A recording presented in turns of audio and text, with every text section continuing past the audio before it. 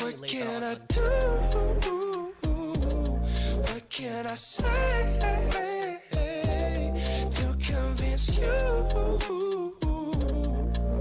to stay? Yeah. Oh. Yeah. Oh. Yeah. Oh. Yeah. Oh.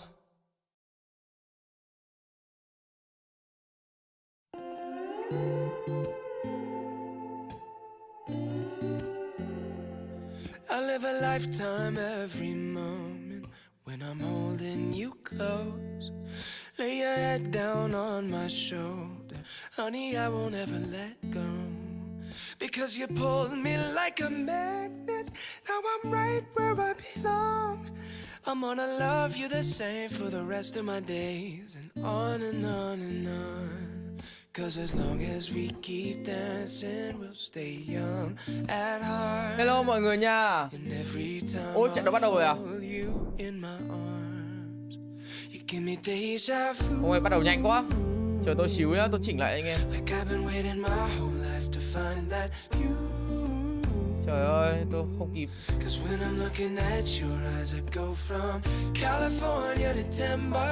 Mình chỉnh lại video vào các bạn ơi. Đây là nhạc nhá.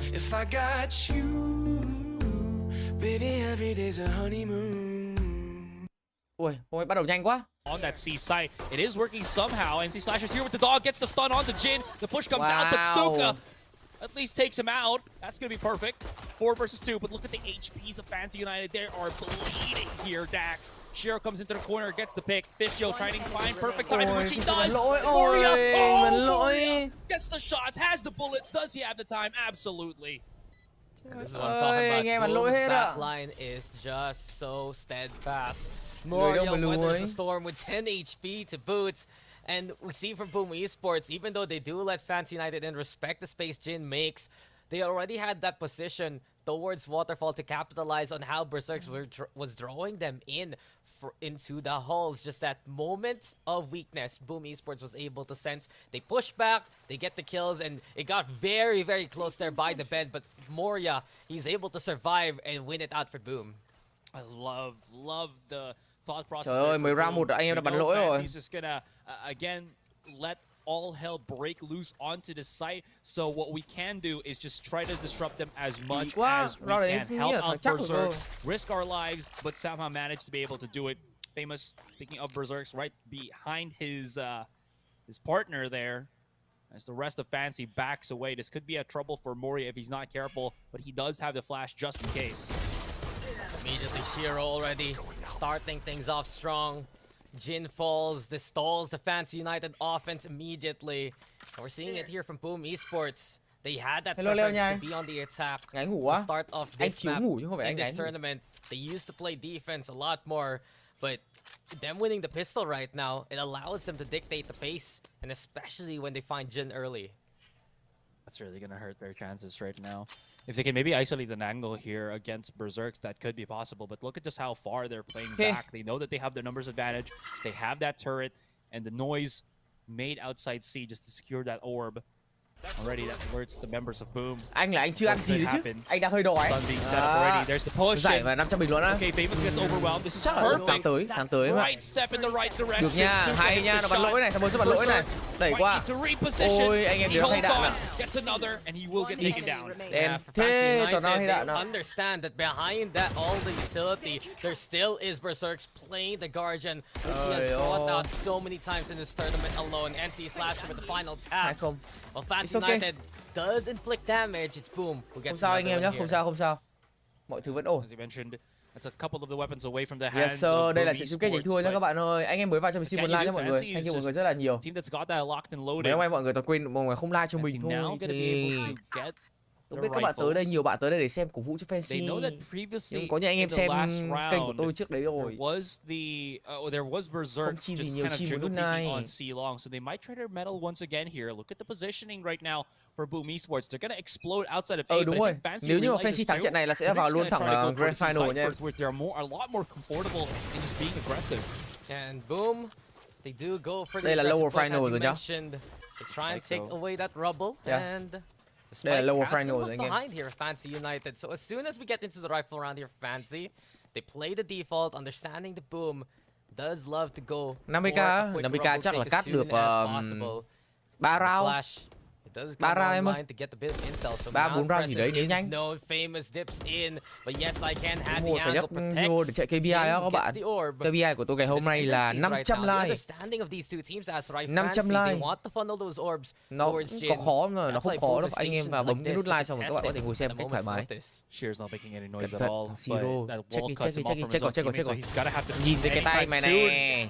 Mày trốn nè. From Fischio spotted. Cướp đâu mà cướp. Người ta tư bản làm việc em ơi. Look at the positioning here for Moria. He's gonna try to push through the wall, but it's all for naught. There's gonna be anti-slasher for some heroics. Well, that's gonna be just that. Berserk. Để cho cái QR code lên trên màn hình nhá. 5 versus 1. 30 seconds left. They're gonna give it to Jin. Just again empower him with the showstopper charges, which I do like. But for now, again, it's all up to Berserks. As soon as Jin has that showstopper, it's a sight that they will feel very, very confident in taking for free later on. Right now, Berserks making his presence known. Suka trades it back, and Fancy United to keep it a very calm buy round to only lose a single member. So on the Jin watch, you can see why he's struggling right now in terms of getting that ultimate. He hasn't gotten a single kill as of yet. He's being found by Boom early on. But maybe this round, if they can secure all the orbs or 2 orbs plus the spike plants, they should get the showstopper. And it can turn the tides of a round where the rifles are out for Boom as well. Ideally, that is what we're going to be looking for, right? So we'll just have to see how that kind of pans out. Different setup once again for Boom. They know that, again, committing too much, all of their resources on A might not be the best bet here as they try to fight for C-Long, but Famous is going to blow up in his face. He's just down. Is that the quick pull on the trigger here? Quick call for Fancy to just push C-Long? No, they're going to cook the map once again. Play it a lot slower and see where it goes. Yeah, we have to basically play Orb Watch right now for Fancy United. Wait for that square to show up in the outlines of Jin. And while this happens, Boom Esports, they are marking these locations as much as possible. Không, anh không có bản quyền để xem trận Fnatic đâu bạn. Anh chỉ xem được trận này thôi. Slasher now backs into cover, realizes the push coming is way. Spam though catches Cruz. Well done and well marked by NC Slasher to even up the numbers. Out of charges. Are they gonna push the tempo here? They still have a nade for Jin. Trying to get a rile out of Boom here by opening that door just for the moment. Shiro gets spotted as he jump spots from mid-stairs.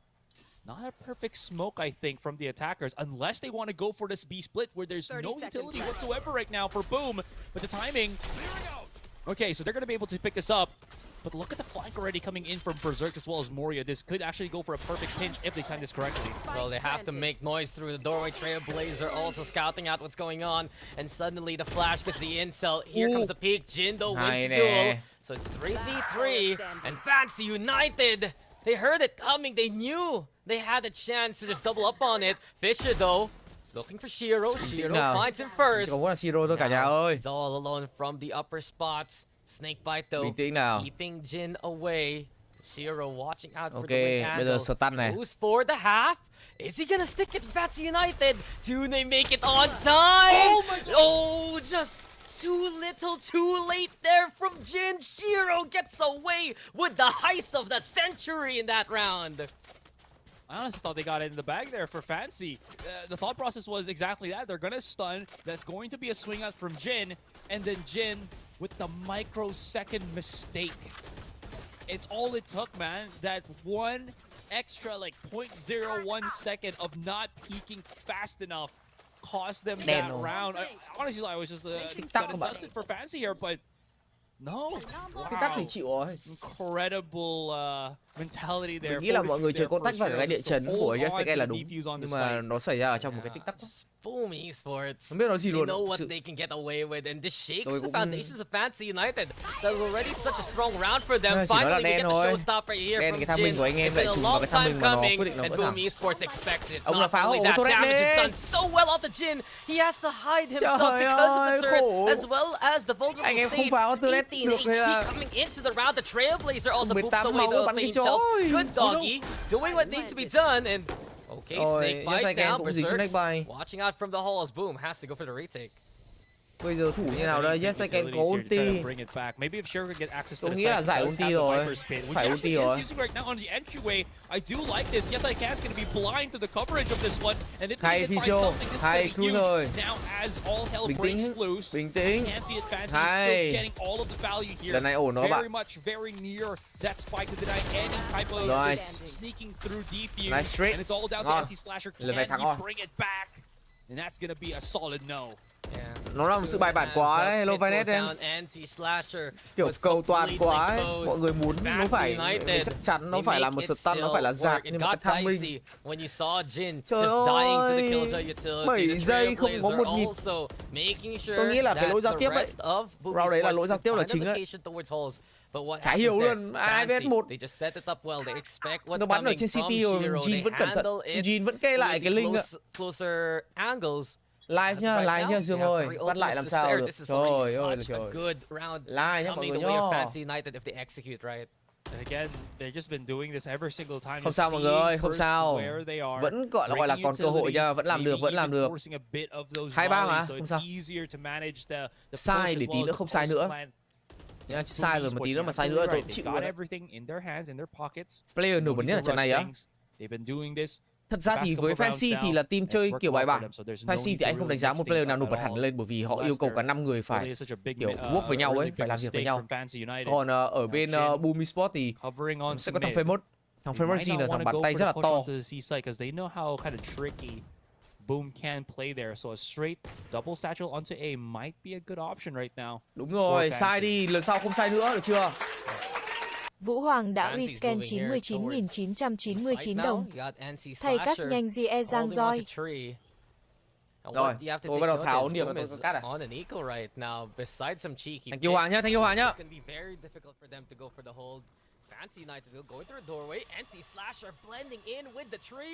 Đây là round thi đấu eco của các thành viên bên phía của Boom Esports. Hãy nhìn về hỏa lực của họ thời điểm hiện tại, không có nhiều đồ và Jin tiếp cận được vào từ khu vực cửa chính. 1, 2, 3 điểm kill dành cho các thành viên bên phía Fancy, điểm kill thứ 4 cũng là điểm gì của Cruise. Chiến thắng thứ 3 sẽ được bảo toàn dành cho các thành viên bên phía Fancy thôi. 3 vs 1, không có lý do nào họ để thua round thi đấu này được. Berserk anh ta vượt qua được cái tên Cruise chỉ với một khẩu classic. Đúng nghĩa việc cầm chân đã có, Vandal cũng có. Nhưng Fisio cũng như là Jessaken ở đây lại đang sở hữu cho mình những cái điểm chiêu cuối cũng thực sự rất có giá trị. Nhưng mà nếu như tốn một điểm chiêu cuối trong round thi đấu eco, trông có vẻ như nó là hơi nhiều cho một sự đánh đổi. Một nhịp tap fake, một stun, nhịp fake thứ 2 từ vị trí của Berserk. Và các thành viên Fantasy họ đang sợ rằng mình sẽ mắc sai lầm và đấu.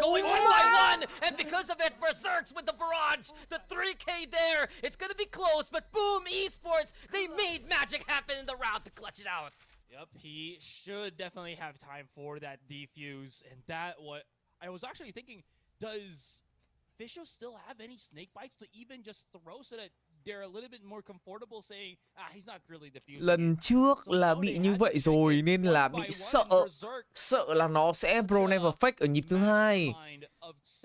Fisher bị chậm quá, Jessaken chạy ra mà Fisher vẫn chưa tới nơi để tạo thành một cái thế cùng là đùa swing.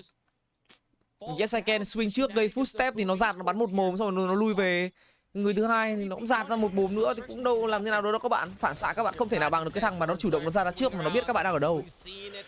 Lại là lỗi giao tiếp của các thành viên bên phía Team Fantasy. Lần thứ 2 trong trận thi đấu này chúng ta thấy họ đang tạo ra những cái sai lầm nó thực sự là không đáng có.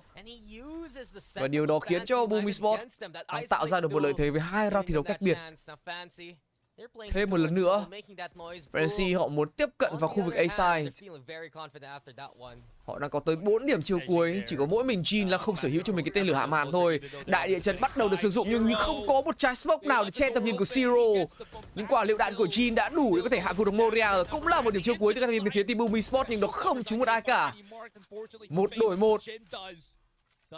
Fantasy lại có 3 người dẫn trước so với các thành viên bên phía của đối phương. Một flashbomb ra nhưng không ảnh hưởng nhiều khi hang xà của Fisher đã được kích hoạt. Và đây là một cái hang xà rất đẹp để bảo vệ trái spy cũng như phòng thủ khu vực tree. NC Slasher cùng với người đồng đội của mình. Họ còn phải lo về anh chàng Cruz nữa. Player thường xuyên bắn ở phía bên ngoài cho các team viên của Fancy. Một người khiển chó, một người đi vào trong multi. Vấn đề bị bắt nhưng không sao. May là Cruz vẫn bớ được vị trí của NC Slasher. Thêm cả một Paranoid nữa. 45 máu từ Fischl. Nhìn thấy rồi. Chỉ là thứ 3 dành cho các thành viên bên phía team Fancy. Nhưng nếu như họ chắc chiêu hơn ở thời điểm hiện tại, tôi nghĩ là Fancy đã có thể dẫn trước với tỷ số tầm 5-2. Sự 5-2. 2 round thi đấu để thua đáng tiếc. Đây sẽ là một cơ hội phải nói là trời cho thêm một lần nữa. Boom lại phải eco. Được chưa? Lại thêm một round thi đấu nữa mà Boom Sport lại phải eco. Đúng rồi, Vanessa ạ, thua mấy round kiểu này mình ngồi xem mình cũng tiêu ấy, chứ đừng nói là mấy ông tuyển thủ, mấy ông bắn mấy ông ấy cũng tiêu lắm. Một round thì đã ok, anh em làm lại nice try, nhưng round thứ 2 thì má ơi, tiêu đét luôn. Và tôi hy vọng điều đó sẽ không đến lần này. Một bài chiếm A-Brapple nhanh dành cho các thành viên bên phía của Boom Esports. Những quả lựu đạn, thêm cả những cái Paranoid được trả thẳng vào khu vực A-main nữa. Và điều này khiến cho các thành viên của Fancy có lẽ như họ sẽ lấy được thêm một lượng thông tin lớn về việc đối phương xuất hiện nhiều ở khu vực A-side. Sẽ là sẽ hướng về khu vực bóng sai C thôi. Vị trí mà bây giờ chỉ có một mình anh chàng Bersic đang phòng thủ solo. Vậy là Boom quyết định sẽ đẩy tới 4 người ở phía sau lưng Fancy. Jin đã tiếp cận được vào trong side rồi. Giờ thì có lẽ họ biết rằng khu vực A side chính xác là khu vực C side đã trống. Và điều đấy buộc vị trí của Suka cần phải cẩn thận. Cái trip này của Suka nó có thể deny được. Nhưng những cái vết độc sẽ không cho các thành viên của Fancy có cơ hội được pick.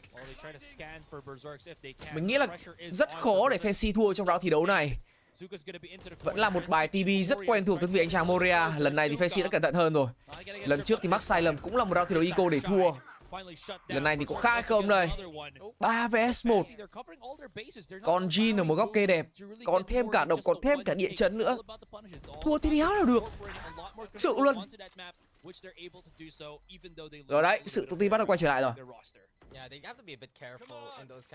Đâu, cast free đâu, vừa có người donate cho.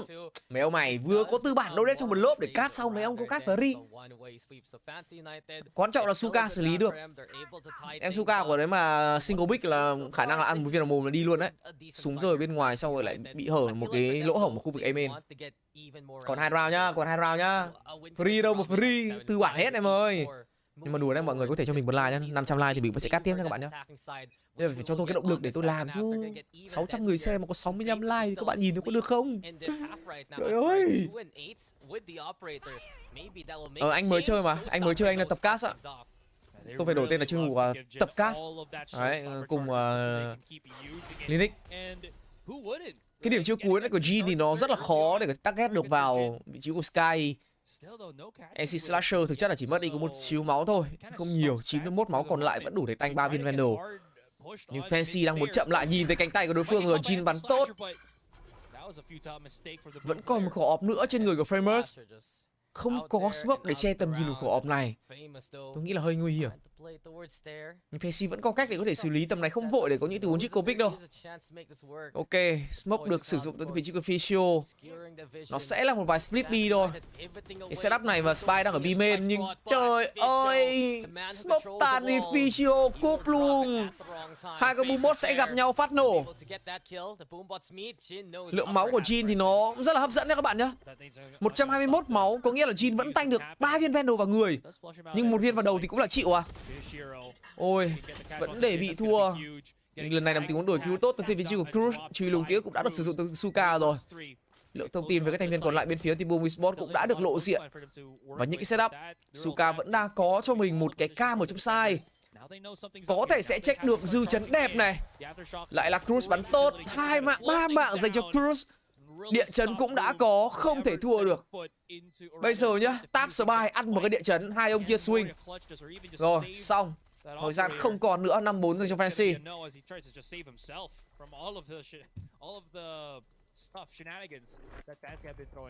Hello Malik nha. Hello bạn. Sao nick YouTube nào không có avatar vậy rồi? Ok, nói chung là tôi nghĩ cái việc mà Fancy họ chơi một cái lối chơi nó khá là cầu toàn và kỷ luật đấy. Nó cũng thể hiện cái sự chuyên nghiệp. Nhưng tuy nhiên là cái sự cầu toàn và sự kỷ luật đấy, đôi khi các bạn sẽ thấy họ bị hớ hênh hoặc là họ bị outplay bởi những cái tướng gặp tăng liều. Đấy là chuyện rất là bình thường. Thấy chưa? Đội của thầy Công Anh á, hôm qua out rồi các bạn ạ. Đội của anh Công Anh là trying our best. Hôm qua bắn với cả Boom Esports ở bán kết nhánh thua thì ở nhánh thua, mình không rõ là bán kết đúng rồi, hình như là thế. Thì bị loại mất rồi. Đúng rồi. Team anh Công Anh thì xuống nhánh thua gặp mà Now cũng vả Now mấy phát rồi. Sau đó vào bán kết nhánh thua gặp Boom Esports thì thua 2-0. Hôm nay thì Fancy thì thua OASIS ở nhánh trên thì xuống nhánh dưới là chung kết nhánh thua. Lý do hôm qua Fancy thua thì anh nghĩ là do OASIS nó đọc bài tốt thôi. Gần như là nó đọc hết tất cả cái đường đi nước bước của Fancy rồi và tay của chúng nó cũng tốt hơn nữa. Hai round thua đấy mình nghĩ là cái sự cầu toàn. Nhưng mà thôi, sai lầm thì ai chẳng có sai lầm. Nhưng mà sai nhưng mà phải sửa nhá. Quá tam ba bận, sai 2 lần rồi. Phải sửa.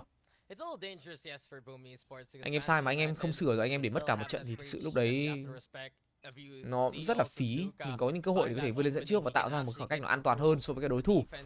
Và chúng ta sẽ quay trở lại trong round thi đấu thứ 10. Lần này sẽ là một cái bài double flash từ các thành viên bên phía team Boom Esports họ đã từng làm ở trong trận thi đấu trước rồi. Sẽ là một flash của Sky ở trên khu vực trên cao, cùng với đó là một cái paranoid. Nhưng để cho Fancy walk và tiếp cận vào nó sẽ làm bể đi cái kế hoạch của các thành viên bên phía team Boom Esports. Có một team từ Boreal ta chỉ làm một được thôi. Fancy cũng đã đưa ra một chiến thuật rất hợp lý, đó chính là walk, không tạo ra bất cứ một động tĩnh gì và để cho các thành viên bên phía team Boom Esports họ để lỡ đi những cái thang minh vàng của mình. Giờ thì NC Slasher cũng đã phải nằm gọn trong tay của Jessica. Zero lộ ra thông tin của mình với cái lồng công nghệ của Suka. Nhưng không việc gì phải vội cả. Tầm này Fancy có lựa chọn thì cài cắm được Suka vào khu vực bên phải. Footstep được tạo ra cho một người rotate về khu vực A side. Nếu như bắt được người này thì có thể về lại C. Tôi nói đúng không? Nếu như bắt được người này sẽ về lại C, bởi vì là trước đấy cái footstep rotate ấy thì đã nghe thấy rồi. Nghĩa là một người trong side và một người đã rotate. Bắt được rồi thì cứ về C thoải mái thôi, không có việc gì phải lo cả. Ông kia vẫn đã chạy thẳng về A side ạ. Trời ơi, mới tập chơi Valorant mà tôi còn nghĩ được. Rồi, hết rồi nhá. Chính thức là tư bản kết thúc ở đây. 2G nghỉ rồi Hoàng ạ. Fancy là 2G và Nizzy là nghỉ rồi. A relatively strong round, all things considered. It just was honestly 2 blunders that has kept this game as close as can be. That one time where you had Shiro just get away with the Shiro xếp súng right in front of the setup Fancy xếp súng. The other time when they dropped xếp súng bạn ạ. Tôi tưởng là ông ấy Eco hoặc là ông ấy có một khẩu Bulldog. Tưởng là ông ấy chơi Serif đi. Xếp.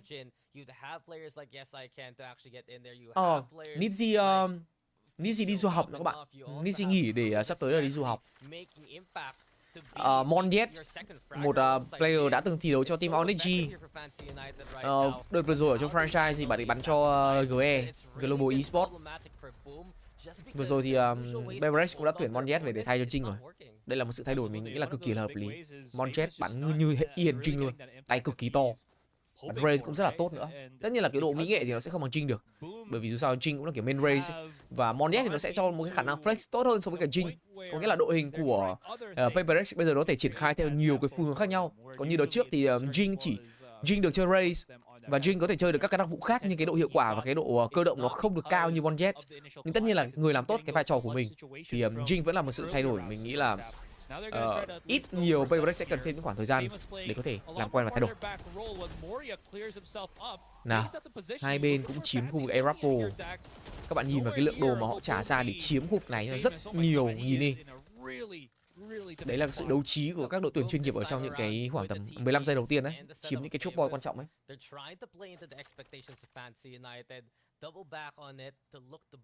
Thế là thì Beverage họ cũng đã gửi mail cho tôi về việc là muốn tuyển dụng mình về hỗ trợ cho đội hình của Beverage cho mùa giải franchise năm sau. Nhưng mà tôi thì tôi cũng thấy đó là một cái lời mời hấp dẫn. Nhưng mà tôi là người yêu quê hương của Tổ quốc, tôi muốn cống hiến cho các tổ chức thuộc ở Việt Nam nhiều hơn. Tôi hỗ trợ cho team Flash. Chứ Beverage làm gì có nhân viên massage đâu các bạn. Beverage cái gì nó cũng có, chỉ trừ nhân viên massage nó chưa có thôi. Đòi tuyển nhưng mà tôi không về mà. Khó lắm chứ các bạn.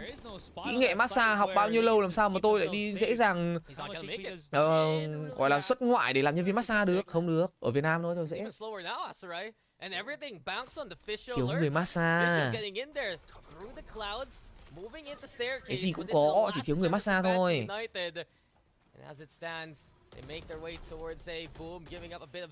Ui rồi ôi, Morea nó vẫn vẩy được một mồm trên Saiken ạ, sợ thật. Cái quả backside để rotate này cũng rất là nhanh đấy. Fancy đi trước các thành viên bên phía của Boom một bước rồi. Bây giờ là ăn hai ông Linh để thắng. Ôi, tham minh của Fisho, mày quá, cruise ok. Không sao, sau lưng vẫn còn người móc nữa. Để cho Chi nó ăn. Rồi, ôi. Bắt. Hay. Có một người của Stair. Suka vẫn đang ngồi nhìn cam thế này thì thoải mái đi. Rồi, Boom phát hiện rồi. Nice, 7-4 dành cho Fancy. Liquid á. Enzo với cả Mystic á. Enzo thì anh thấy ok. Dẫu sao Enzo là một thằng tay cũng rất là to. Nhưng mà Mystic thì anh không chắc nữa. Các bạn là đợt vừa rồi và cái team Apex đấy thì mấy ông về bắn cũng hay. Có lẽ là vẫn nên cho người ta thêm một cái cơ hội để làm lại. Biết đâu đấy đội hình của Liquid lần này thì nó tạo ra sự khác biệt thì sao? Nhưng mà bỏ đi CF là hơi phí. Anh nghĩ CF là một thằng đánh team của Liquid bên cạnh Nas.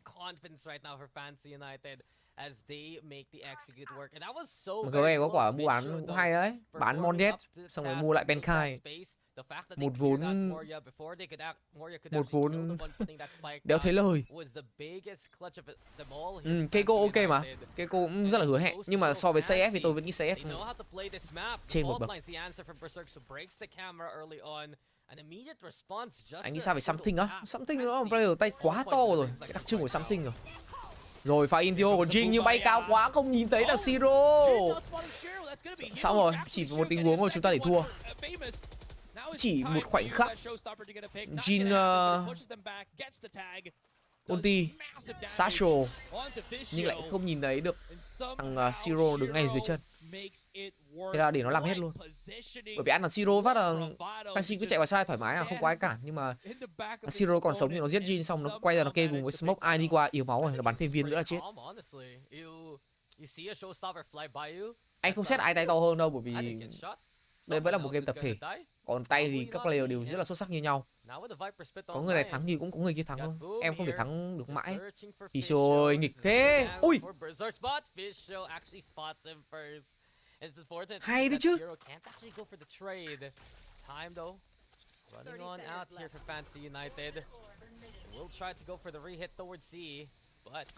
RQ mua lại Jemkin nữa. Anh nghĩ là Jemkin nếu như chúng nó không vào được franchise thì sớm muộn cũng sẽ có thằng mua lại thằng Jemkin thôi. Thằng Jemkin nó bắn tốt như thế thì kiểu gì chẳng có team mua lại. Anh tưởng là GE sẽ mua thằng Jemkin cơ, nhưng mà cuối cùng lại thành là RQ. Anh thoát thì sao? Anh thoát thì sao? Anh chỉ bảo là Fisho ơi sao nghịch thế. Bỏ vào đấy bảo sao chẳng nghịch. Nhưng mà nghịch ngu hay là nghịch khôn thì lại có chuyện khác. Nhưng mà Fancy tôi đánh giá là mạnh nhá. 8, 9, 10, 11, 12 tạo thành một cái sảnh rồi. Khỏe. Khỏe đét.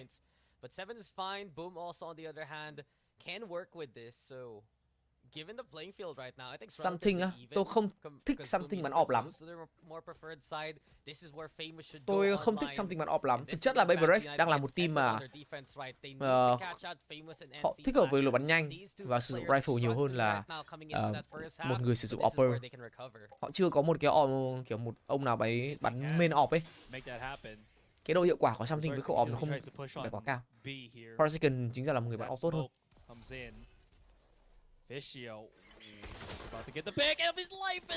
Anh gửi quà cho các bạn mini game về anh á. Tí nữa anh gửi quà cho các bạn mini game nhá. Tí anh gửi quà cho ba anh em. Hôm nọ có bọn mình tìm người thứ tư nhưng mà chưa thấy người thứ tư gửi thì thôi mình bỏ nhá. Mình sẽ gửi cho ba bạn hôm nọ chúng mini game sau. Tối là anh em có nhá. Reina của kia là Mr. No Valentine mà 014 mà. Jenkin. Cháu gì đâu anh em ơi, nó chỉ là một cái vết nhơ trong sự nghiệp của Jemkin thôi. Nhìn nói gì nó vẫn là một thằng tay rất là to. Không thể phủ nhận cả một mùa giải nó bắn rất là tốt được.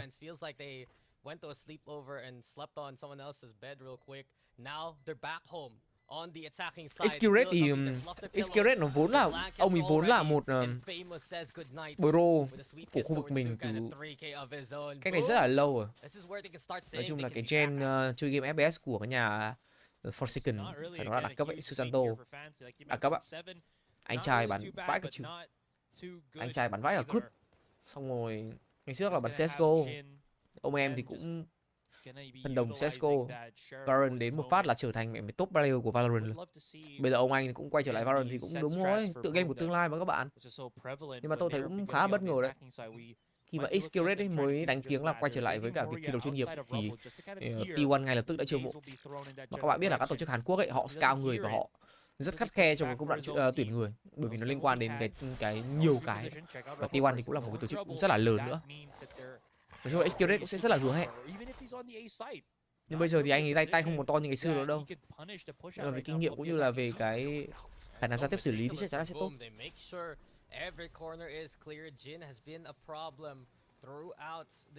Vết nhơ chả bao tẩy được. Giờ Chemkin nó có vô địch thế giới nó cũng không thể tẩy được vết nhơ đấy. Nico đấy, Nico rồi có làm gì nữa cũng không thể xóa được cái vết nhơ khẩu đê. Nào, mày nào, em Suka bắn khẩu các xích kinh vậy. Hai ông nào cầm Serif bắn viên đầu trúng mồm nhở? Nhưng mà đây là bài chỉ Rubble à? Ai à? Stun đẹp này, Moria dính stun rồi này. Bây giờ bọn kia phải gọi thêm người ra giúp. NC Slasher, Moria được free shot. Ok, nice. Paranoid, mày chạy đi con. Mày chạy. Round này thì khả năng là mình thua rồi. Nhưng mà mình bắt thêm súng, không cho chúng nó xếp súng. Hay. Hay, bắt được 4 súng để xếp một khẩu Spectre. Được, xếp một khẩu Spectre không phải sợ.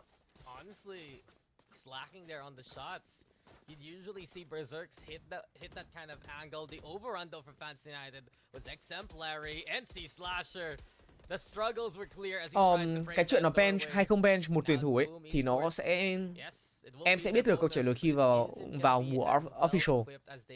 Còn hiện tại đang là mùa off season, nên là thời điểm mà các team họ được phép thử nghiệm chiến thuật, thử nghiệm đội hình và bench một vài những cái tuyển thủ để tạo ra những sự thay đổi. Và sau đó thì họ sẽ đưa ra những cái tổng quan về cái sự việc đánh giá là việc mà bench hay là đội hình nào đang thi đấu với một cái phong độ tốt nhất hay thứ. Đây là giai đoạn để mà thử nghiệm nên các bạn sẽ thấy các nhiều team sẽ chơi những chiến thuật rất là lạ. Cái gì đây hả? Jirasaken ơi! Lại là một sự cầu toàn rồi, Jin bắn lỗi. Oh my godness, hai ông ở Lynx cũng vậy. Oh shit. Không ai nhìn cho Jirasaken để mà cô stun ạ, nó cứ bò vào nó bắn thôi. Fuck. Không ai nhìn ạ. Jin thì bắn lỗi.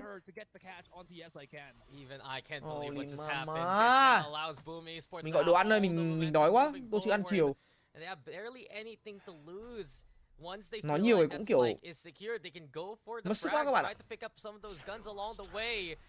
And it's unfortunate for Fantasy United because they had the position, but boom, we're just in their faces. Visual falls. That's another one for Boom. Cruiser fighting back, but time is running on out. And all Cruz can really do right now is try and make sure that Boom dies with the. Anh em đừng cho mình xin một like nữa mọi người ơi. Mình nghĩ là nút like nó không quan trọng như thế nên anh em bấm cho mình một nút like để mình đủ KPI mình mua mì mình ăn nhé. KPI hôm nay là hơn 500 like lận đó. Đấy là trận đầu là hơn 500 like á. Không được thì chắc tôi mất chắc là mất quán mì tôm á. Round trước vừa hay bao nhiêu, round sau bất ổn luôn. Round trước anh em vừa bắt được súng ngon, xử lý tốt, round sau lại bắn lỗi. Đèn quá, để cho nó dẫn trước rồi. 7 đều, 5-7, 7 đều, 8-7. Fuck.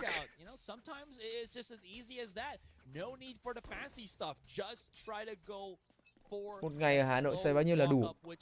Tùy em à, tùy cái mức chi tiêu của em à. Chỉ ăn uống thứ sinh hoạt không thì cũng chắc khoảng tầm 100 quay đầu là đủ em ạ. 3 bữa 100 quay đầu là đủ. Không tiêu xài hoang phí các thứ.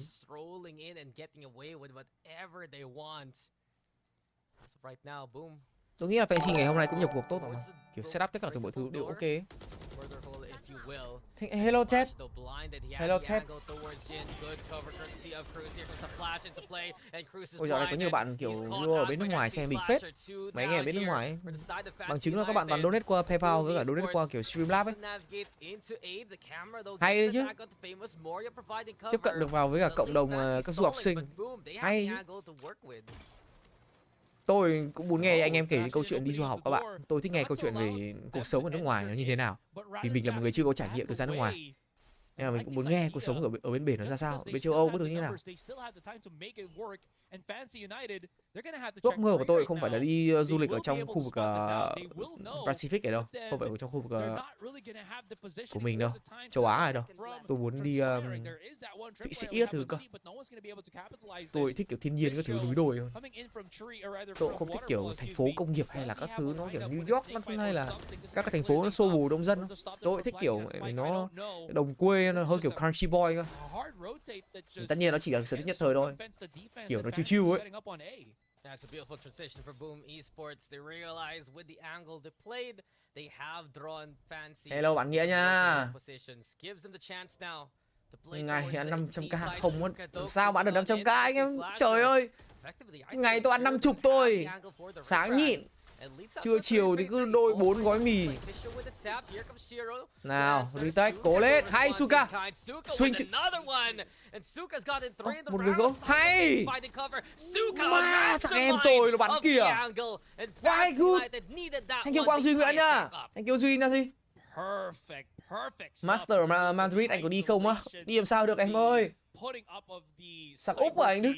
Em xem vlog anh Bo ngồi, em xem hết rồi, em xem cả của anh Bo, em xem cả của anh Độ rồi. Xem hết rồi. Vũ Hoàng đã rescan 100.000 đồng. Thầy biết phải làm GR chứ. Thầy còn chưa ăn lại phải cát à? 6 round nhá. 6 round là hết trận luôn đấy nhá. À gần hết trận luôn đấy nhá. Nhưng mà từ từ đã để cho tôi xem tôi gọi cái gì về ăn đã. Tôi chưa ăn chiều. Tôi hơi đói. Bánh đá trộn à? Không phải bánh đá trộn đâu. Mình vẫn thắng à? Không ăn đồ nước đâu. Đồ nước bật lắm. Bún trộn à? Bún trộn sounds great. But không phải bây giờ. Cơm rang đi, chắc là ăn cơm rang cho nó chắc bụng nhá. Tôi gọi một suất cơm rang ăn cho nó chắc bụng anh em ạ.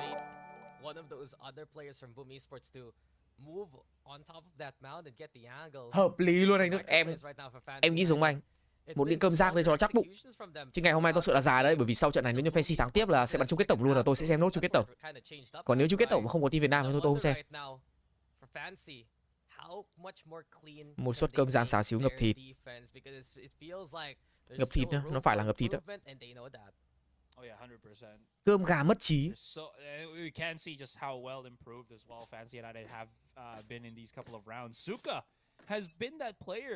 That's done so much of the heavy lifting for this moment. Look at how close Fancy are playing on that A main position. Jin's already launching himself here on A main.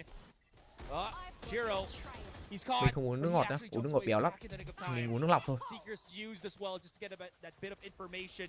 Famous rushes right into the site to maybe get a plant or a tag or anything. Ôi, and he actually finds bị díu Suka. tỉa. That's a huge step right now thế. for Boom. Winnable nhá, bên kia một thằng yếu rồi. Winnable nhá.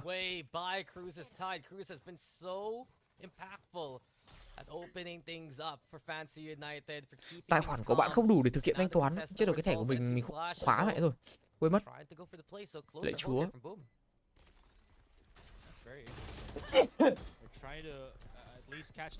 Đây, thì cái lần nào các bạn thấy mình order đồ ăn là 50 đấy, còn lại thì mình nhịn mà. Kìa, góc. Không ai đi từ đấy, không chết được góc. Gỡ. Hay. Chạy đi. Bú. Vừa sinh luôn. Phải tính tạm vào thẻ visa vậy. Ghi nợ tạm chứ biết làm sao bây giờ. Fancy United can be even without the antics of Yes I Can and Jin. Hai thằng chịu mà. Sentinel đang thử nghiệm layup em ơi. Đang mùa off-season đấy, họ cũng đang gọi là vai trò giai đoạn nào thử nghiệm layup ạ. Sẽ debut ở giải lớn thôi. Nói chung team Sentinel thì tôi thấy vẫn khỏe, chẳng qua là đã từng cả vô địch kiểu các thứ, đâm ra là mọi người kỳ vọng cao. Không thì Sentinel vẫn là một team gì đấy. Không hiểu với lẽ của Sentinel nhé là phải làm tốt hơn, nhưng mà không hiểu sao lại không có kết quả nó như ý muốn. Mẹ khẩu Bucky này, khẩu Bucky này rất khỏe. Rồi xong một thằng đặt spy trộm ở C, Fancy đi đẩy. Bây giờ Fancy không khác gì người chơi công luôn á. Ủa.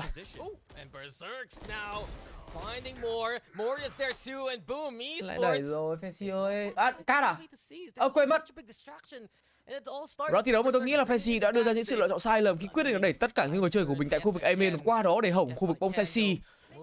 Giờ thì với khoảng thời gian mà trái spy cũng đã trôi qua, khó để họ thực hiện một tình huống chơi retake, còn chưa kể đến việc Berserk anh ta đã có triple kill rồi. Giờ thì Fisher mới tới, nhưng địch lại bổ vây từ 3 hướng, có cả những quả lựu đạn nữa bắn trượt tất cả những viên đạn của mình. 9 đều dành cho thành viên bên phía team Boom Esports. Quên mất đang mải nói chuyện về đồ ăn, đói quá. Đang đói ăn rồi cái bắt cát. Trời ơi, đang cát rồi được chưa? Scam đâu, trả lại hết. Trả lại hết. Yeah. Trả lại hết cho các bạn. Trải qua một round thi đấu thất bại thì thành viên của Fancy bây giờ họ cũng đã gặp thiệt thòi khá nhiều về cái lượng kinh tế. Chúng ta có thể thấy Suka không có súng, nhưng vẫn sẽ là một round thi đấu Frostbite. Giáp một với những khẩu súng lớn. Boom Esports thì lại quá thừa rồi. Thằng 2 hộp sữa, thằng thì được cái thìa. Lần này thì Boom họ sẽ chủ động cho một tình huống hold rất chậm ở khu vực bonsai C. Spy trên người của NC Slasher, anh ta đang muốn em nó về khu vực A side. Không biết có liên quan gì đến việc mà họ sẽ muốn fake những cái động tĩnh ở khu vực C side rồi sau đó thì họ sẽ luân chuyển về khu vực bonsai A hay không? Hoặc đơn giản chỉ là NC Slasher về và thực hiện một tình huống chó chiếm khu vực grapple giúp cho anh chàng Viper kia có thể tiếp tục đi móc. Với các đội tuyển chuyên nghiệp thì họ sẽ không vội vàng trong việc lựa chọn những khu vực bonsai để tấn công ở giai đoạn khoảng tầm 45 giây đầu tiên. Và theo tôi gọi thì 45 giây đầu tiên thực hiện những chiến thuật chơi default, nó gọi là thời gian để họ lấy thông tin và đưa ra những kết luận mình nên vào khu vực bonsai nào với tỷ lệ thành công là cao nhất. Những cái setup này thì chắc chắn sẽ là vào khu vực bonsai C rồi, một quả lựu đạn ở khu vực backside, một cái satchel để có thể phá đi cái khu vực tripwire. Nhưng sau đó thì họ sẽ thực hiện một tiếng chơi rotate quen thuộc khi mà các thành viên của Fancy đang có một xuống về bonsai C khá nhiều. Và cộng với đó thì ở khu vực A side, Zero đã bắt được vị trí của Suka. Không, Suka vẫn đang còn sống. Vậy thì người nằm xuống là Jin. Cái việc rotate này thì người có lợi hơn chắc chắn là các thành viên bên phía của team Boom Esports rồi. Và chúng ta đang đề cập đến cái việc mà Jessaken còn đang thực hiện một tiếng bắn lỗi. Nếu như Jessaken hạ gục được NC Slasher trong pha vừa rồi thì anh ta sẽ có cho mình một cái đại địa chấn. Nó sẽ rất là hoàn hảo để cho các thành viên của Fancy có thực hiện một tiếng chơi retake. Smoke tan đi, cả Cruz cũng như Berserk họ đều ngạc nhiên với việc xuất hiện đối phương trước mắt. Lại là một timing sai lầm của chúng ta rồi, mất Jessaken, mất đi cả Cruz. Và trang thứ 10 sẽ đến với các thành viên của Boom Esports thôi, khi bộ đôi còn lại của Fancy sẽ quyết định sẽ đi xếp súng. Không có cơ sở khi mà Hasa đã được kích hoạt. Buộc phải xếp súng thôi, cái lượng tiền nên nhớ đã Fox buy mà. Không được nằm xuống. Không thể đoán trước được việc giặt của Berserk. Vậy thì hãy sống. Fisio. Rồi. Lấy súng, chạy. Mẹ ở lại đấy tí thằng Fabergy nó đến nó bắt nó khẩu súng nữa rồi chắc là mẹ móm luôn đấy. Đéo có súng xếp. Hết map này kiểu gì chẳng được 400 like. Kiểu gì chẳng được 400 like anh em. 500 like Fancy vô địch thì chắc các bạn phải like cho tôi 1000 like mất. Nhưng mà bởi vì round trước mà Fancy đã Frostbite rồi, đồng nghĩa việc ở round sau Fancy họ không có nhiều sự lựa chọn nữa. Vẫn sẽ có một Hero Vandal 2. Nhưng mà tôi nghĩ là Cruz nên giảm cái lượng tiền của mình để mua những khẩu súng mà giúp mà eco thêm được lượng tiền tốt hơn. Fisher có thể không đề cập tới bởi vì Fisher ra trước bạn để xếp. Jin có chiêu cuối và do đó sẽ là người giết được buy một cái giáp lớn. Nhưng Fancy là thực hiện một tình huống đẩy, lại là một bài đẩy rồi. Jin bay rất nhanh, bắn tên lửa hạ gục được một người, có Moriyasuka bắn tốt, hai đội một tiếp tục là Cruz lên tiếng, Spy đã rời. Và cơ hội chiến thắng gần như thuộc về các thành viên bên phía team Fancy. Cruz cần để cái tay của mình gọn hơn, vẫn lây rồi, triple win Fancy. Bú liền. Lần này thì bài đẩy đã phát huy được công dụng của mình. 10 đều. Quá hay. Yes sir. Một cao view thì lên được em. Chỉ tiêu hôm target hôm này lên đường phá vỡ brick view là 1k4. Trời ơi. Hay nha Jin, hay nha. Chính ra Fancy đang bắn rất là đều. Anh em nhìn nó 18, 18, 13, 13, 13. Trong khi bên phía Boom thì AC Starcher đang thực chất là hơi thọt. Và đây sẽ là một cái layup của Ficio. Tới 2 cái vết độc được Ficio sử dụng. Đây là một bài chiếm khu vực A à? À, bài chiếm C à? Nhưng mà Ficio cần phải sống. Bây giờ không còn độc để deny đối phương nữa. Địa chấn tới, vẫn là chính xác vào vị trí của Famous Jin. Cửa mở, GSI kẹt bắn thẳng vào gáy của Famous. Zero cũng đã phải nằm xuống. Jin đẩy ở phía sau lưng. Cái tôi cần phải hạ xuống một xíu. Hạ xuống, à thôi, việc đéo phải hạ tôi ơi. Khá là chói khi mà mình có Cruz ở đây. Tưởng là Jin có một mình. Jin có 2 người thì không có gì phải hạ cái tôi cả. Lần timeout thứ 2 dành cho các thành viên của Boom trong trận thi đấu này. Được chưa? Bài đẩy hay chưa? Tôi tưởng là một người thì hạ cái tôi xuống, nhưng mà 2 người thì hạ làm tay áo đi. Đẩy luôn. Quên không đá minimap. Cruz bắn tay to mà các bạn. Đấy là lý do tại sao mà Fancy đã lựa chọn Cruz. Leo của Cloud9 á, Cloud9 hiện tại đang bắn khá là nhiều stand-in nên anh chưa thể đưa ra cái quyết định cuối cùng được. OC là một player rất là trẻ và thực sự rất tài năng. Tôi lại gọi là TZ thứ 2 đấy. Cực kỳ hay luôn đấy. Curry thì nó là một đã từng là GoPro rồi, nhưng hiện tại được coi là một ranking player top 1 Radiant mà các bạn. Chuyên làm content, bắn tốt, nói chung Curry bắn tốt. Curry mà quay lại chuyên nghiệp thì tôi nghĩ vẫn là một player chất lượng. Hai mặt đâu mà hai mặt, tôi có mỗi một mặt thôi. Yeah, có mỗi một mặt thôi.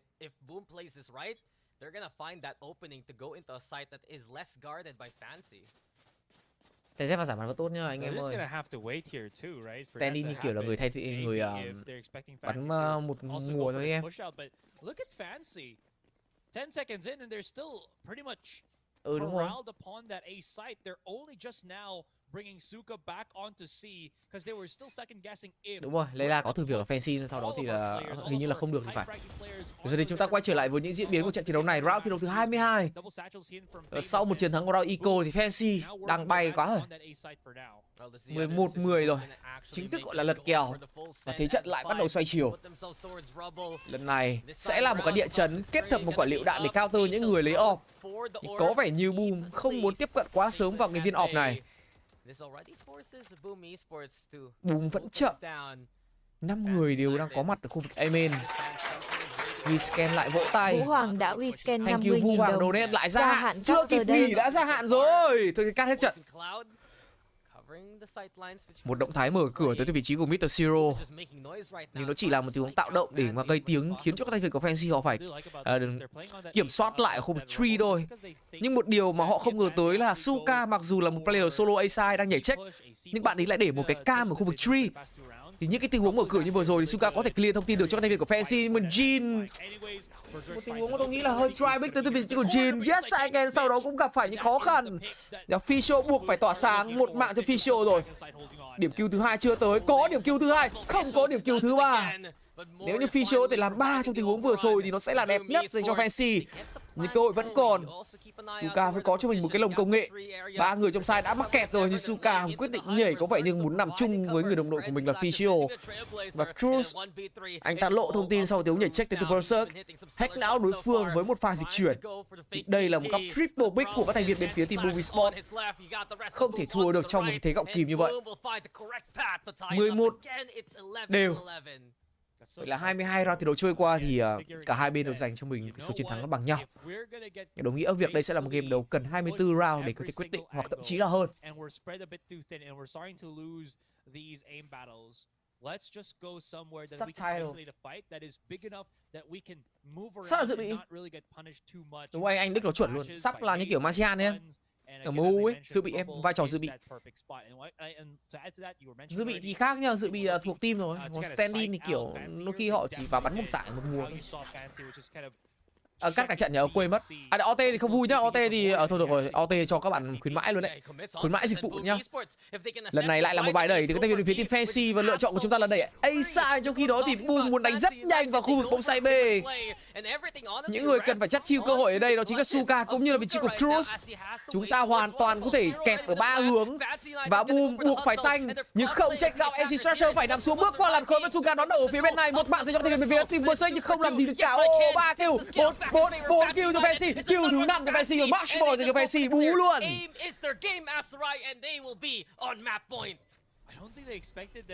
Mình đẩy từ sau lưng á, chúng nó sẽ sợ. Chúng nó sẽ phải clear city hoặc là clear khu vực ceiling. Nhưng mà chúng nó đẩy hai vị trí đấy mà chúng nó chết thằng đầu tiên phát là chúng nó hẹo luôn à, hẹo luôn. Là chúng nó kẹt ở trong sai là hẹo luôn á. Nói chung là thằng này hẹo luôn. Mấy mà đói quá rồi. Mẹ mày chưa ăn gì các bạn bắt tôi nói cũng cả một trận đói vãi cứt. Bình thường tôi phải ăn thì mà tôi mới nói được, mới có hơi ấy. Không ăn không có hơi.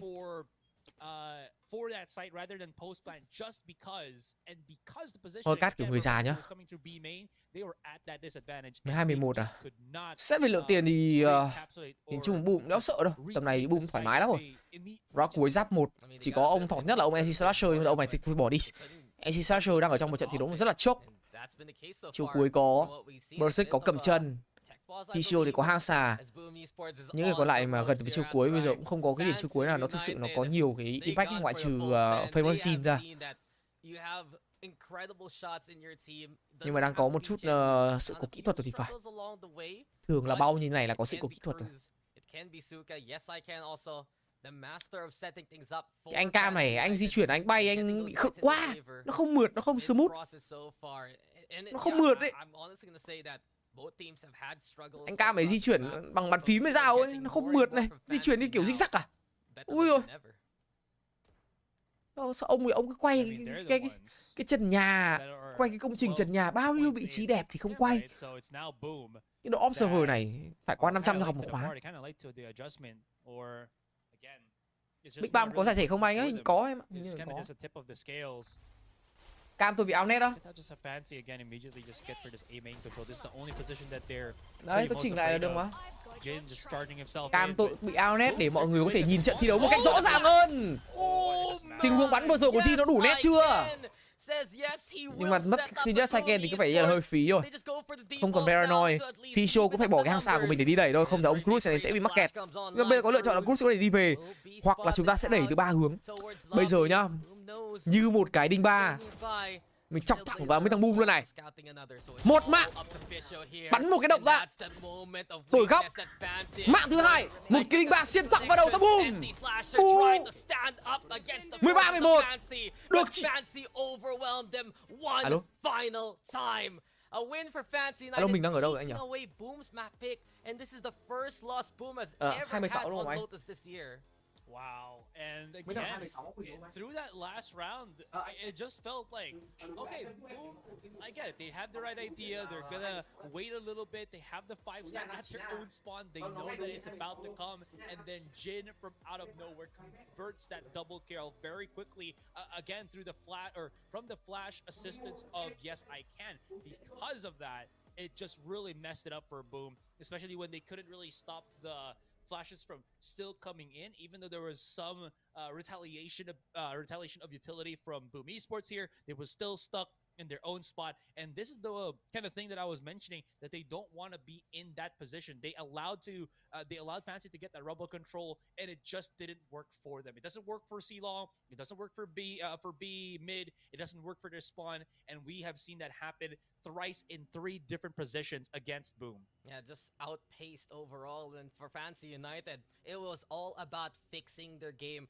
in those final few rounds, because there were 3 times there, I can count Asarai, that there were honestly fixable blunders by Fancy United. The scoreline right now, yes, it's 13-11, but if you look back at some of those rounds, you feel like this could have been a lot more in Fancy United's favor by just the way that they had some of those mistakes earlier on. They made sure that they were confident in terms of their push. They set things up the way that they're accustomed to. As soon as I saw, yes, I can draw that flash with Jin setting up that satchel, you could already see the writing was on the wall. And Boom Esports, they weren't prepared for that at all. Usually have players who are up to speed, like Berserks, like Famous, but they just couldn't really come online as consistently as Fancy United.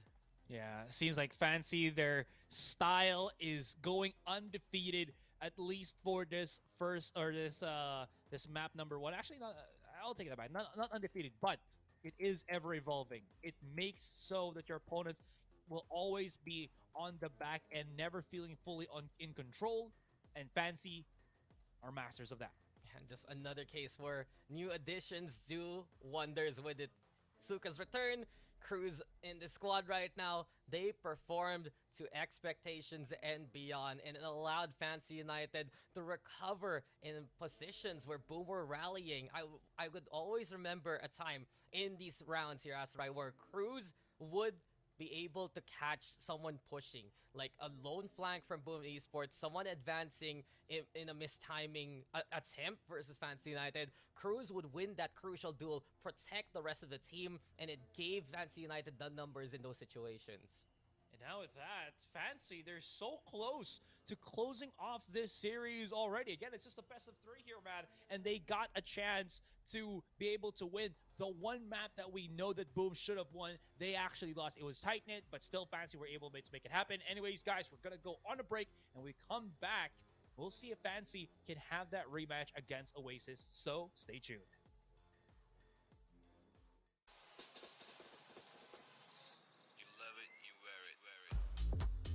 Wear your passion. Share your passion. Wherever, whenever. Gaming is a lifestyle. Get your merch at shop.eslgaming.com.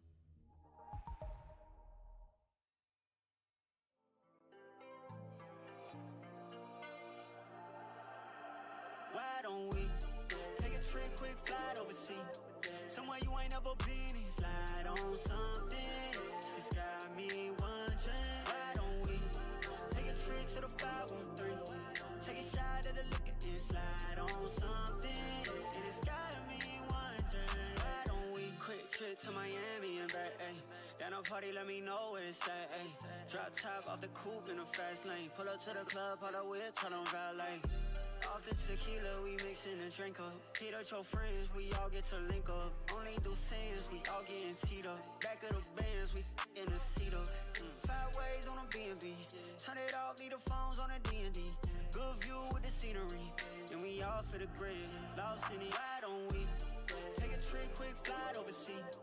Somewhere you ain't never been and slide on something. It's got me wondering. Why don't we take a trip to the 513? Take a shot at the liquor and slide on something. And it's got me wondering. Why don't we slide on something? Why don't we? It's got me wondering. Why don't we? If I throw it at you, would you quarterback back? One too many, I'ma quarter past that.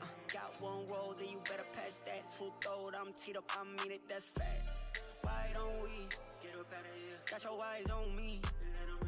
Put it right on me. Go ahead, shot. Put your tide on me while I ride the wave. I'm wide awake. You know we gotta live in the moment, no time to waste. I know you wanna work to live and live to play. Forget that. Live life, take a sip. Why don't we take a trip, quick flight overseas? Somewhere you ain't never been and slide on something. It's got me wondering. Why don't we take a trip to the 513? Take a shot at the liquor and slide on something.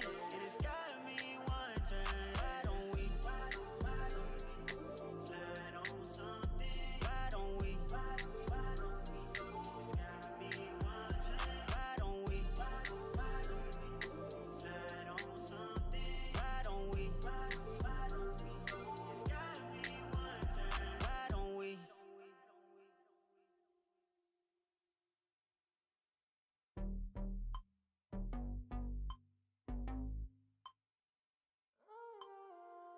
I've been putting in the mileage. I've been playing out of pocket.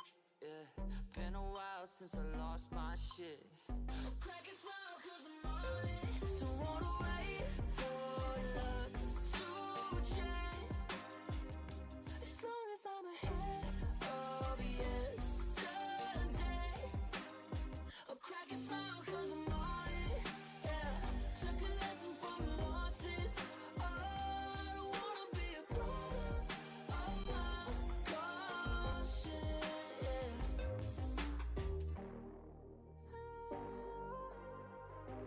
Oh, the moment isn't waiting for us. It's coming if we're ready. While back, thought I was defeated. Lost track of my Bạn cứt mình ăn chửi thay cơm luôn mà. Tôi ăn chửi thay cơm luôn mà các bạn. Không hiểu luôn á. Không thể hiểu được luôn á. Rõ ràng là địa chỉ nhà tôi để ở chỗ A. Ông shipper, anh ơi, anh có phải là người ở địa chỉ A không ạ? Đúng rồi, mình rồi. Em đến rồi nhá. Thế là tôi chạy xuống. Anh ơi, anh ra lấy đồ giúp em rồi ạ. Mình đang đứng trước cửa mà. Đâu ạ, em đang ở địa chỉ này đây. Ông đọc địa chỉ B. Bảo ủa, mình để A mà. Không à? Không, anh xem lại đi, anh để ở B mà, đùa. Xong rồi, anh xem lại đi. Thế là mình để chờ mình tí, mình đang xem. Thế là người ta tắt máy. Mình xem lại ngay ở trên Shopee. Ủa, mình vẫn để nhà mình mà. Xong mình gọi lại. Anh ơi, em xem lại rồi. Em vẫn để địa chỉ đúng mà. Không kìa. Ui, cái định vị này nó nhảy anh đi chỗ nào ấy. Chờ em một tí nhá.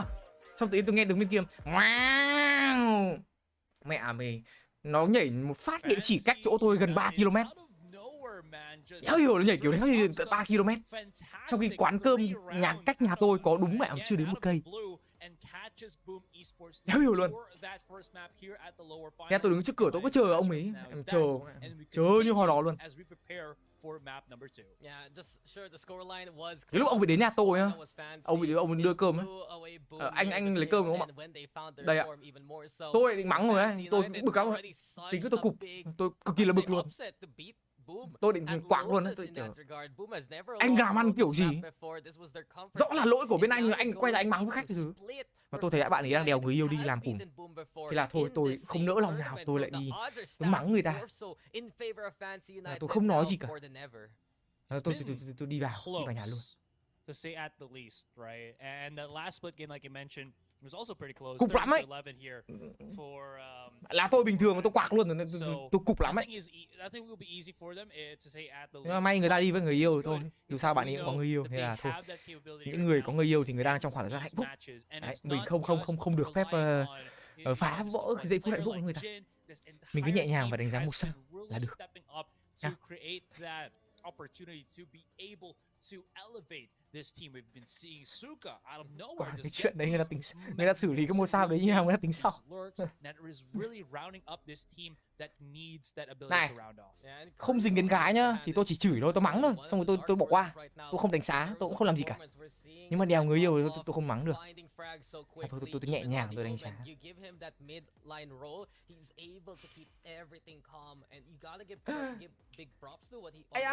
Chai nước. Nghe này cái chai nước cũng không thể mở được. Cruz was one of those players that was really on the uprise in terms of stock, playing for teams like Psycho, if I remember correctly, playing in the Vietnam VCT, but not getting this much variety. Now people are taking note of his name. Now people are taking note of what Cruz can really do, and it's such a good addition to see for Fancy to amplify that extra firepower, especially with the early struggles of Jin. Bị khỏe luôn, đừng đùa. Time for him to also bounce back. Anh ấy hơi bị khỏe luôn. Mời các bạn một suất cơm rang thập cẩm nhiều thịt. Nhá. Nhìn này. Anh nào chưa ăn cơm? Có khi nào chưa ăn cơm không? Có khi nào chưa ăn cơm không? Nhìn này. But it seems like he really struggles to get that rolling for him for so many of the rounds now. And look at this! Immediately that Boom have finally realized that after 2 egregious split games that they played with Moria on that Astra, he's back on his Omen. I mean, the thing is, this is such a different form for Boom Esports. Yes, Moria Wow, had to adjust wow, to that, wow, but it was basically wow. the competition that was Ăn played cơm for đây. almost half the year.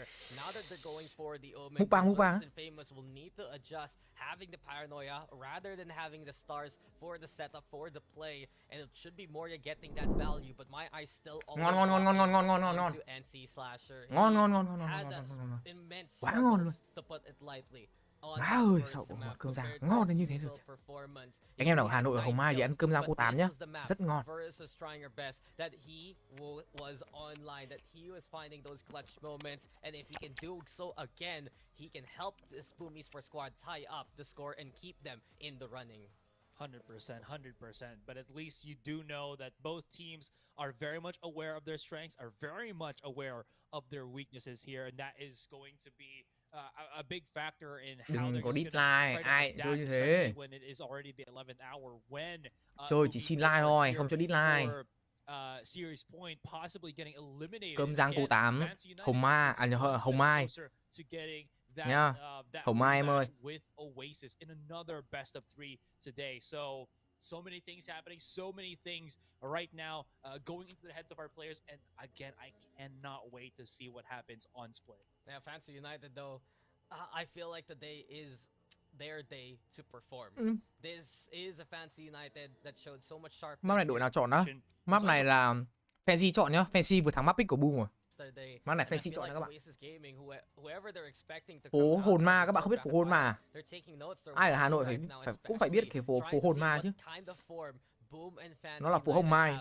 Nhưng mà bất kể cái biển Hồng Mai nào các bạn thấy người ta đều sẽ gạch chữ Y với cả chữ G đi. Người ta vứt hai cái chữ đấy đi. Thế là thành phố Hồn Mai.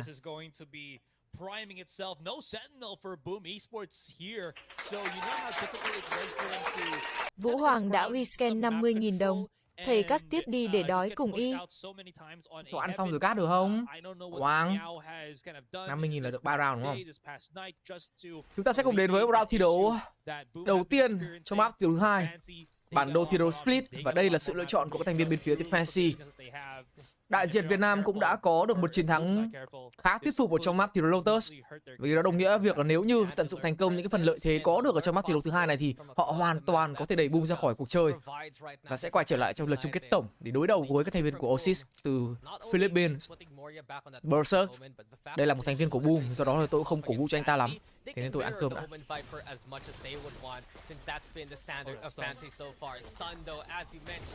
Fancy bắt đầu phản công sau cú nút cơm của tôi. Một mạng đầu tiên dùng vị trí của Jin. Điểm cứu tiếp theo đến với Ficio. Tiếp tục là Satchel để đẩy vào trong side thật nhanh chóng.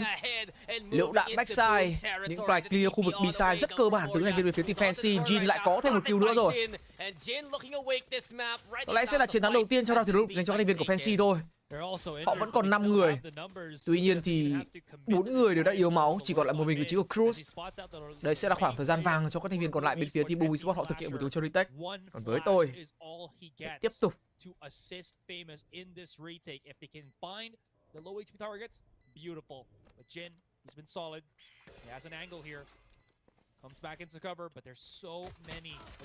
Địa chấn sai timing nhưng không sao. Vẫn có những điểm kill tự tính cho Cruz cũng như là Yes I Can. 1-0 dành cho các thành viên của Fancy. Một sự khởi đầu cũng tương đối thuận lợi ở trong map pick của mình.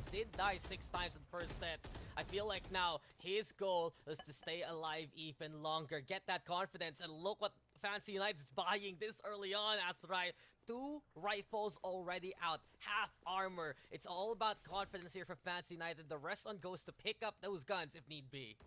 100%. So it's going to từ từ á, ở trên Twitch có T-Link này không? Để anh xem ở trên Twitch. Trên Twitch có trận này không? Để anh xem, từ từ nhá, để tôi xem thử trên Twitch có trận này không nhá.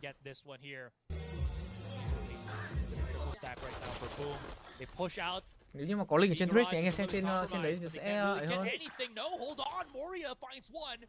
ESL không thấy. Không thấy link ở trên Twitch anh em ạ. Có ESL như ESL toàn của CS thôi. Không có ESL Valorant đang chơi trên này. Còn Red Bull Home Ground mà. Toàn Red Bull thôi. À đây ESL Classic Nation đây rồi. Đây. Rifle versus rifle. And Jin Xem như này nhá các knows bạn he nhá. can just get the single bullet to win it. He's creeping on Yes, the sir. way though. Moving into Lại a thua Eco à? Trời ơi, đổi cái Lynx phát đã thấy gần thua Eco rồi. Thua thế chó được các bạn. Chỉ là mất hơi nhiều súng thôi, không sao. Chúng ta vẫn thắng. Alright, still again economical buy there for Fancy, so they will have basically all the rifles. Ok, mình đổi Lynx rồi các bạn nhá. Nét hơn rồi. Đây từ từ anh cát tiếp cho Hoàng ơi. 2-0 dành cho tay vợt của Fancy. Và chúng ta có thể thấy cái lối lên đồ của Fancy, họ vẫn giữ được một cái lượng credit tương đối để có thể bắn ở trong round sau. Và xét về hỏa lực thì thậm chí là ngang ngửa so với các thành viên bên phía của team Boom Esports.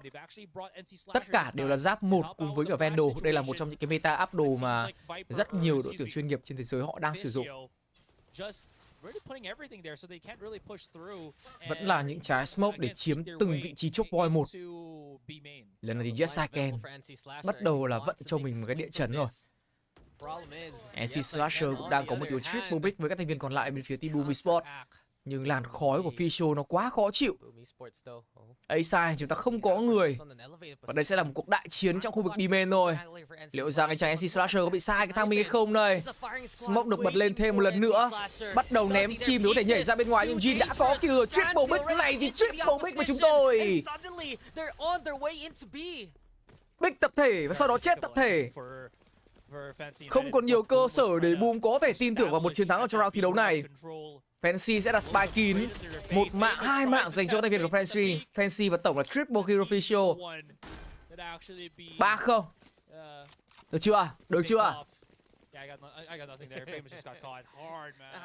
Wasn't that the case for all of Boom Esports? Fancy United a stellar third round in a row. Mày láo đi. Nãy cầm lục rồi anh không biết. Anh không xem round 2. Round 2 anh đang chỉnh Linh. Láo đi. Này thì triple big của chúng tôi. Mày náo.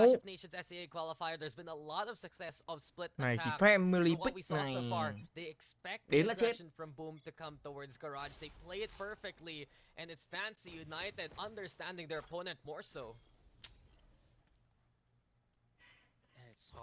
Fancy muốn chơi bên tấn công các bạn ơi. Một phần là bên kia nó cũng chọn thủ nữa. Chính là bây giờ tôi thấy meta nào là chơi bên công lợi hơn bên thủ. Các đội tuyển chuyên nghiệp thì họ đầu tư chiến thuật bên tấn công nhiều hơn là việc đầu tư chiến thuật là phòng thủ.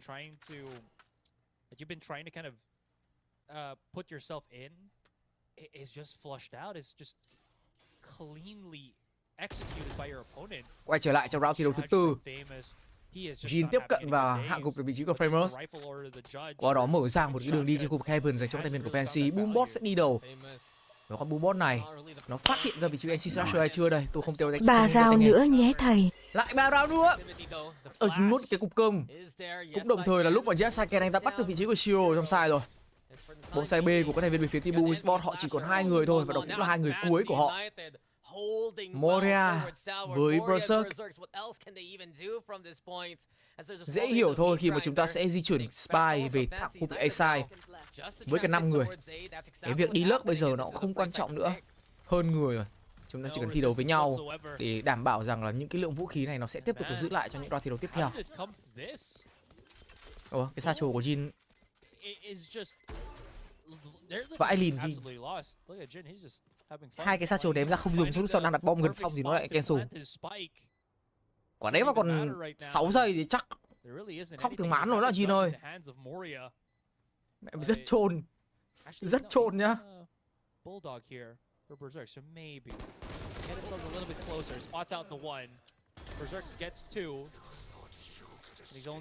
Không có một biến số nào ở đây cả.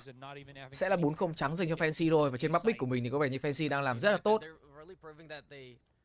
Vậy là huấn luyện viên Mel bên phía của Boom Esports đã quyết định gọi thêm một lượt timeout nữa. Chính ra trong giải này chúng ta có thể thấy là Fancy đang rất là ít sử dụng những cái quyền timeout.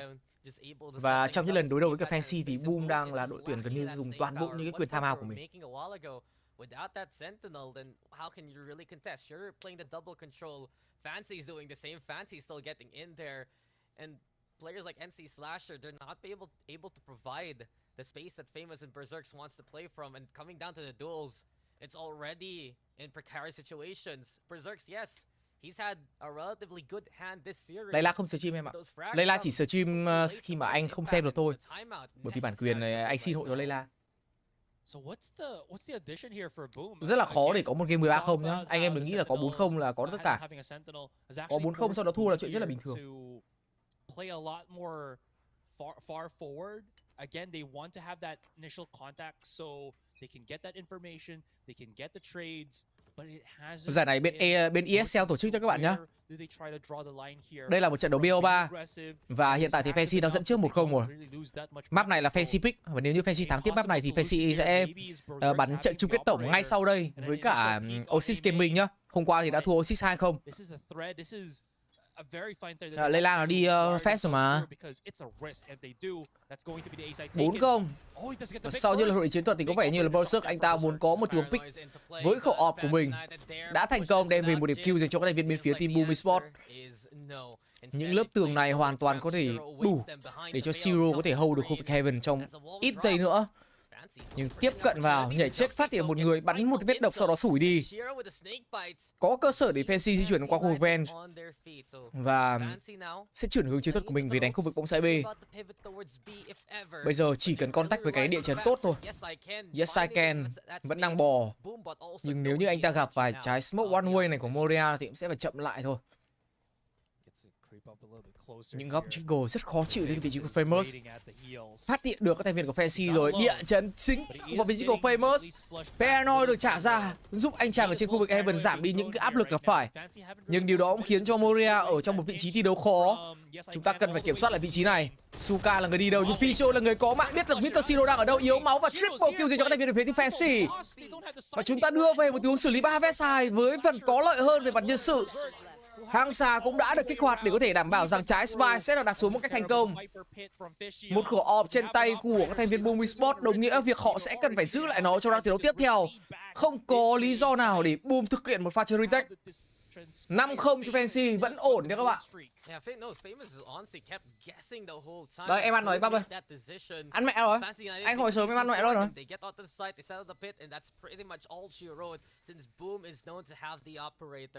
So such a great rotate again from Fancy United. The mid-rounding has been so clear from them. As soon as they chung kết tổng BO5. They went towards Heaven. Anh em nói trận này BO3. Chung kết tổng để anh xem lại thử thức đã. Anh chưa check hết thử thức. Look at that, they're forced back yet again. I thought that it should have been the change of... Oh. It's fine, okay, they have a lot of money. Yeah, okay. I thought it was going to be a lot more change of pace here for Boom, right? Because they have the operator, they got the initial shot from Berserks. Tai nghe của mình là 2VX Cloud 2. One part of a bản wireless. And that second part is supposed to be Famous, but không hiểu đâu. He hasn't really been connecting anything. And if we just look at where Famous is at right now, 2 frags back again on the judge. What the he fuck? Wants to get up close and personal on B Heaven, and this is going to be the 3rd time that he's going to be put in that position. Fancy, they just decide if the offer's going to be at A main again, we can just Fancy rửa tiền à? Hả?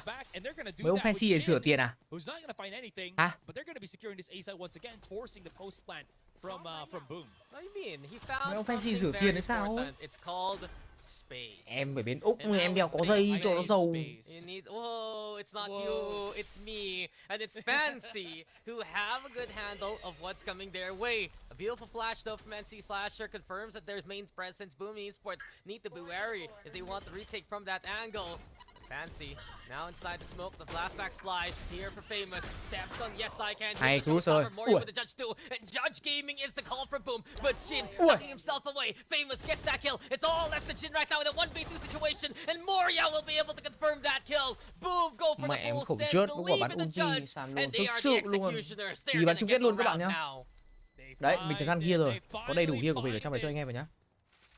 And they will be able to convert that finally. After so many rounds taken by Fancy United, Boom Esports get themselves a rhythm, a heartbeat, a pulse. This one took them a while. It also took them so much just to be able to flush out Fancy from the corners that they were hiding themselves on. But they make it work. That Judge from Famous finally gets the double kill. Absolutely huge. They save the operator for Berserks. Absolutely huge. And this is where They might find the pushback that they're kind of hoping for in this second map. Yeah, Fancy Anh đang dùng con nick AT 2020. Có nick rất là cơ bản. Them from the rounds, but not to that degree. And stellar work by Famous at the very least to make that opening, to send that showstopper. I thought he actually wouldn't get a kill with it, but he found one towards the right. And this Đùa thế, tôi có vote 1 sao đâu. Tôi không đánh giá. This forces Bình Fancy thường à? United Bình thường à các to bạn? play a bit different. They go for the defaults, pick up the spike, and head it towards B. And I'm still watching this lurk from Suka. Phải thông cảm cho nhau chứ. Berserks is here. Oh, the wide swing. Suka's hurting. Ui. Suka's dead. The shorty, Mẹ even nó from múa that kìa. range, can confirm that kill. Paranoia's prime. Moria's ready for this push. Oh. That Paranoia was Moria. in place. Look at where Moria Moria nó hack tucks não kìa. himself into the corner, spotted out. The Ôi. damage be done as Famous darts right into the site. It might have actually been a mistake to pick up that orb, because you immediately saw the Paranoia be thrown as soon as the ting of that orb Shot đi hay mà các picked bạn. up. Shot đi khỏe vãi đái. That really Nớp rồi messed khỏe. it up here for Fancy United. Yes, I can. 30 seconds Up left. high, down low. Where do you So go? many vertical opponents, and No. a little bit too slow. No way. That's a judge again. And yes, I can. He shall not. This round is over. Fancy United kept that bay again by the judge. They went for the push as soon as they 10 lost that seconds lurk, left. which prevents any kind of rotation moving forward. And Boom's ready for it. You mentioned it a while Ủa, ago. cái gì nhá? Moria rather. Hello Phúc nha em. Spotting out Khách mời Hà Nội á, khách mời Hà Nội thì có ai? getting away with it because Hôm qua of có thằng bạn Paranoia. tôi thì buổi tối bọn tôi đi ăn với nhau thì nó qua nhà tôi từ chiều ngồi xem thôi. Anh ăn cơm rang, ăn cho đỡ đói. Buổi chiều tôi chưa ăn gì cả. Absolutely strong right now for Boom.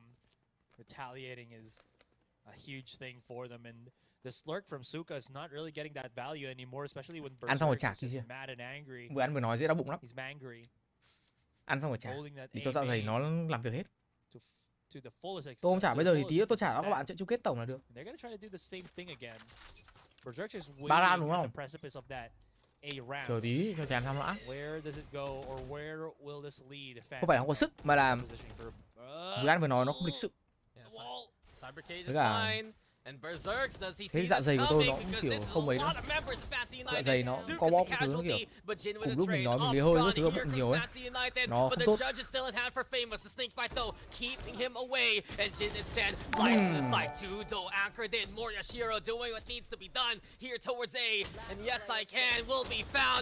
Một ngày anh ăn 2 bữa luôn. 5-0 rồi, 3 năm rồi. 3 round liên tiếp. Jin did not expect two players to be there on that site. He's like, whoa, where did you come from? And he's not going to be getting that value. Force his team to follow up if they could. They do. Tôi nói tôi lấy hơi bụng mà. Nên là tôi không sợ hết hơi, không sợ mệt lắm đâu. Chỉ là dùng hơi bụng xong rồi đang ăn thì dạ dày nó cũng đang co bóp thì tiêu hóa thức ăn. Nó không tốt. It really has to be a risk to get that initial pick against Fancy United, but once you do, you really slow down the pace for them because it feels like they would love to push as the full. Nhưng mà NC Slasher giải này bán tệ thật. Before anything else, anything other than that, and they feel very much. I think naked with the push, not really comfortable with it. Okay, Moriado, he's gonna get found by Jin. And a beautiful clear from Jin, knows that he can get away with it if he's close enough. A moment now, mày chạy đi. United Famous has to go for the disengage. It's complete. Mày chạy đi cu. Retake for him. You also noticed a while ago, Fancy, they held back with Suka just to actually go for the timing swing, and now it is gonna work out in his favor. Finding Berserk's mid-transit, the op's gonna be gone. It's Boom Esports. Looking to pick up the pieces from this point on. Here comes NC Slasher down. He falls 2 over onto tower. Should be a save by this point from Shiro and Famous, but still one lying in wait. Suka looking for the timing. Misfires. Suka falls to the hand of Shiro, sure, but Boom. Can they even get anything else from this? Shiro wants to go for the exit. I do believe you have Famous picking up perhaps the rifle left behind by Berserks. Jin already gets 3. The hunt might be on. It's the Opto who doesn't hit the shot still. Jin gets 4. And Fancy United, that's another round for them to try and bust the back of Boom. Cắt cầu à?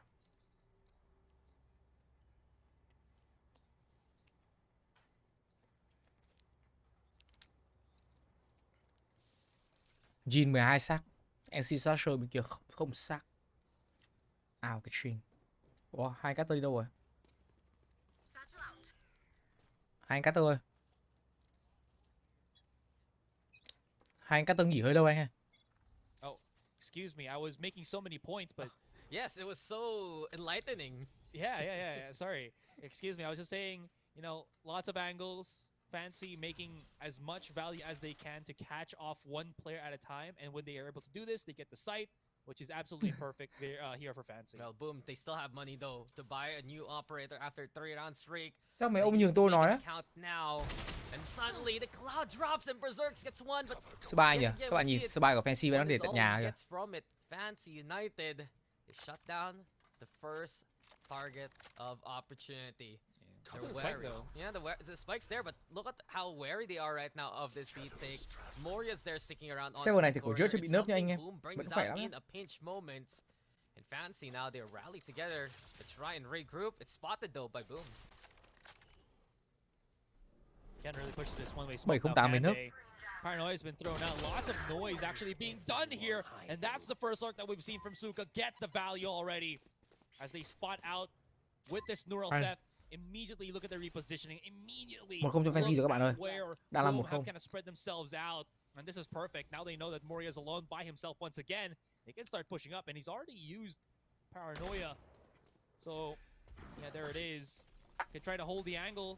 And see, Slasher has an operator, which I love, but that smoke making it difficult for him to find a shot. Yeah, think right there, flash 2, and as you mentioned, it's hard to cái đồng hồ trên bàn của anh nhanh hơn 4 phút.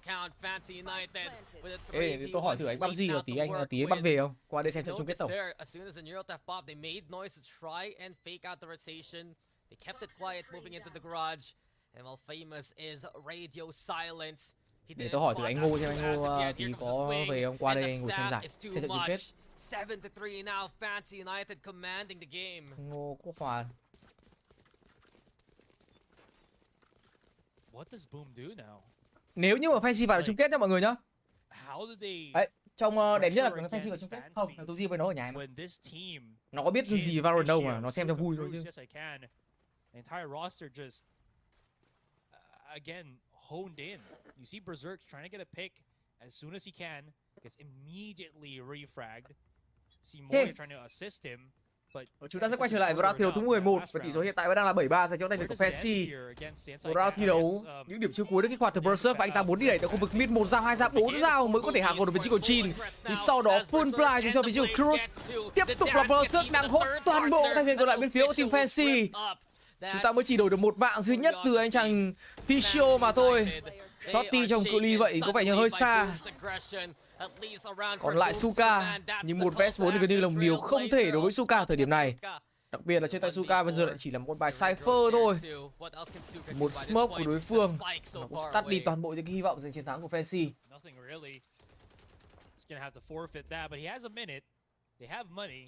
And this is second to the last round, or last round of the first half, so he can just roam around and try to look for openings if he can.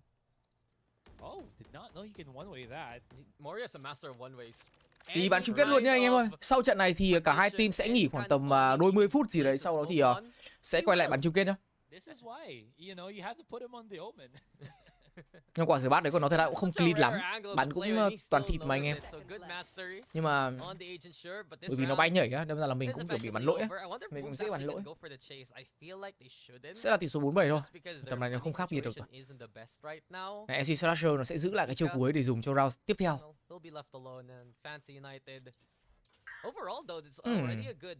Half for Fancy United. They got in 7 rounds yet again so far. They can get 8 if they win. Các bạn ấy. Next round, which is the last round of the first half. Map này Omen rất là hay. Omen rất là khỏe. Nó có nhiều góc one way. Ui, mình bị nấc ăn xong nói bị nấc ngay ấy. Thì các bạn thấy chưa? Ở cái map split ấy. Map split thì Fancy bắn thủ tốt. Thật. Trận trước cũng là 7-5 ở first half. Fancy thắng 7 bên công. Sau đó thì sang thủ Fancy bắn thắng 6 round và tổng là 13-11.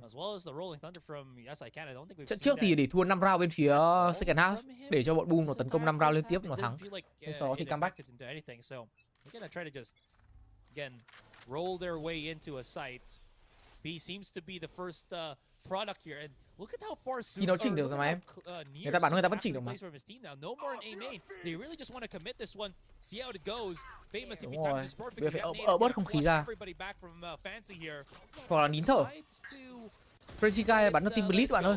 Đây là team Fancy nhá. Ui, Fire in the hole. Ui, Fire in the hole. Cruz và Fisher có mạng rồi. Bởi vết độc chúng ta mất đi một người nhưng không sao. Nhưng Cruz không kiểm soát và Zero. Moria làm 3. Rất tiếc cho Fancy trong round thi đấu mà tôi nghĩ rằng là chúng ta đã có những phần lợi thế ban đầu. Nhưng mọi thứ sau đó lại không đi đúng như những gì mà Fancy mong muốn. Cruz đã bỏ lỡ những cơ hội có mạng đối phương một cách dễ dàng. Còn với Moria thì anh ta có một tình huống xử lý quá khéo khu vực backside. Làm 3 thì chịu rồi các bạn. Anh em mới vào cho mình xin một like lắm rồi nhá. Mình đủ like ban đầu rồi. Pick view bây giờ cần phá là 1.500. Tôi nghĩ là chung kết là có thể phá được pick view 1.500. Thì hy vọng nó có thể lên được hơn 1.000 like. Chứ bao giờ được hơn 1.000 like đâu tôi thấy. Nó TV backside các bạn ạ. Nó có một cái paranoid sau đó TV backside. Nó cứ dạt là bắn một mù mà bởi vì anh em tạo thành một cái lab ấy. Lần trước thì cũng ở trong tình thế là 7 năm Fancy để thua cái Pistol Round. Và sau đó là 5 round liên tiếp mà Boom Esports nó comeback. Nó dẫn ngược. Dẫn ngược là 17. Sau đó thì mình bắt đầu comeback dần. Hy vọng hôm nay sẽ khác. Suka vẫn sẽ là người solo B-side. Đây là cái bài gì mà tôi nghĩ là bên Boom họ biết rồi. Và sau đó thì họ cứ thế họ lao thẳng vào trong side thôi. Một người tiếp tục là vị trí của Famous. Anh ta liên tiếp có được cho mình những cái first kill. Jin gặp nhiều khó khăn. Mất đi 2 người bắn bom side B. Fancy bây giờ họ đang cố gắng chờ những cái địa chấn của Jesaiken để thực hiện một tình huống chơi retake. Vẫn là những góc kẹp rất hoàn hảo từ các bên phía team Boom Esports. Chúng ta còn chưa đề cập đến cái việc mà anh chàng NC Slasher vẫn đang có cho mình một cái healing và cả flash nữa. 4 giây có flash nhưng spam tốt tới từ Jesaiken. Địa chấn toàn bộ khu vực PLO. Có thêm cả một paranoid nữa, chỉ cần bắt được CD là xong. Hay rồi Cruz ơi, hoàn toàn có thể thắng được. Sẽ là địa chấn trong khu vực PLO. P-Man bắt đầu đẩy vào từ Fisher. Round này thắng rồi. Cố lên Cruz. Nó phải là như vậy em ơi. Không thể thua được 2 lần pistol round. Ui xồi ôi 0.36 very close nhưng mà không sao. 8 năm cho Fancy đồng nghĩa rằng chúng ta sẽ sớm lên được cái tỷ số 9 năm nếu như mà Fancy chắc chịu trong round tiếp theo nhá. Hay Cruz quả này làm hay hay Cruz ơi. Jesaiken nữa, anh Jesaiken bắn quả trên Heaven giết thằng Moria kỳ quá. Nếu mà không giết được Moria thì nó sẽ là thằng kẹp chéo. Ở cái vị trí thằng Moria kẹp chéo thì đồng đội nó kiểu gì cũng sẽ đổi được mạng. NC Sasher bắn chốc chưa kìa 1-9. Ồ thế à, thank you Satomi Rentaro nha em. Boom bây giờ như kiểu là Philippines last, Indo last hope ấy. Ui, nó bay nhanh thế. Mình không trở tay kịp với tình huống bay vừa rồi của Federation. Thêm một lần nữa thì những lợi thế hơn người lại thuộc về các thành viên của Boom Esports. Fancy sẽ phải thực hiện một tình huống chơi retake. Nhưng đây là góc kê rất khó chịu từ Moria. Hay ta hạ gần vị trí của Jin rồi. Brosert cũng đã bú thêm được ở Suka ở khu vực City nữa. Sẽ không có điều kỳ diệu xảy ra với các thành viên của Fancy trong round thi đấu này. Hoặc là phải có một cái siêu highlight nào đấy tới từ Cruz cũng như là Jesaiken. Đây là mình còn chưa đề cập đến cái việc mà Mr. Zero bên phía của Boom anh ta còn đang giữ khu vực ven. Một mạng Jesaiken rồi, vẫn đang cố gắng đổi điểm cứu tiếp theo dành cho vị trí của Cruz. Nhưng tiếc rằng Cruz không có smoke. Vẫn có cơ hội giành chiến thắng. Không. Không có cơ hội nào để giành chiến thắng. Chị bà.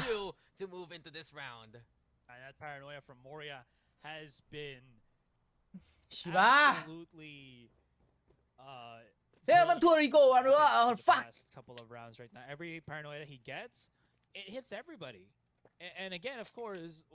Anh em lợi thế mà anh em vẫn được thua được ạ.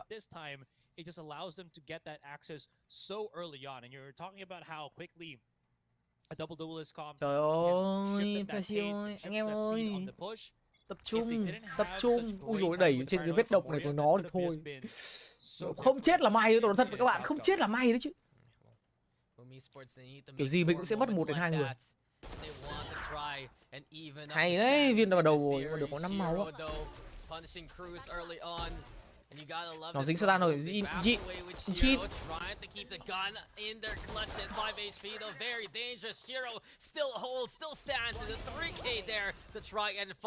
Only one more here for Fancy United before they fall. Boom is just going for it. Khó chịu đê. Mẹ nó cứ chỉ khổ, khó chịu vãi cút. Không làm được các bạn ạ, nó bắn toàn mặt. Mẹ cứ ra thằng Siro nó bắn cho toàn mồm. Đỡ không nổi.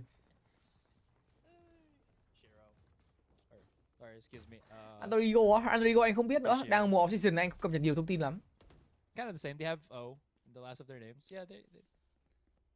Nào anh em không được dùng mấy cái từ linh tinh đâu Phong Linh ơi, không được dùng mấy từ linh tinh đâu, phải cổ vũ team Việt Nam là một, thứ hai là anh em không nên xuyên tạc tê team của người khác. Nếu không nên toxic cái kiểu như thế. Có thắng có thua à, mình chấp nhận tinh thần thể thao thượng võ chứ, eSport mà các bạn. Mà các bạn đang bắn với Boom eSport như là seed 1 của Indo đấy, không phải là yếu đâu. Mình còn đang dẫn trước nữa, phải có niềm tin. Thực sự là phải có niềm tin. Yes I can trốn đi, còn điểm sáng. Flash đẹp này, Cruz ơi. Bắt thằng Siro, triple kill Yes I can với 97 như Fancy. Ngon. Không sao cả. Không sao. Bravo rồi Boom nó bắn hay đấy chứ các bạn. Thằng Famous nó sát rồi vào thẳng mặt của Ficio nó bắn thì cái tốc độ đấy không trở tay kịp. Bởi vì thường là Viper sẽ bật tường xong rồi bắn một cái molly trước. Bắn một cái độc trước ấy, thì bắt đầu mới thủ được. Được chưa?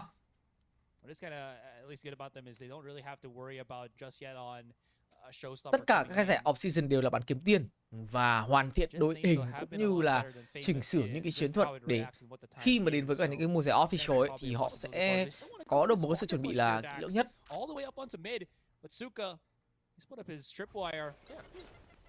Lại cái bài seed 2 Việt Nam bắn như này đi seed 1 bắn như nào à? Khá là dễ. Berserk dash thẳng vào cái tường ra rồi Jin nó spam chết luôn. Lợi thế hơn người đã có rồi. 25 giây nữa thì mới có một cái địa chấn. Rất là khó để support được. Nên là tầm này thì Fancy nên tiếp tục là buy time. Họ sẽ buy time thôi. Nhưng mà Famous bắn thẳng vào mồm có ulti.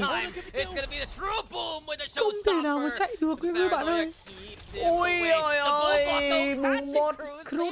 Cruz vội quá hay sao ơi mà lại nhảy xuống với Cruz. Ôi ôi, sao lại buông tay vậy Cruz? Suka buộc phải tỏa sáng nếu như mà Fancy muốn thắng trong round này. Vì cơ bản đây vẫn là 3 vs 3 nhưng chúng ta có thể thấy ở trên minimap đó chính là 3 thành viên của Boom sẽ vây quanh anh chàng Suka. Nhìn thấy được cái chỏm đầu của Berserk của NC Slasher rồi. Né flash là hay. Ui, đúng cái thằng chốc nhất bên kia nhưng mà không bắn được. Một chút những sự bất ổn đang xuất hiện rồi.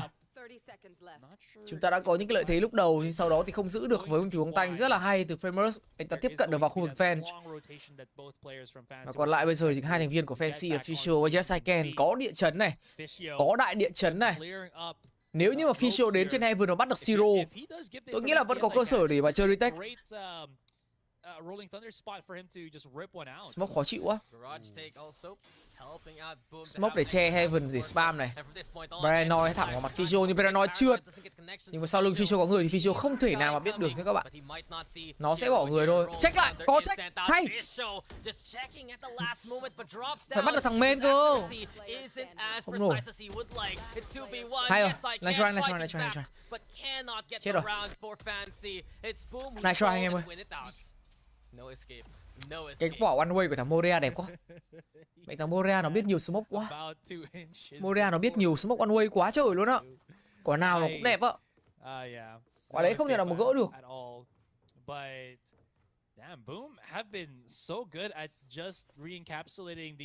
Không hiểu sao thua á. Các bạn sao giải thích được. That's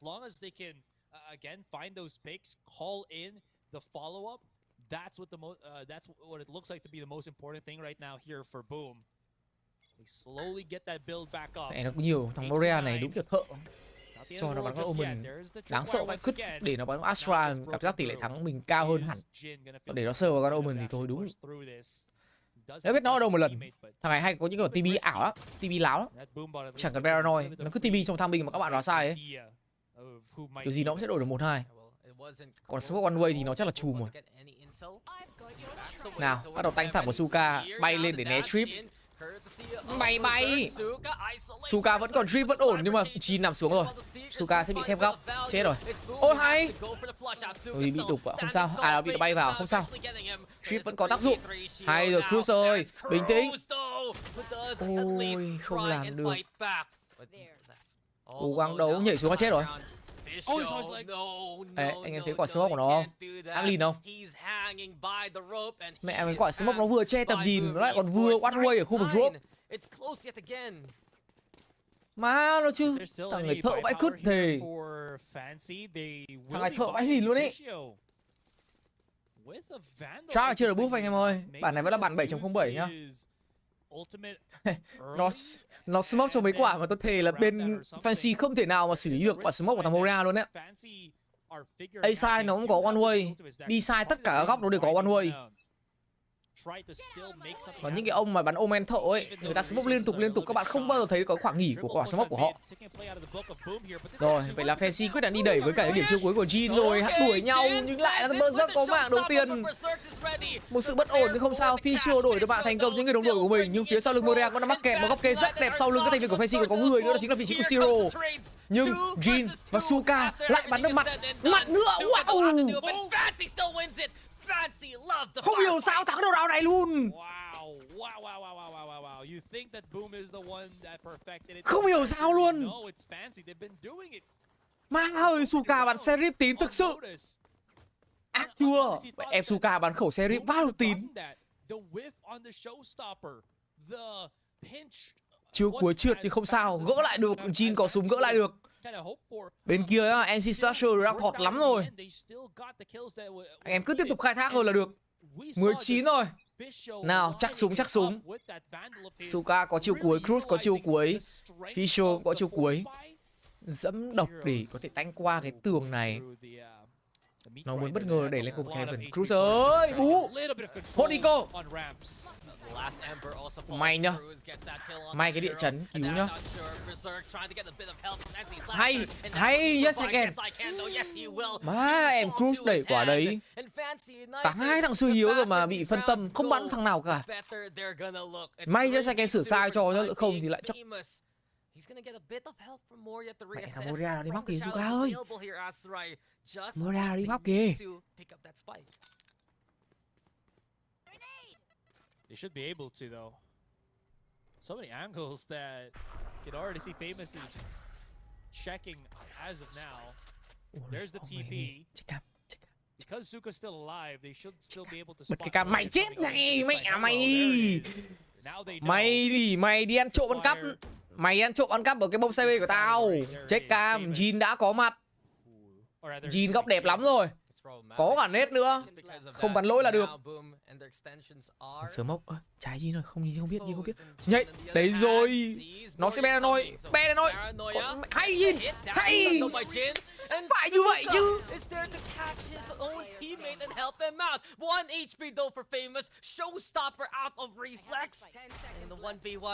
Yes, I can. Trying to play this smart. The pain shows so our love. Here comes. Yes, I can. And yes, he does again.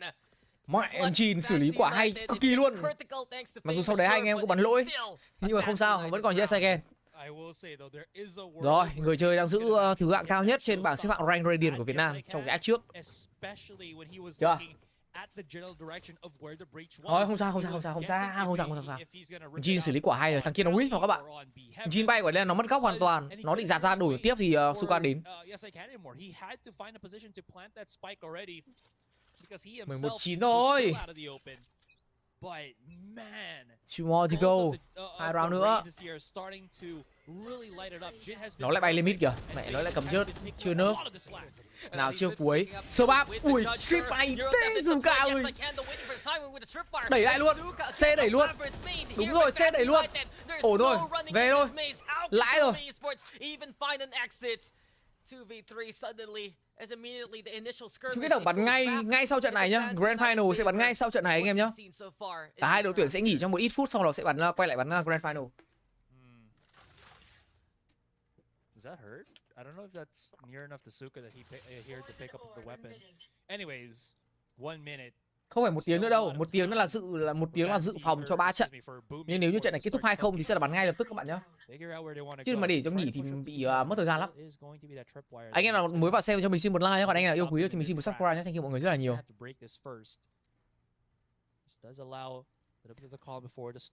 Suga chỉ cần hold thôi, Suga hơi bình tĩnh rồi, nó phá strip là Suga biết thông tin rồi. Cái hình như cái cam này của Suga có thể nhìn được thẳng toàn bộ cái đường main thì phải. Cho nó qua đi, cứ cho nó qua đi, không phải vội tầm này. Nó nhảy xuống có tiếng mà. Một hang xà này. Bắt đầu bỏ ra, Suga bắt đầu bỏ ra này. Nó phải bắn trong hang xà rồi vì nó ít người hơn. Góc này Suga nhảy xuống sẽ check ở phía trong góc. Sau rồi những người còn lại sẽ xử lý nốt ở phần rìa. Còn lúc bắn nhau thì là hên xui.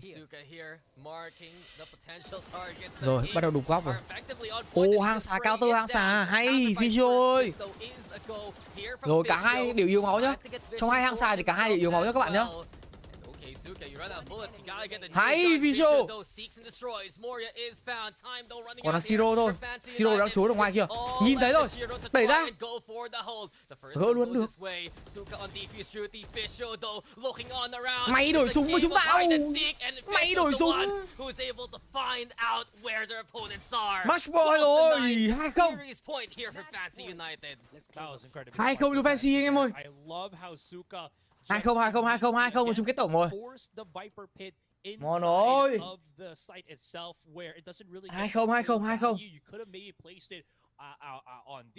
Mình có 3 cơ hội để kết thúc sớm trận đấu nhá. Không thì sẽ buộc phải đến OT. Ngon. Hôm nọ mình thắng 2-1. Ủa nhưng mà 2 lần liên tiếp mà thắng thằng Boom Esports, có nghĩa là team này của FaZe đang bắn càng ngày càng vào tay đấy chứ. Chung kết tổng á? Để tôi check thử nhá.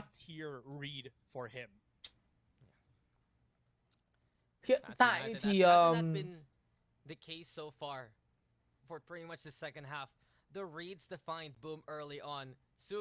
tôi thì chung kết tổng là BO5 thì phải.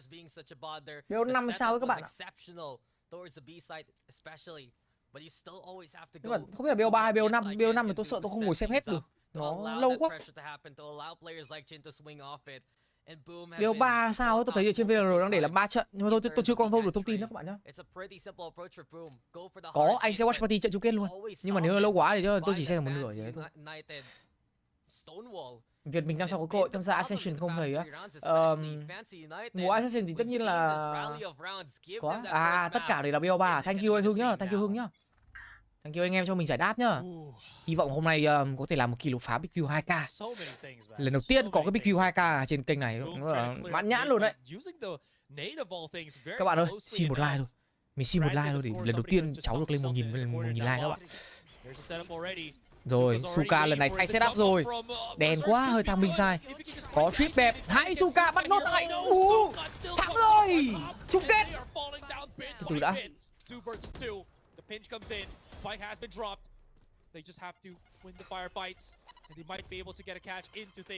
Từ từ đã. Rồi thằng này ke thôi.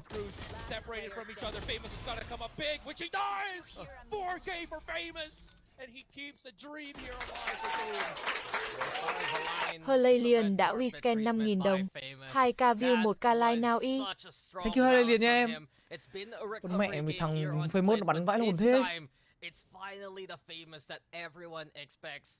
He has had struggles all throughout the series. Mẹ nó bắn vãi cút. Anh có nói gì đâu.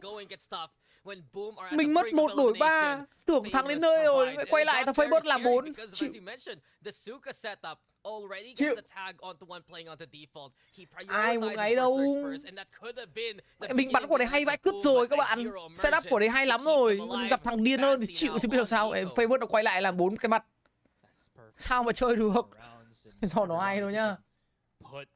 Không, do nó hay thôi. Im lặng nhá. Im lặng để không tôi im lặng này.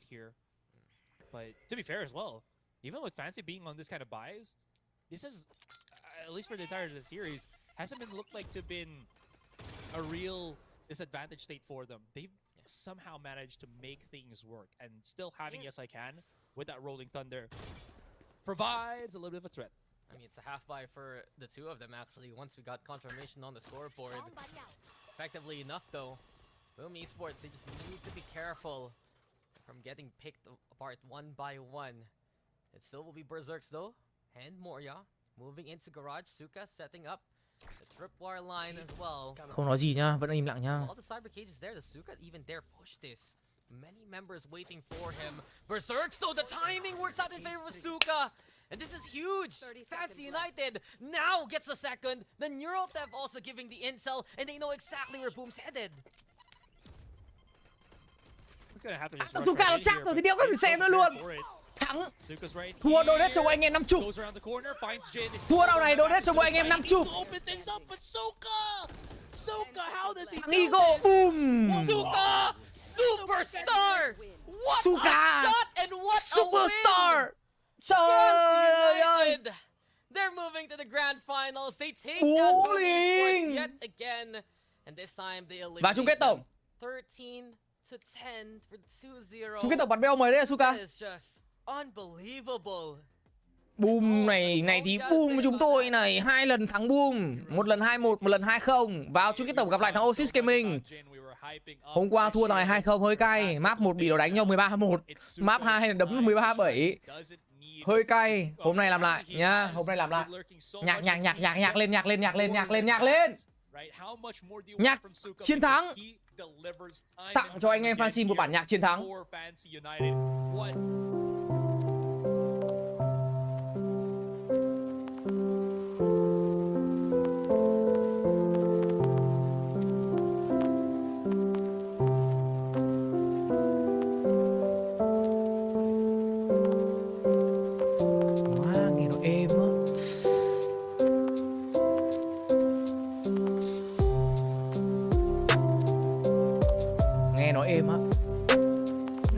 Thắng mà.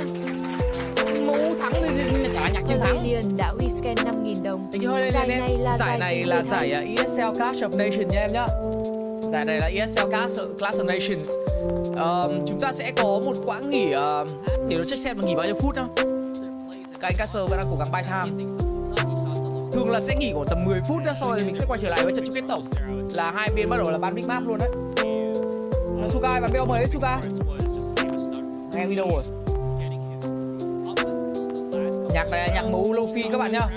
Rồi, qua đấy thì đang đông view giới thiệu cho anh em thêm một cái series mới mà tôi lại có cơ hội được quay cùng em Suka. Ấy. Lại có cơ hội được quay của em Suka.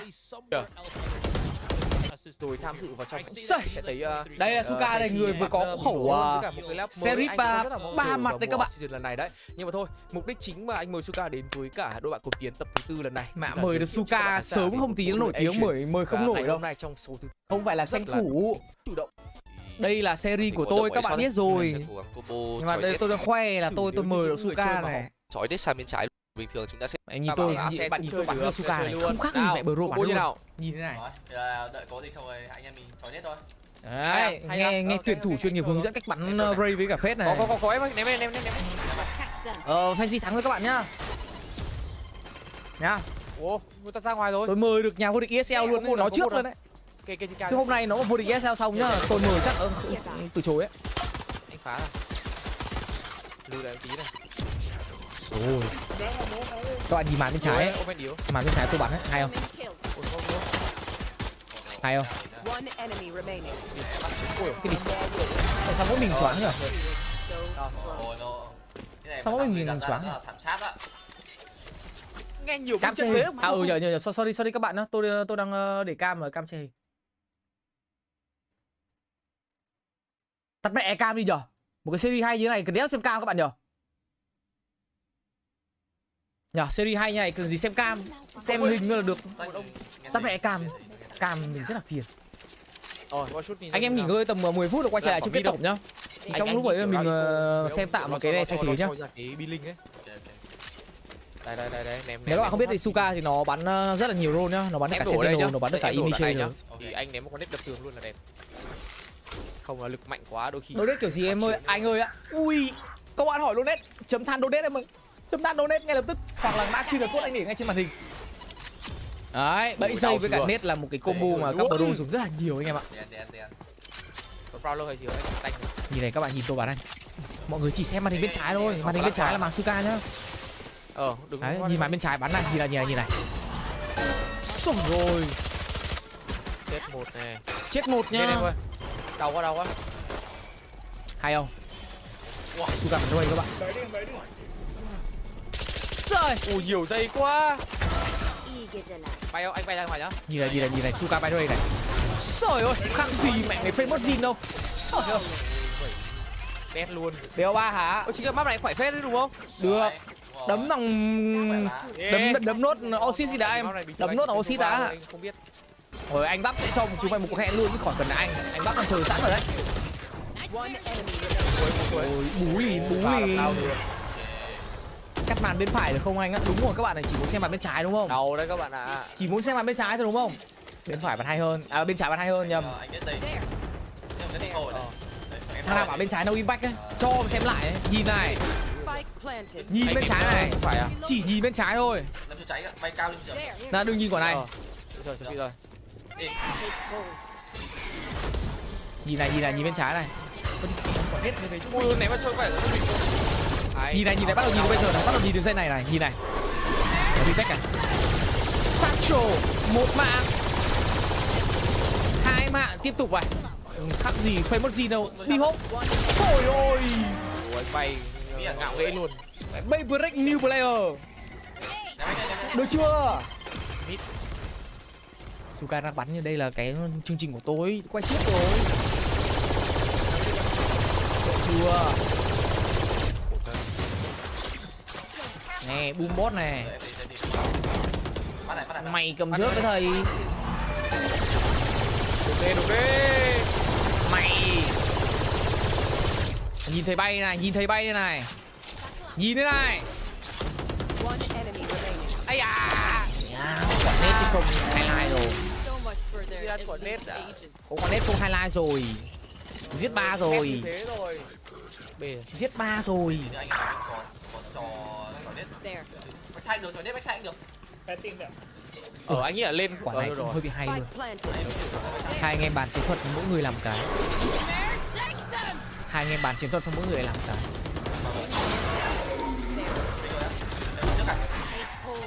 Tôi nhầm anh ném chưa đâu.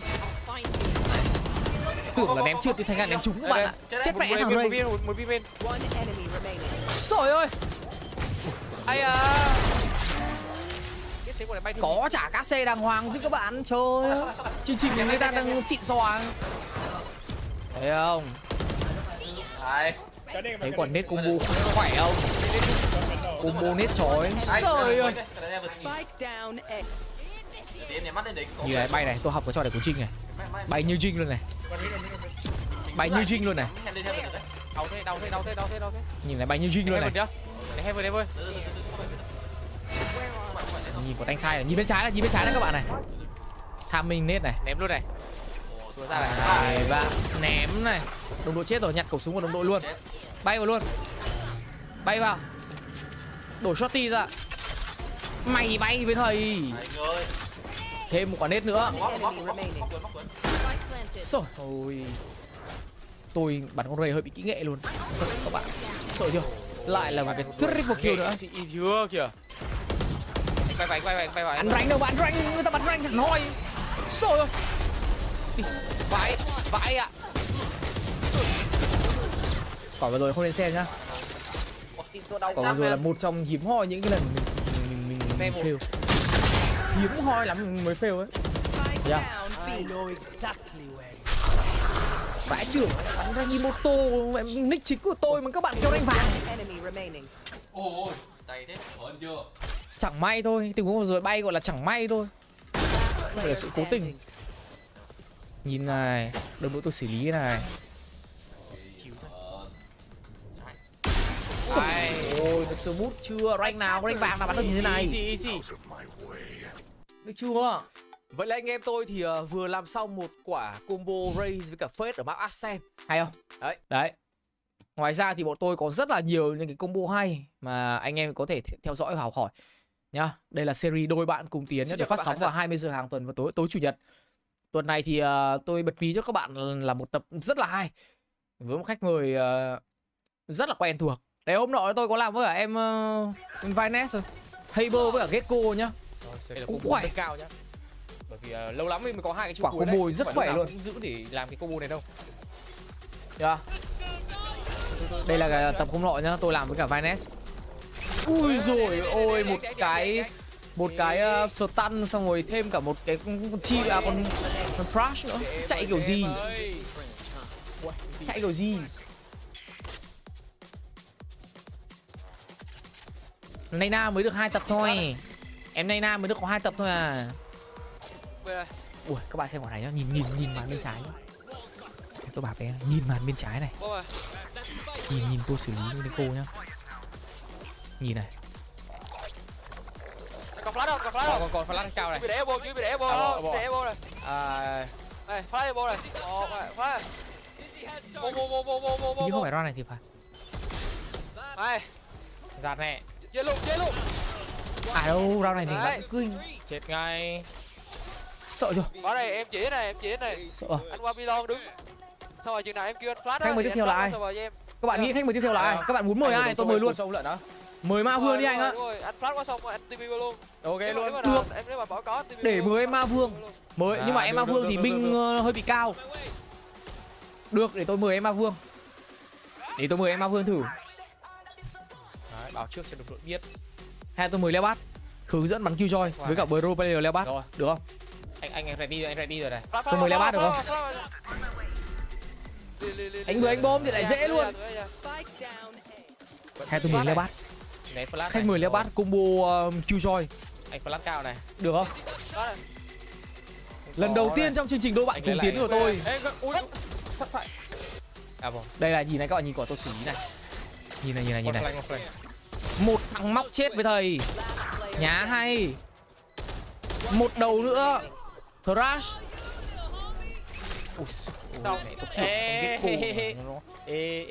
Nó thạo. Anh Công Anh thì sắp tới đi Nhật Bản rồi các bạn. Cái series này của tôi thì đánh giá sao về trận thi đấu vừa rồi của hai anh em mình? Có hai anh em Công Anh phải đi Nhật Bản rồi. Tôi không dụ gọi được anh Công Anh.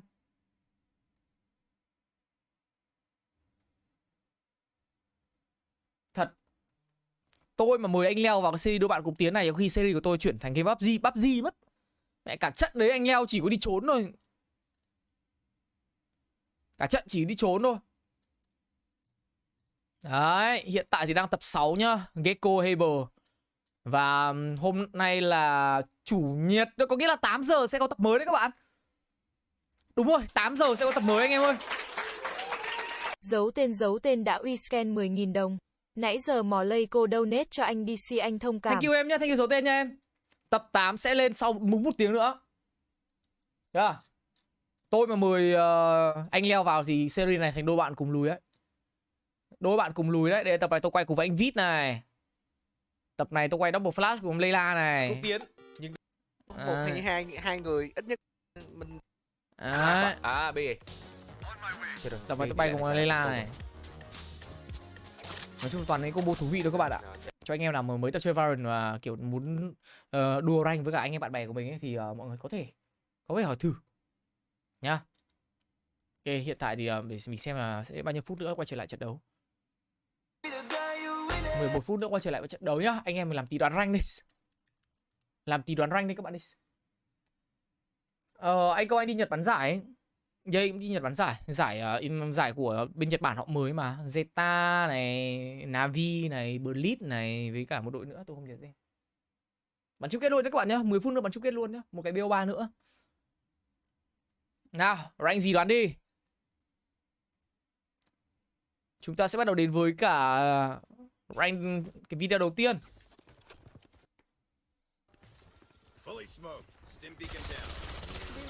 Sky.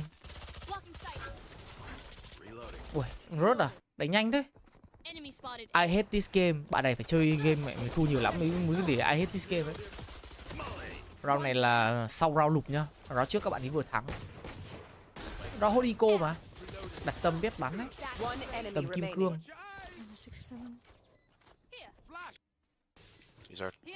Còn mẹ mày Phoenix mày flash như thế thì 1.000 anh em ngồi đây bị choáng. Má nó flash quả kìa. Bạch kim hết cứt. Vàng bạch kim hết good các bạn ạ. Không vượt nổi. Nhìn thằng Phoenix nó flat quả như thế kia thì vàng bạch kim hết good. Đéo sao lên được kim cương ạ. Thế nào lên được kim cương nhỉ?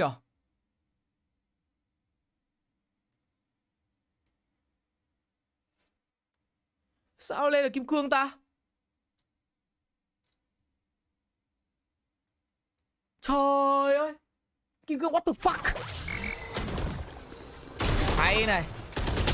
Spike down Oh, A. the timing. One mid door. Connector one. Ui. Đây là xe của mình. Spike Imoto. down A. Tôi bắt đầu nằm dần nhá. Harbor, maybe they come connector. Có giao tiếp với nhau này. one hit.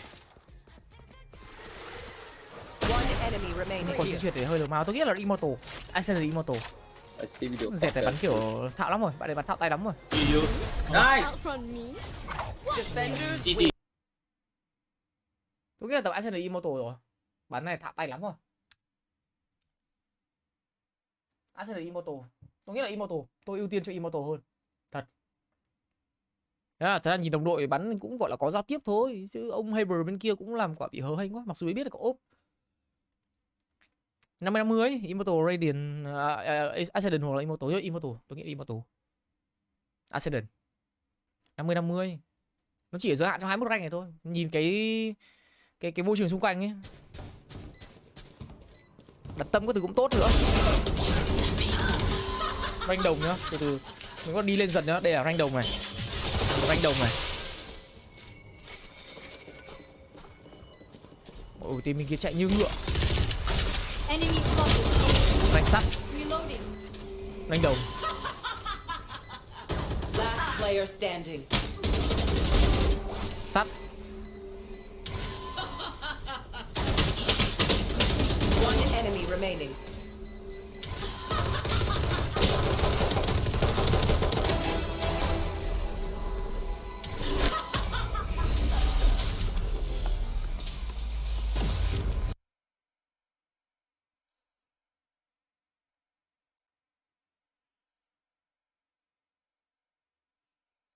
Mẹ mới sắt hoặc đồng thôi các bạn ạ. Sắt hoặc đồng. Tôi nghĩ là sắt hoặc đồng thôi. Đéo thể lên bạc được ấy. Vậy ông nào dự đoán cả Radiant ở đây ạ? Đéo hiểu mấy ông mày biết chơi game không vậy? 1% dự đoán Radiant, Immortal với Ascendant nữa.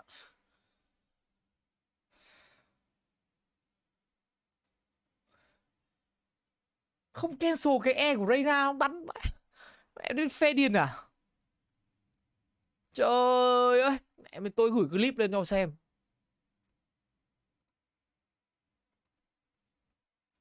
Gửi cả kênh của tao lên cho mấy ông mày dự đoán. Ê. Bây giờ tôi có một cái clip của anh Thế Anh ấy. Tôi gửi lên đây. Xong rồi tôi để mức rank là No một Wonder đã uy scan 5.000 đồng. Chắc No rank Wonder sắt của một năm trước bây giờ sắt lạ lắm error. Tôi gửi clip anh Thế Anh lên đây. Xong rồi tôi để rank là Radiant. Để xem ai đoán được không.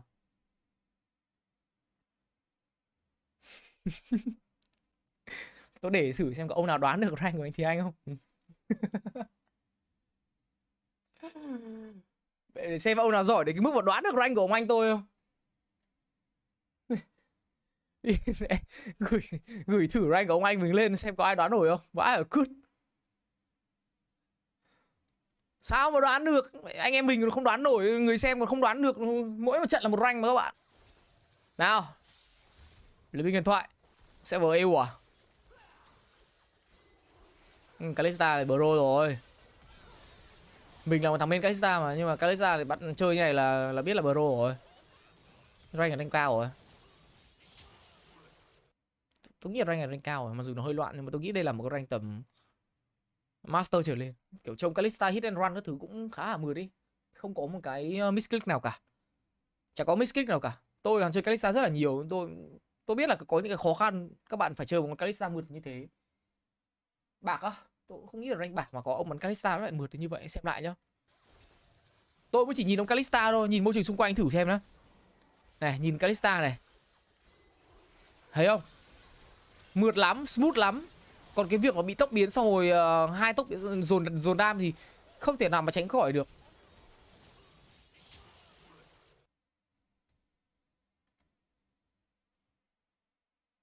Tôi nghĩ là tầm loanh quanh Diamond, tranh một rank. Hiện tại thì còn tầm mấy phút nữa là bắn em ạ. Mấy phút nữa, 5 phút nữa bắn. Chắc mình đoán xong cái này là bắn. Tôi nghĩ là tầm ấy. Không cao lắm. Cũng gọi là ông Kalista này cũng gọi là biết đánh rồi, là mượt rồi. Thì tôi thử xem nhá, tôi thử xem ông Vega với cả ông Alice bên kia xử lý như nào nhá. Ông Vega bên này. Alice lao lên này, xong rồi Garen tốc biến ulti này, dịch silent này, Talia có trả đá này, lồng đẹp này, dồn damage so turn chuẩn này. Đó mình vẫn nghĩ là rank kim cương.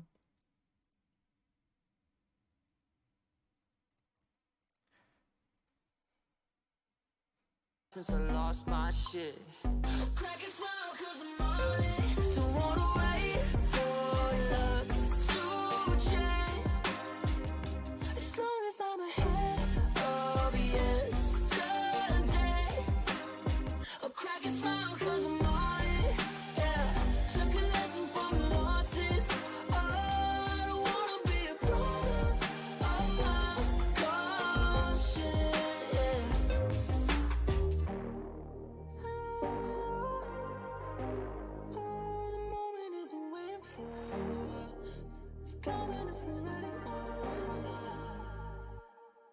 Mẹ. Có cho nó i822 không? Có cho nó i822 không?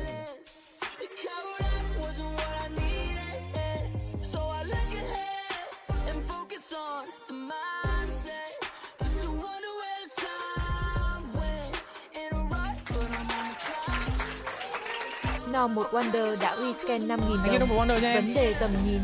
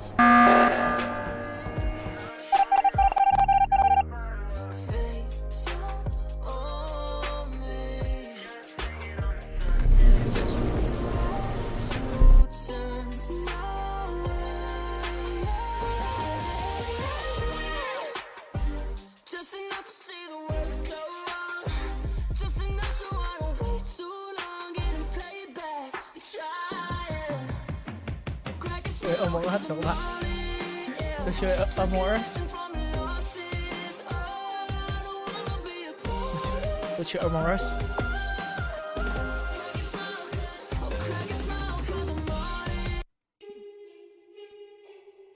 Expert đi.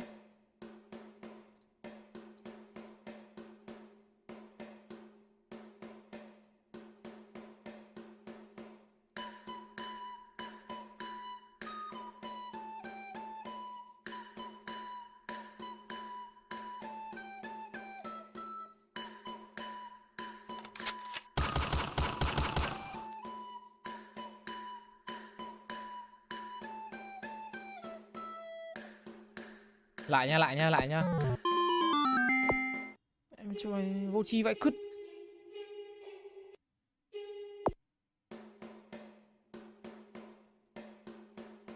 Nó cứ chấm ra bên ngoài ấy.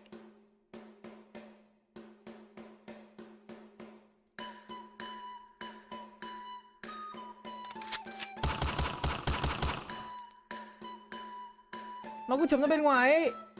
Game này tập êm đấy các bạn.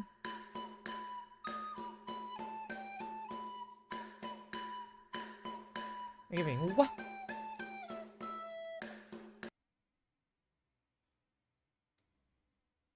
Ít đồ. Cái kia là vuốt đồ à? Đâu nhỉ? Thôi đoán rank đi. Đoán từ đi. Đây là tiếng Việt à?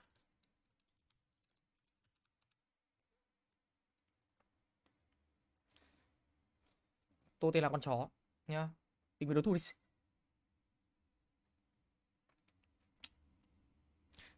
Tôi chưa từng thua một ai.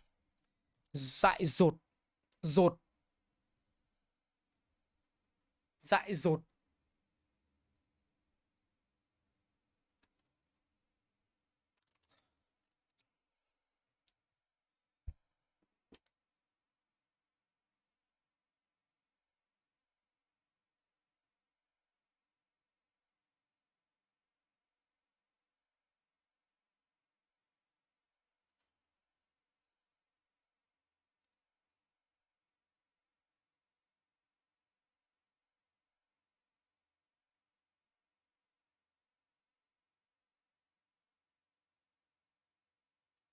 Sao lại dột nát được? Dột nát được á?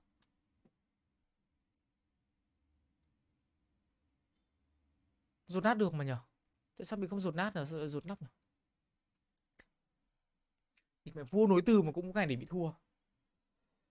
Rồi, nghiêm túc này.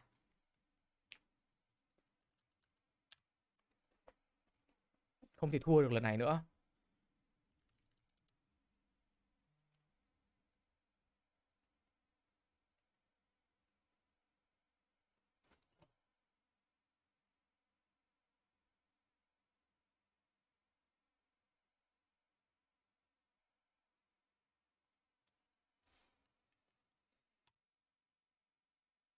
Thiêu thân mà sai này các bạn nhìn này. Các bạn đọc không? Thiêu thân sao lại không được nhở? Sao lại thua được nhở? Sao thiêu thân lại thua được nhở?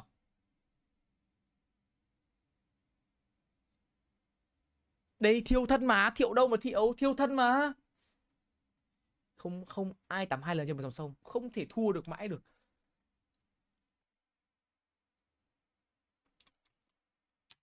Không thể thua được mãi. Trời ơi, mẹ mình vô địch. Trả lời đúng một câu đối phương sợ luôn. Biết mình gặp đối thủ thua luôn. Yeah. Thấy gì chưa? Vua nối từ. Viết đúng một câu phát sợ luôn. Nhìn nhá. Sợ chưa? Trời ơi. Người ta cho đúng câu, mày kiểu không biết trả lời như nào luôn. Vua nối từ. Chưa? Vua nối từ. Sao? Bạn chưa kịp làm gì đã thắng. Chưa kịp làm gì đã thắng luôn. Thế mà là trời chứ. Nhìn nhá, thông qua loa. Thắng luôn này, nhìn này. Không phải là chơi nữa, thắng luôn. Cho từ này.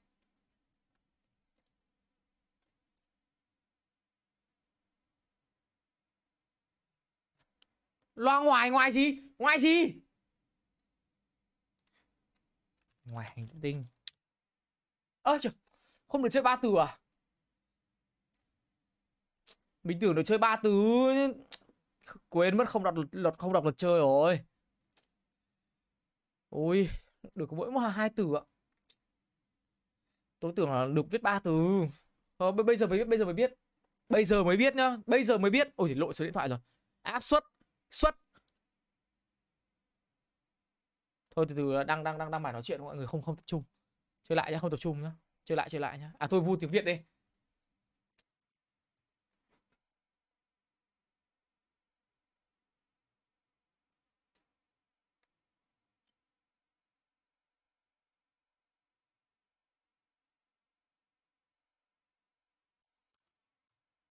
Dễ quá.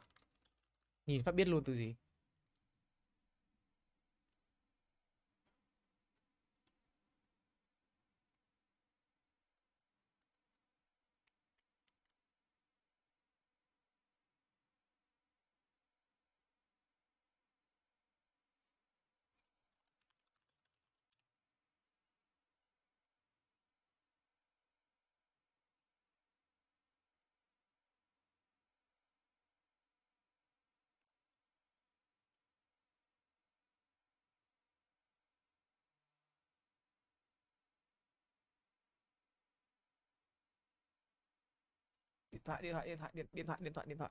Điện thoại nó ấy.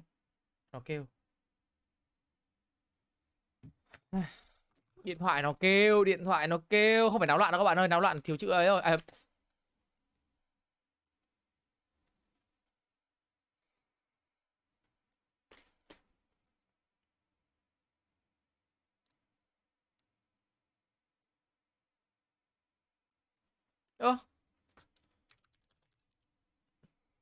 Ai cuối cùng cũng đã phát hiện ra loan báo các bạn ạ. Loan báo. Rồi, chúng ta quay trở lại với trận chung kết tổng thôi. Đấy, mỗi ngày giúp mọi người học một vài từ vựng thế là đủ nhá.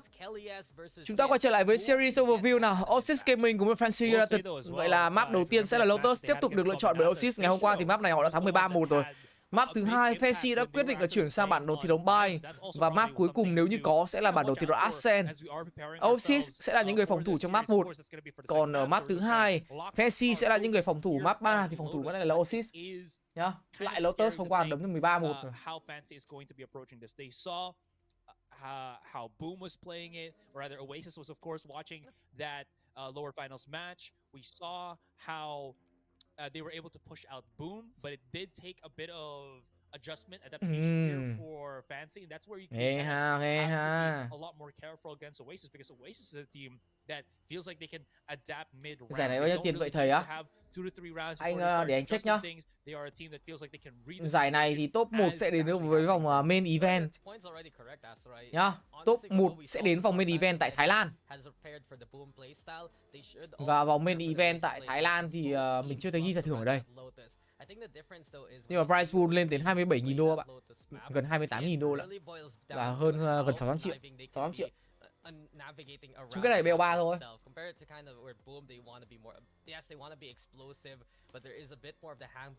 Nay thầy không tham gia giải Horizon á. Anh ở ngoài Hà Nội mà. Anh ở ngoài Hà Nội thì làm sao anh tham gia được? Là một. Thứ hai, chẳng ai đi booking tôi cả. Chả ai booking tôi tham dự các cái sự kiện event cả. Hy vọng là thông qua những cái phiên livestream này thì các nhãn hàng có thể để ý đến em hơn ạ. Khánh cái bạn mình không thấy. Yeah, and that's gonna, I think, just matter the most here in this particular first match, just because of how quickly you see also Fancy encroaching around other positions of flank that could catch out OASIS if they're not prepared. So that's going to be, I think, pretty huge of a thing to actually watch out for, because of just how quick OASIS can pick up a site if they can. That allows them to set themselves up much more efficiently in that post plant. So Fancy United here, it's going to be up to them to figure out where they need to be placed so that they can stop this from happening. Yeah, and just overall, the matchup I really want to focus on, or head-to-head rather, has to be not just. Thầy bình luận game đầu đây á. Đang ngồi nhà, không hét to được là một. Anh có vỗ tay đấy. Herlalian đã rescan 5.000 đồng. Một ca like rồi giveaway y kênh chat mỗi người một bundle mới đi. Chưa bao giờ là tiếc các bạn tiền luôn. Tôi đã nói thẳng là chưa bao giờ tôi tiếc các bạn bất cứ một đồng nào luôn. Sure. Especially, I look at Wild Oreo, somehow he stays alive on sites and he's able to win it out for OASIS Gaming. I remember Haven A, there's some moments here on Lotus as well, and he's just so wily with that Viper when he runs it. Yes, I can. On the other hand, you get the post plant with him still alive, he's always gonna be that threat. Swing off his own utility, set up for the rest of the roster. Damon One là tuyển thủ số 1 thế giới. Critical players paying dividends for. Anh tắt tiếng Anh đi được mà. Nhưng mà anh vẫn phải để tiếng Anh một xíu, bởi vì nó còn tiếng in game các thứ cho mọi người nữa. Main event 50k bạt. Cao nhất, thấp nhất là 50k bạt. Thấp nhất là 50k bạt, cao nhất là 600k bạt. Nếu như mà em biết ông ý bên CSGO thì có thể là ông ý đấy. Bởi vì player bên Valorant thì cũng có một phần lớn các người chơi từ CSGO chuyển sang mà. He plays a more active role, even though he is on that Sentinel, maybe just because of how long he's been playing as duelist and such. So I really like the addition that he brings, or the element that he brings rather, to this OASIS roster. It was very apparent as well when we saw them face against each other on Haven with with Fancy here that we saw yesterday. Lên một Kali Crash round đầu rồi thấy một Kali rồi mà, một Kali nhá. Xin tặng các bạn một round pistol nhá. Không xin được clean feed em ạ. Mà tôi xem này nó vui. Nếu mà xem clean feed thì anh phải cát cơ thì anh mới xin được. Anh không cát anh không xin được. Đây cũng sẽ là ngày cuối cùng mình lên được giải đấu nha các bạn nhá. Sau ngày hôm nay thì mình sẽ quay trở lại với cả lịch livestream bình thường là mình sẽ chơi Valorant, mình sẽ hướng dẫn chơi Valorant và lại quay trở lại với cả những cái tip and trick nhá, và những cái khoảnh khắc siêu highlight của một cựu Radiant. Ngày mai chúng ta sẽ quay trở lại với cả cái series Road Back to Radiant nhá, Come Back to Radiant. Yes sir. Và chúng ta sẽ cùng đến với trận chung kết tổng của Clash of Nations, giải thi đấu tổ chức bởi ESL. Lại là bản đấu thiếu Lotus. OASIS đã gieo sầu cho các thành viên bên phía Fancy tại map thi đấu này ngày hôm qua. Và ngày hôm nay thì Fancy vẫn tiếp tục là muốn chơi ở trên một bản đồ cực kỳ mạnh của OASIS. Và không biết là liệu rằng chúng ta có những sự thay đổi nào về yếu tố chiến thuật hay không. Lúc nãy thì Fancy đã từng thắng Lotus trước các thành viên của Boom Esports rồi. Đó thì pistol đầu tiên sẽ là một full setup để tấn công thẳng vào khu vực A side, vượt qua được bẫy độc của đối phương, dư chấn thêm cả một quả lựu đạn nữa giúp họ clear toàn bộ khu vực A bomb side. Chính xác là side C nhé mọi người nhé. Vậy là OASIS đã chuẩn bị cho mình một tình huống chơi retake. Ngày hôm qua thì họ đã thực hiện một cái Paranon thẳng vào khu vực góc tối, cùng với đó là người ở trong side sẽ bị dính.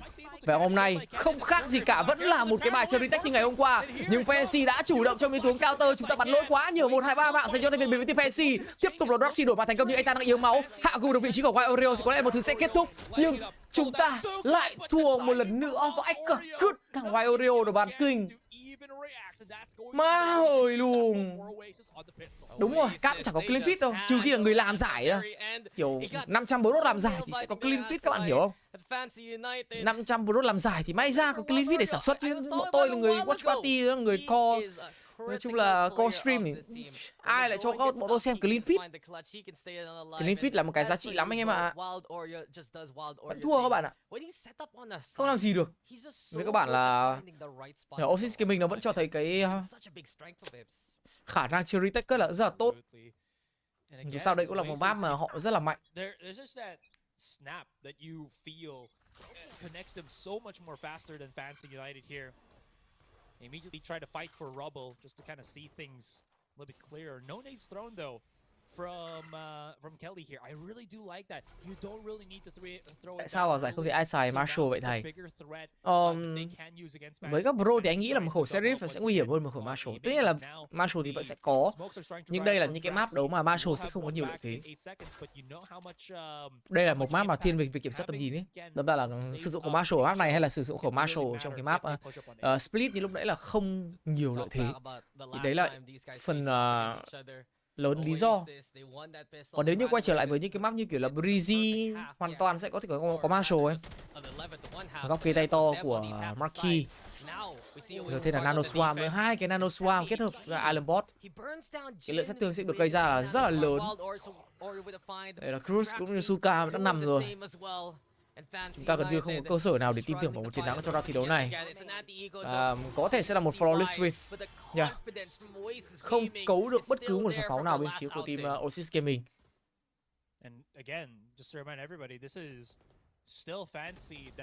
Clean feed. Even more than an hour ago. So feed. This team không phải là feed. The highs and maybe even just the feed mà em. Of that series that they had against Boom Esports, because even though they did win convincingly because of the heroics of their individual players, it ended, what was it, like 13-11 for both of them. Mapri thì rõ ràng là Marshall ngon rồi. Yes sir, chung kết tổng bắn ngay luôn anh em ơi. Dạ thế mà dưng hôm qua là mẹ đọc hết tất cả mọi đường di chuyển của Fancy luôn. Bắn map này như gặp bú luôn. Rồi sát trồ vào thôi, thằng kia chắc chắn là bị dính rồi. Nhưng mà khó, không tiếp cận được với nó các bạn. Nó trả ra một cái snake bite là mình bị chậm lại ngay. Lotus công hay hơn nữa. Gap. Lotus công hay hơn các bạn ạ. Tôi không xấy Fancy. Tôi cổ vũ thôi. to get that impact on his nades. Yeah, Fancy United, they do back off for the time BC being. là 200 FPS mà 165 á. Rơi tầm 20 triệu quay đầu. Nếu như không có màn thì một cái case tầm 15 triệu là đủ rồi. Không tính tiền màn thì một cái case 15 triệu là đủ. Nếu mà tính thêm màn nữa thì có thể là 20. Máy bây giờ cũng rẻ rồi, anh em nó BBC thì nên build bây giờ. Tầm 200 FPS quay đầu thì mọi người cứ build mấy con tầm i5 đời 13 thôi, cặp màn hình cũng chẳng còn mạnh lắm đâu. Anh nghĩ ai có thể win giải không thì Fancy. Thì đấy, chung kết là nó với OASIS đấy. Fancy với OASIS đấy. Bình tĩnh anh em ơi. Hay. Có được mạng Kelly, có được mạng của Draxi, nhưng sau đó thì Fancy lại rotate về bom Sase. Ui, bọn OASIS đọc được rồi. Vậy là chúng ta đánh B hợp lý, đánh B hợp lý. Hay này. Rồi, Cruz bắn tốt. Line không ảnh hưởng. And Wild Oreo comes up for the big swing. No way. Judge, jury, executioner. No way they get away with that. How does that happen to Fancy United? They're all lined up for him. He just lets the judge rip. What am I seeing? What did I just witness? That's right. It's a tactical shooter, but you just run in, you get the judge to go, and you get 8 kills. The Viper spits online. OASIS. They just get magic out of nowhere from it.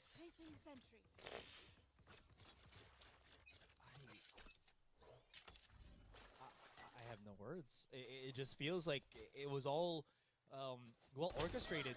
Savvy was just gonna again sacrifice himself to delay just a little bit further. Marquis timed the flash perfectly so that as Wild Oreo jumps out, no one was gonna be looking straight at him. Wild Oreo though is gonna lose his life now as Jin finally gets his revenge. That's the push that they were looking for, as well as a rifle picked up immediately right after. He's had enough. There's no way he's gonna let that happen anymore in Fancy United. At least they get the entry onto the side. Bắt được thằng hay nhất rồi. Them already playing for the safe. They do want to go for the close hold if ever. Savvy 8K though has the angle. Kelly S getting Jin at least to make it 4v4, and OASIS now on the retake.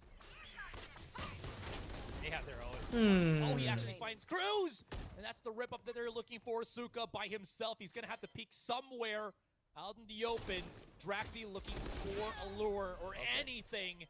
Nice try. Donking the chrome of Savvy. Chung kết tổng rồi nha anh em ơi. Đây là map đầu tiên chung kết tổng. Buổi chiều cũng là Lotus nhưng mà bắn với cả Boom Esports nhá. Còn buổi tối là bây giờ mình đang bắn với cả OASIS Gaming. Anh em nhìn ở trên cái kìa nó ghi là Best of 3 là BO3, Grand Finals là trận chung kết tổng. Map này bên OASIS Gaming chọn nhá. Fancy chọn map buy. Moving forward, Fancy United, they are gonna be going for the rifles. They do love to buy this light armor though, if you notice, Asarai. And players like Savvy 8K and Kelly S are taking advantage of that. Phantoms in hand, OASIS ready to brawl early on. They have so much brawl capability here. OASIS still want to go for the setup. Draxi. Alright, he's still gonna go for that TP. Map này coi như bỏ. Does he know Cruz? Any spot Cruz is the question. Now spotted here. Jin does get maybe to take on to Kelly S, but he still has to deal with so many players. Không muốn thấy Fancy bắn map này với cả bọn OASIS ấy. Sau cái ngày hôm qua chúng nó bắn như thế mà anh em Fancy vẫn muốn lao lại bắn map này. Thực sự là một cái lựa chọn nó hơi có phần tự tin. Hôm qua nó bắn quá hay luôn đó. Mình lại muốn đánh với nó map này thì hơi sai. Nhưng mà các bạn biết vì sao không? Các bạn biết vì sao không? Bởi vì theo thể thức của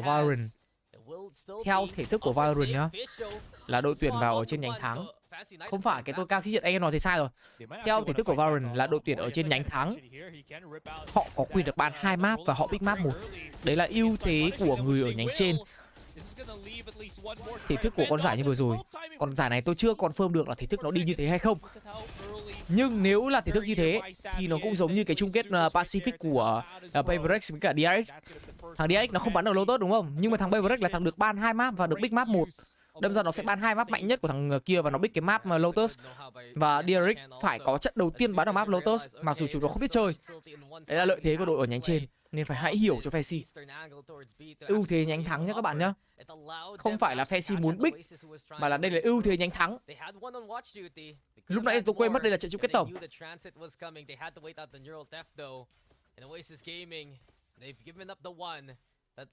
Anh em đừng chửi, anh chửi. Nhánh thua không có quyền lựa chọn các bạn ạ. Mình ở dưới nhánh thua là mình phải gặp bất lợi hơn so với đối phương rồi. Thế thì họ mới cố đẩy về cái map này chứ. Đây không phải là ban bích công bằng, đâm ra là Fancy không có quyền lựa chọn. Chứ tôi nghĩ Fancy mà có quyền lựa chọn là Fancy ban map này ngay. Thế tôi mới bảo là tôi không muốn thấy Fancy bắn với OASIS ở cái map này. Cái map này chúng nó khỏe quá. Cái rủi ro của mình là tương đối cao ấy. Còn giải này được ban, tôi bảo tôi không chưa chắc là giải này có được ban hay không. Bạn Huy ra này cho mình một cái thông tin là Fancy ban map Breeze. Nghĩa là Fancy có 2 Fancy không bắn map Breeze. Tại sao nó không bắn map Breeze nhỉ? Có nghĩa là họ sẽ không tập map Breeze luôn à? Nếu trong trường bị bắt phải bắn Lotus thì có nghĩa là không tập map Breeze à? Sao lại không tập map Breeze ta? Fancy đã từng bắn Breeze chưa nhỉ? Ở trong cái giải vừa rồi, giải Predator League vừa rồi có bắn map Breeze không nhỉ?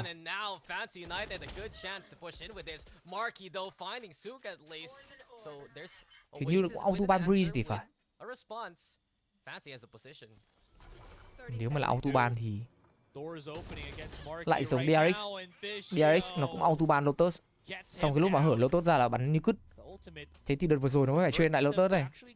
Chúng nó train đến cái mức mà chúng nó lấy Lotus làm map tủ của mình luôn mà. Vậy là con ESL này nó sẽ không đi theo cái thể thức ưu thế nhanh thắng. Mà hai đội tuyển vẫn sẽ phải bắn bích với nhau à? Các bạn là tôi được co stream thôi, thông tin là tôi xem ở trên Valorant GG, tôi không được xem cái rulebook của người ta để tôi biết là nó đi theo cái thể thức như thế nào ấy. Tôi không thể giải thích cho anh em được cụ thể. Nãy thì có thể có lý do là ưu thế nhanh thắng. Nhưng bây giờ nếu như lộ ra Fancy là ban Breeze rồi thì có nghĩa là Fancy auto ban Breeze. Không quan tâm các map khác, auto ban Breeze luôn. Yeah. Thế là không chơi Breeze đúng không? Thì auto ban là đúng rồi. Thế thì không thể ban được Lotus rồi, chỉ có thể ban Breeze thôi. Tách rồi, tách bao rồi các bạn.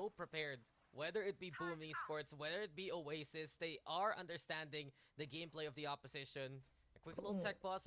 Thà bắn Lotus hay là hơn bắn Breeze. Đúng rồi, bởi vì là Breeze là auto ban mà các bạn. Auto ban thì rõ ràng người ta trả dại người ta rồi, người ta bắn rồi.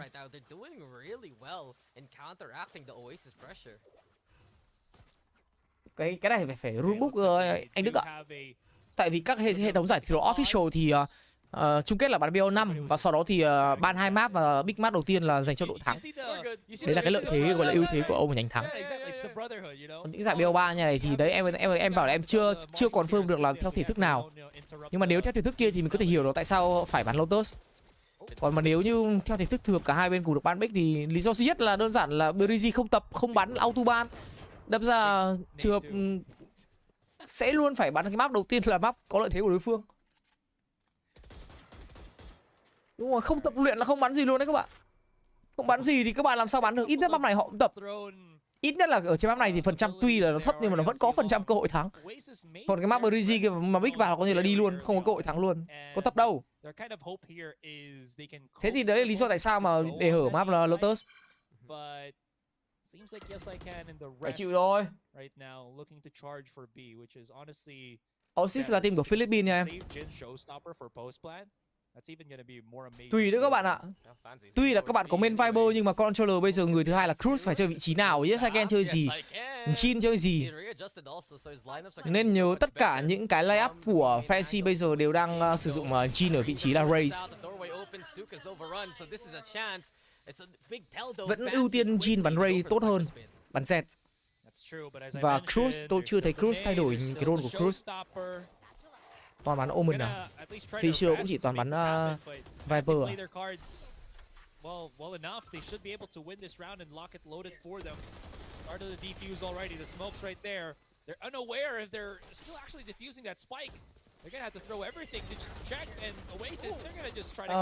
Blitz là bắn Charm mà anh không được bắn franchise em ơi.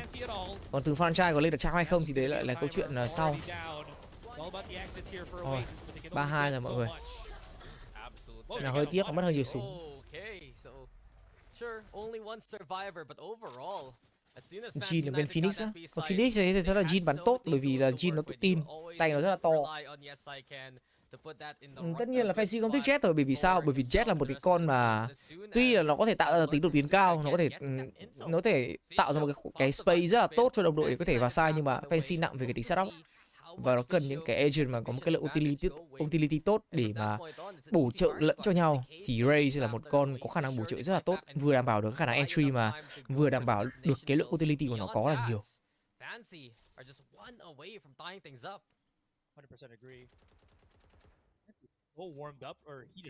Thôi, mất trong phạm vi chấp nhận được, mất thắng chứ đừng như lúc nãy. Lúc nãy cũng bao nhiêu cái. Đấy, tanh sai với cả chiêu cuối của Jin. Lần nào Jin nó sai cũng bị con turret nó bắn cho mẹ nhấc cốp. Rồi, check out clear rồi. Đặt bom thôi.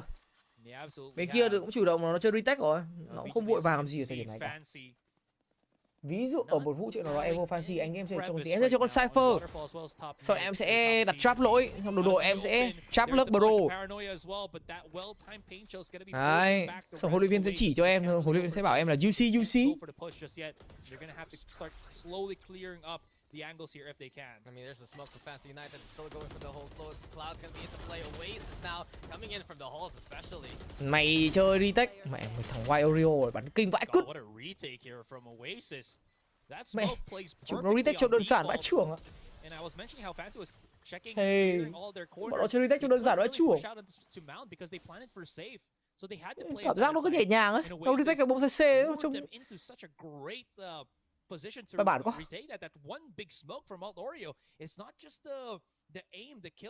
Đấy, UC. Trông người ta retake chùa.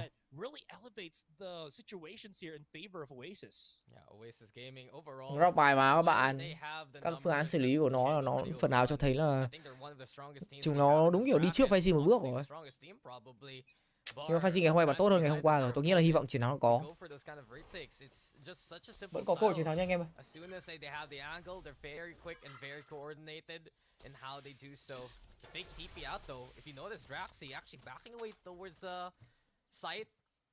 Fancy United taking their time to clear it. They even used the paint shells actually. So a bit of utility burnt by Fancy just by the initial Oasis play. Yeah, they respected the conditioning of Oasis here, who's been playing Rubble for the past like 3-5 rounds now. That smoke might actually be a lot more helpful for Fancy if they want to. Có 12 cái chấm gì bên phải màn hình vậy Lynx. À, cái chấm này là cái chấm của giải đấu các bạn ơi. Nó là yêu cầu của giải đấu nha. Tôi không có quyền lựa chọn. Nó là yêu cầu của giải đấu nha anh em. Nó là chiến thuật ấy, Kira. Đặt ở ngoài để mà spam cũng là một dạng chiến thuật, đặt ở trong bắn cũng là một dạng chiến thuật. Nhá. Ui, nó molly xong rồi nó spam, may thế, Jin vẫn sống. Nhưng mà phải làm được một chứ không mà chết thì cũng thế à. Tại sao lại đổi cam cái lúc này nhở? Hay Crude ơi. Thế là Jin chết rồi. Ui, Suka vừa bị hở kìa.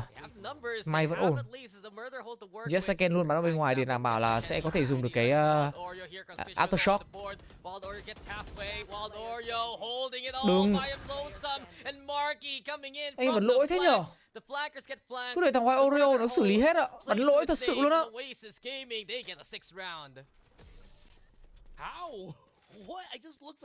Mày bắn roll nào á? Anh không biết nữa. Anh nghĩ là em nên tập bắn flex. Nếu nó sinh ra ở một vũ trụ khác thì em hy vọng mình là một thằng bắn flex thôi. Các team bây giờ cũng ưu tiên những người có khả năng flex tốt để xử lý nhiều đội hình. Đấy thì bắn flex tiếp đi. Bắn lỗi nhiều quá anh em ạ. Cái gì bắn xử lý skill cá nhân bị lỗi nhiều quá. Round đấy đáng lẽ là mình phải chắt chiêu chứ. Round đấy mình phải thắng.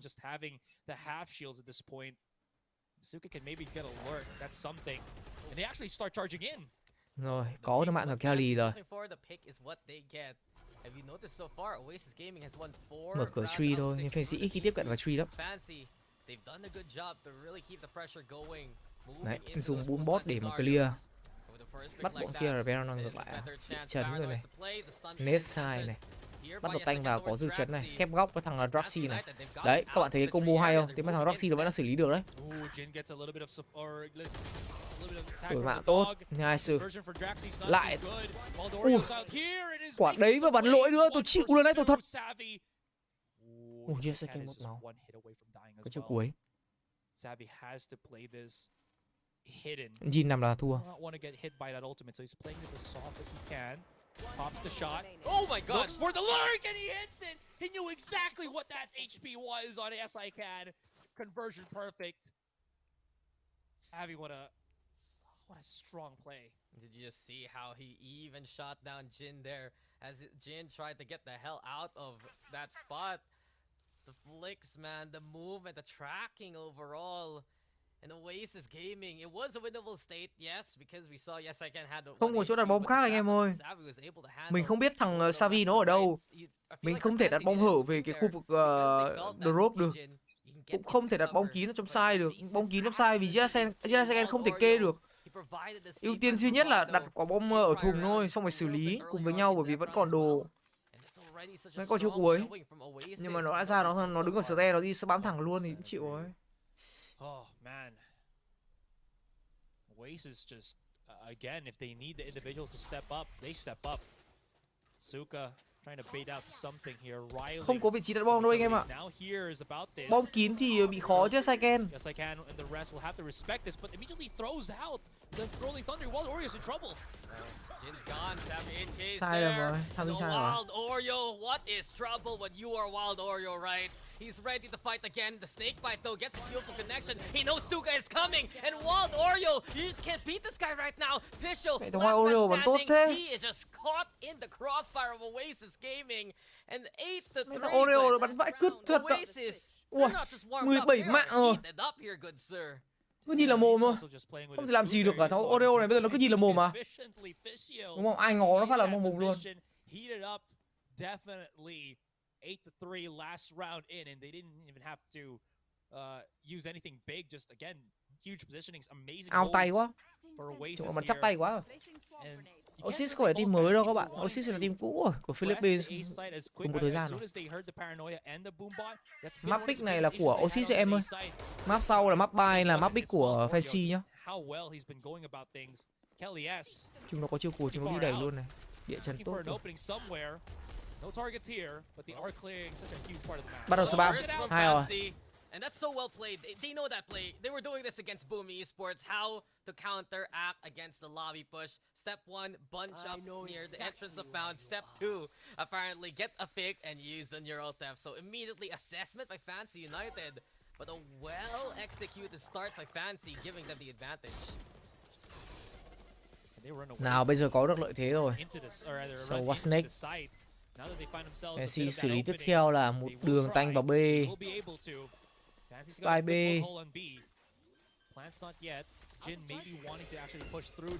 Hay. Dùng cả chiêu cuối luôn. An toàn đấy Jin ơi. Rao cuối rồi, an toàn đấy. Nice.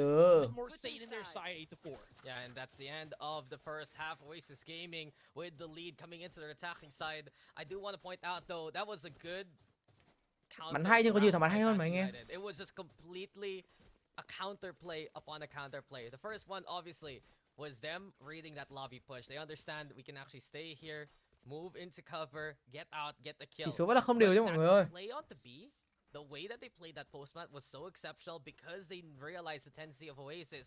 When the marquee flash is going, that's when the rest of OASIS will follow suit. And there were certain members there of Fancy United that were able to hold close but not get blinded.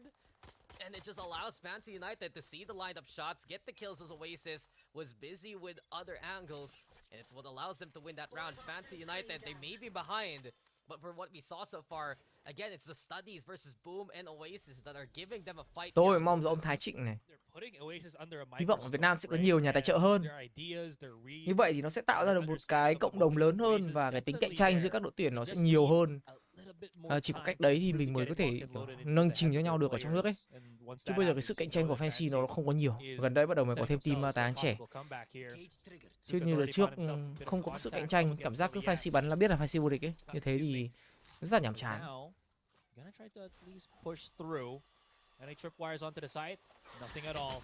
There's the dog, and that is just gonna spot out Suka. He really couldn't do anything else. Lại thằng Oreo. Maybe do the heroics and get a clean shot. Fishshell's already getting tagged. If he pushes through this, he's done. Because of that snake bite, that's going to be the plan for Oasis, and you know how strong they can play dispose. No, the thing is, this is their strong side. Effectively, attack, play on 2C, put that spike down towards Mount, reposition, and force Fancy United to come at them. Their positions already are so strong. Got Marky, Draxi ready for the covering fire. Savvy, same thing. The fault line's the answer. Sure, Paranoid is the play. And Fancy United looking to go for the first two for them. Don't make it 3v3. Yes, I can on defuse duty. So the studies of Fancy United doesn't pay off. Seems like, though, the answer is no. Savvy 8K at the last moment, slaying Yes I Can where he stands. And apparently, Yes I Can, my mistake there. The fuse is done. And Fancy United get away with it. The meter disappeared, and Fancy get the round. I did not expect that. I honestly thought that they could have, but Fancy bought enough time to ruin Oasis's plan. But the thing is, Oasis, they know that they ripped through Fancy right now. If they go for the force buy here, they got a shot. But Fancy, of course, being the safe, or actually not safe, but very well knowledgeable and good rating team. Khó đấy, bọn nó có chiến thuật là spy mà chúng nó bắn bên ngoài, kiểu nó buy time với kiểu nó xử lý những utility rất là hợp lý. Gỡ luôn là hay rồi. Yeah, it's a big props to the sacrifices Fancy United there. They push with 2, they leave Yes I Can. Phải liều các bạn ạ. Win mà. Nhưng mà liều á, phải liều ăn nhiều á. Tôi đang nói tôi đang tính cái đường dài cơ. Chỉ một round thì đâu để làm gì đâu anh em. Mình đang thua tận 4 round lận mà. Bây giờ là 3. Liều á. Fancy United, they're gonna back away, make this a 5v5 retake. We still have the heal for Draxi. They're actually planted down on safe. There's the nade thrown. Mình có đồ stun không bị đẩy vào. Thắng rồi, do này thắng rồi. Savvy can get back into the corner. Yes, he can. Even finds Bruce. No, he gets a second one. Savvy popping off. Yes, I can. Chasing. Savvy has like 3 bullets to his name, and Yes, I Can peppers him with the shots. That spike ticking. Vãi luôn, nó bắn cho con Jessica có đúng 2 máu.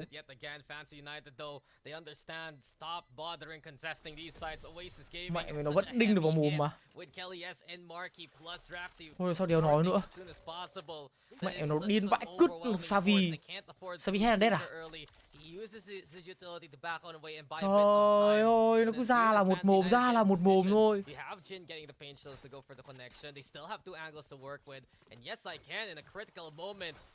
It looked to be for Oasis's favor with Savvy AK dipping in and out so well. But Fancy had a bit more nó cầm Serif, kể cả full buy nhưng kể cả quả này nó cầm Serif mà anh em. Nó đâu được cầm súng lớn đâu. Aura cái gì trời ơi. Aura của tôi đến giờ vẫn còn. Ui, phối hợp trường rồi. Nhưng mà quả nét vẫn đẹp.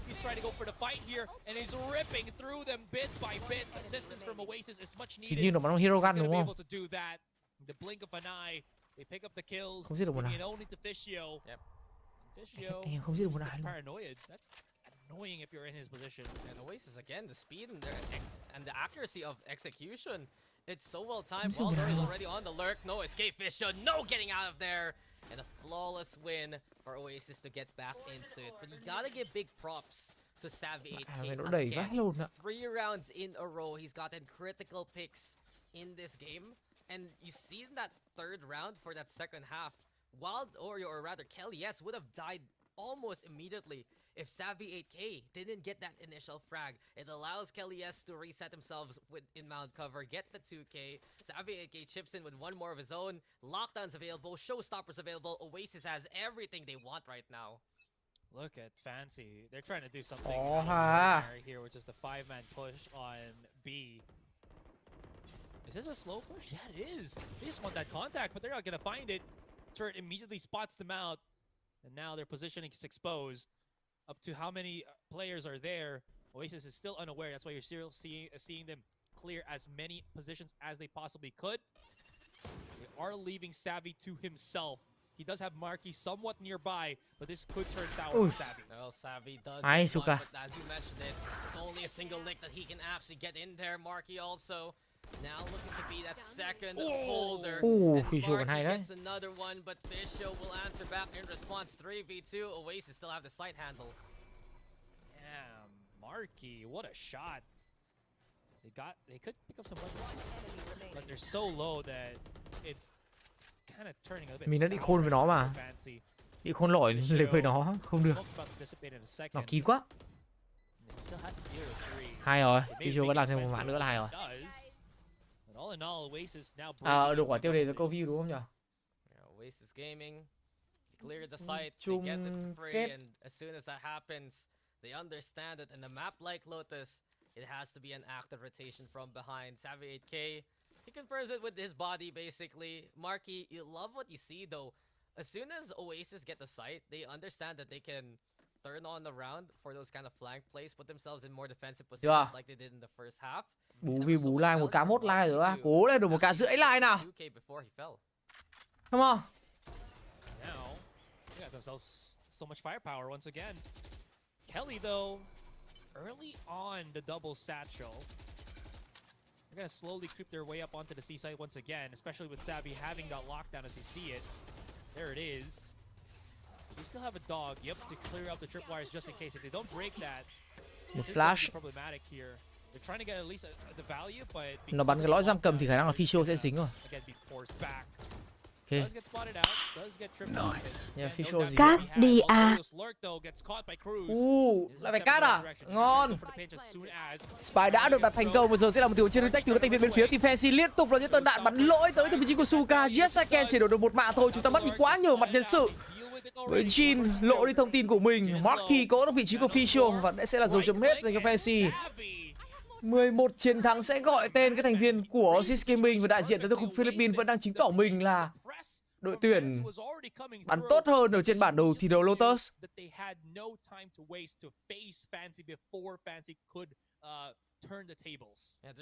22 xác dành cho Savi rồi. Nếu mà chúng ta nói rằng là White Oreo đang là người bắn rất vào tay bên phía của OASIS thì đừng quên Savi thậm chí còn nhỉnh hơn về những cái điểm kill. They're trying their hardest right now, but OASIS, look at the stats. Chuyên nghiệp không các bạn? Chỉ cần có tiền, chỉ cần có lương này, lương cơ bản là lương OT các bạn trả hay mà. Round thi đấu thứ 18 rồi. Khoảng cách có số 5 bắt đầu được thiết lập và được tái gọi là kéo giãn ra. Sẽ chỉ còn 2 cơ hội nữa để cho các thành viên bên phía của OASIS Gaming có thể kết thúc được cặp thi đấu này ở map đầu tiên. Còn với Fancy thì điều kiện chiến thắng của họ bây giờ là thắng tất cả các round còn lại ở trên map Lotus. Vẫn như mọi khi, Suka sẽ là người phòng thủ tại khu vực bonsai C.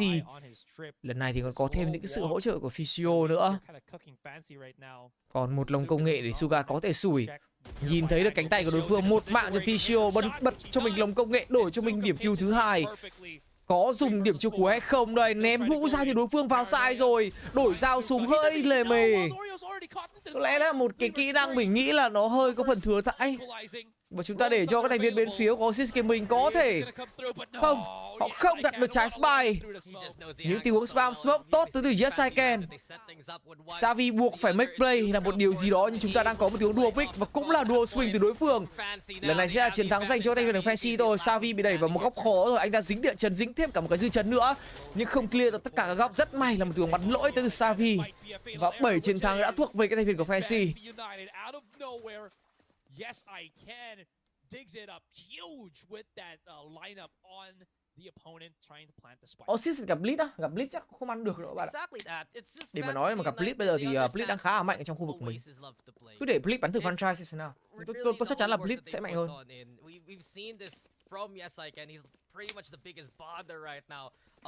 Còn tắt điện hay không tắt điện tôi không nói. Tôi chỉ có thắng thua thôi, tôi không dám nói là một chiều hay gì. Không có đội Valorant thì nó không có cái tính một chiều nhiều lắm đâu các bạn ạ, tôi nói thật.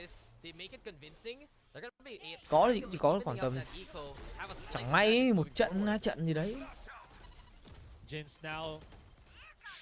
Một bài đẩy từ các thành viên bên phía của team Fancy. Cả Paranoid cũng đã được sử dụng rồi, nhưng đi bộ bắn may quá là Oreo, anh ta bắn chửa trong pha vừa rồi. Một player đang bắn cực kỳ vào tay nhưng bằng một cái động thái nào đó thì lại bắn trượt toàn bộ những cái tên đạn của mình. Và một lần rotate về bóng sai B. Yes, I can mình Jin, họ làm cái quái gì vậy? Cruz chỉ có thể làm được một thôi. Suka bắn tốt. 1 vs 2, hạ cái tôi xuống. Thời điểm hiện tại thì Fancy buộc phải thắng. Vậy là Suka đã làm tốt phần việc của mình rồi. Mặc dù cũng là một tình huống try pick 8-11 cho Fancy. Và qua đó thì rút ngắn khoảng cách giữa hai đội tuyển xuống chỉ còn con số 3.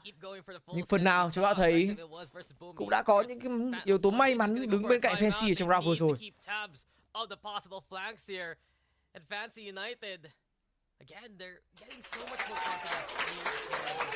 Giấu tên đã uy scan 10.000 giấu tên nha. Livestream vui vẻ.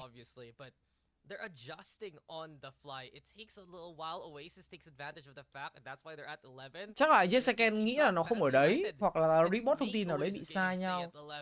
Start to have their own rally since they still have that rolling thunder and that Viper spit to utilize.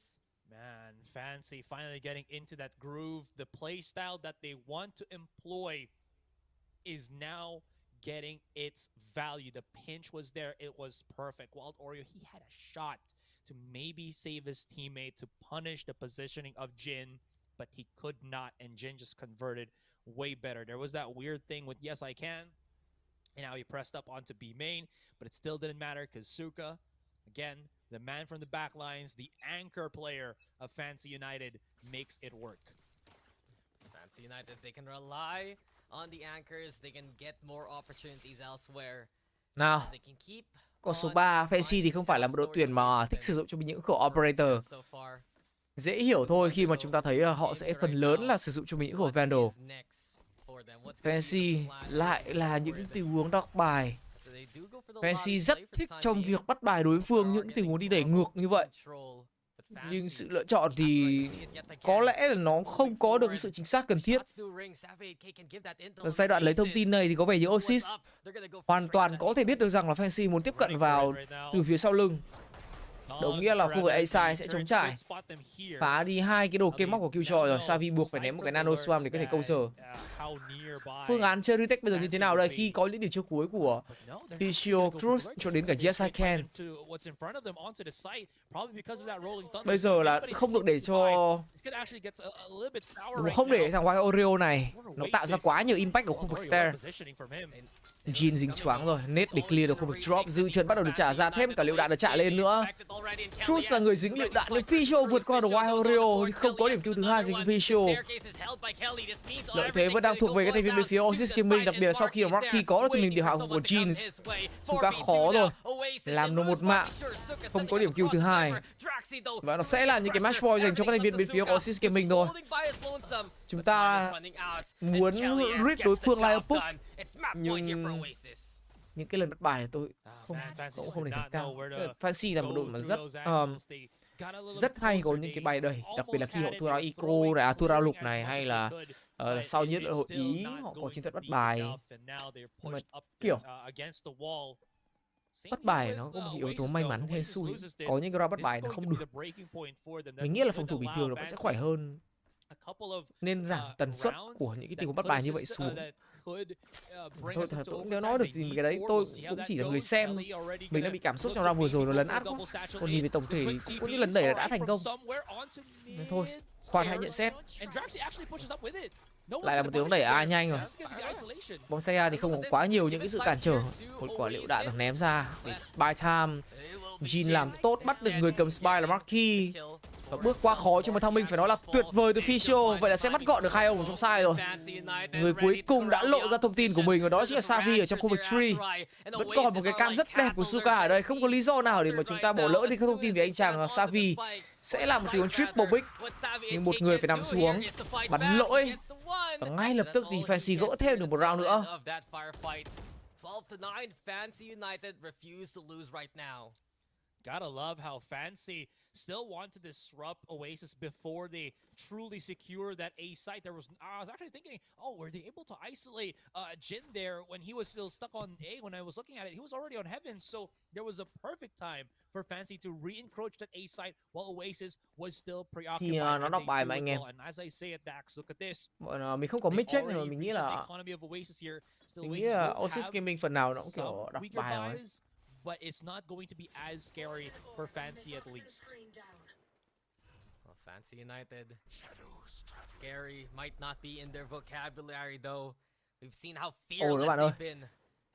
Nếu mình chắc chill round này thì hoàn toàn có cơ sở để mà mình lên đến con số 10. OASIS Gaming, they know they're under pressure. They need to stem the bleeding as soon as possible and finish the job off, or else Fancy United, they're going to be even stronger moving forward. Paranoia though is the play. Kelly S finding Fisho. Oh no. So OASIS, they now have the showstopper. Kelly S with the clear, and Seaside is right for the taking. The Viper spit, setting up the OASIS arena. They dare you to come into this. No, Draxi actually places himself a little bit to the left, so just in case Yes I Can has a lineup once again, he's not gonna get shot through the smoke anymore. But enough. Oh No! Never mind. It's never enough, because Yes I Can, yes he will. Just keeping the strength of Fancy United facing forward. Waldorio onto the side here, trying to hug the bend, dips on in, Cruz finds Savvy, everything is left to Wild Oreo, but here he comes and here he falls. Yes I Can, he just knows exactly his opponent. It is crazy to think how Fancy United Đừng có GG vội. take work. Đừng có GG vội, vẫn còn nguyên. Hay em làm 3 của đấy hay quá. That was the weaker buy of OASIS right there. They were able to isolate the fight so well. Draxi, knowing that Suko loves to play that bend angle, especially with his tripwire, immediately throws it, blinds him, and they were able to isolate a fight. Of course, Kelias just follows up with a perfectly timed showstopper, but you're absolutely right. Yes I Can. He doesn't need to see opponents to get opponents. He just has that sick instinct, you know? He just that knows. Sixth sense. This is a nice spot. It's a name, okay? The name gives you the willpower to do what these yeah. can. If I could Gắng name nốt myself nào. an inspirational quote, I probably would, but... Giấu tên đã rescan 100.000 đồng. Gửi lương cho Em sau. gửi lương anh Thank trận you sau giấu tên nhé. nha em. Anh làm nốt trận này cho anh em luôn này. Suka cần phải chắc tay súng như sao vì lại spam khói bắt được Suka rồi, đồng nghĩa rằng Fisho sẽ phải làm việc thay cho người anh của mình. Một mạng cho Fisho, lại là một hướng đổi dao súng hơi sai lầm từ các thành viên của Fancy. Những động tác có phần là hơi thừa thãi từ họ. Nếu như mà chắc súng rồi, đồng nghĩa là Fisho vẫn có thể trả đam sớm hơn được khoảng tầm 1 đến 2 viên. Lúc đó mọi thứ sẽ khác. Điều thần kỳ đã đến trong round thi đấu trước. Còn trong round thi đấu này, chúng ta không thể vượt qua được Kelly. Cruz chỉ có thể làm được một mạng thôi, và mọi thứ sẽ là dấu chấm hết dành cho các thành viên của Fancy. Tỷ số cuối cùng của chúng ta trong cặp trận thi đấu này sẽ là 13-10. Vậy là OASIS Gaming đại diện tới từ khu vực Philippines. Họ sẽ dẫn trước 1-0 trong cặp trận thi đấu BO3 Grand Final, lượt chung kết tổng. Sau những cái sai lầm tới từ Fancy. Và đặc biệt là khu vực bóng xoay C vẫn là một vị trí mà mình cảm giác họ đang triển khai đội hình rất là tốt. Cá nhân tôi nghĩ đấy là một cái yếu điểm của con Cypher. Nếu như mà là một con Killjoy thì nó sẽ có những cái impact khác. Nhưng Fancy thì lại không phải là một team thích ở Killjoy. Thank you Hoàng Tút nha. Fancy thì lại là một team mà không vận hành xoay quanh con Killjoy mà lại sử dụng chủ yếu là con Cypher map Lotus. Và tôi thấy con Cypher này tôi đang nó có chất tướng nhá, chất agent nhá, nó không hiệu quả bằng con Killjoy. Đúng rồi, nó có thể nó lao vào. Đôi bạn cùng tiền episode 7 trời sinh một cặp.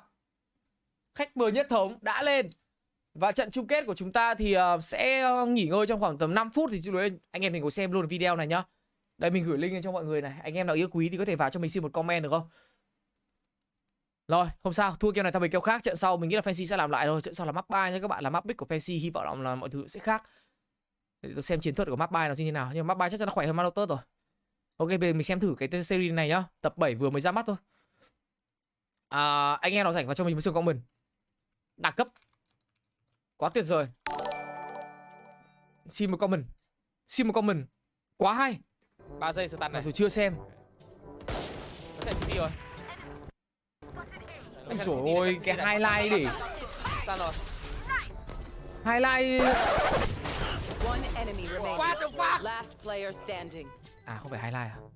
Chào mừng tất cả các bạn khán giả đã cùng quay trở lại với đôi bạn cùng tiến, và đây là series mà Lynx làm host sẽ lên sóng. Các bạn vào comment cho mình một câu là quá hay được không? Thank you Lâm Phan nha, này muốn chia sẻ thank you Lâm Phan nha. Mình giới thiệu cho các bạn rất là các bạn ơi, tập này mới lên thôi, anh em có thể vào cho mình xin comment là quá hay được không? Một combo như các bạn đã thấy. Mẹ tôi tưởng highlight ạ.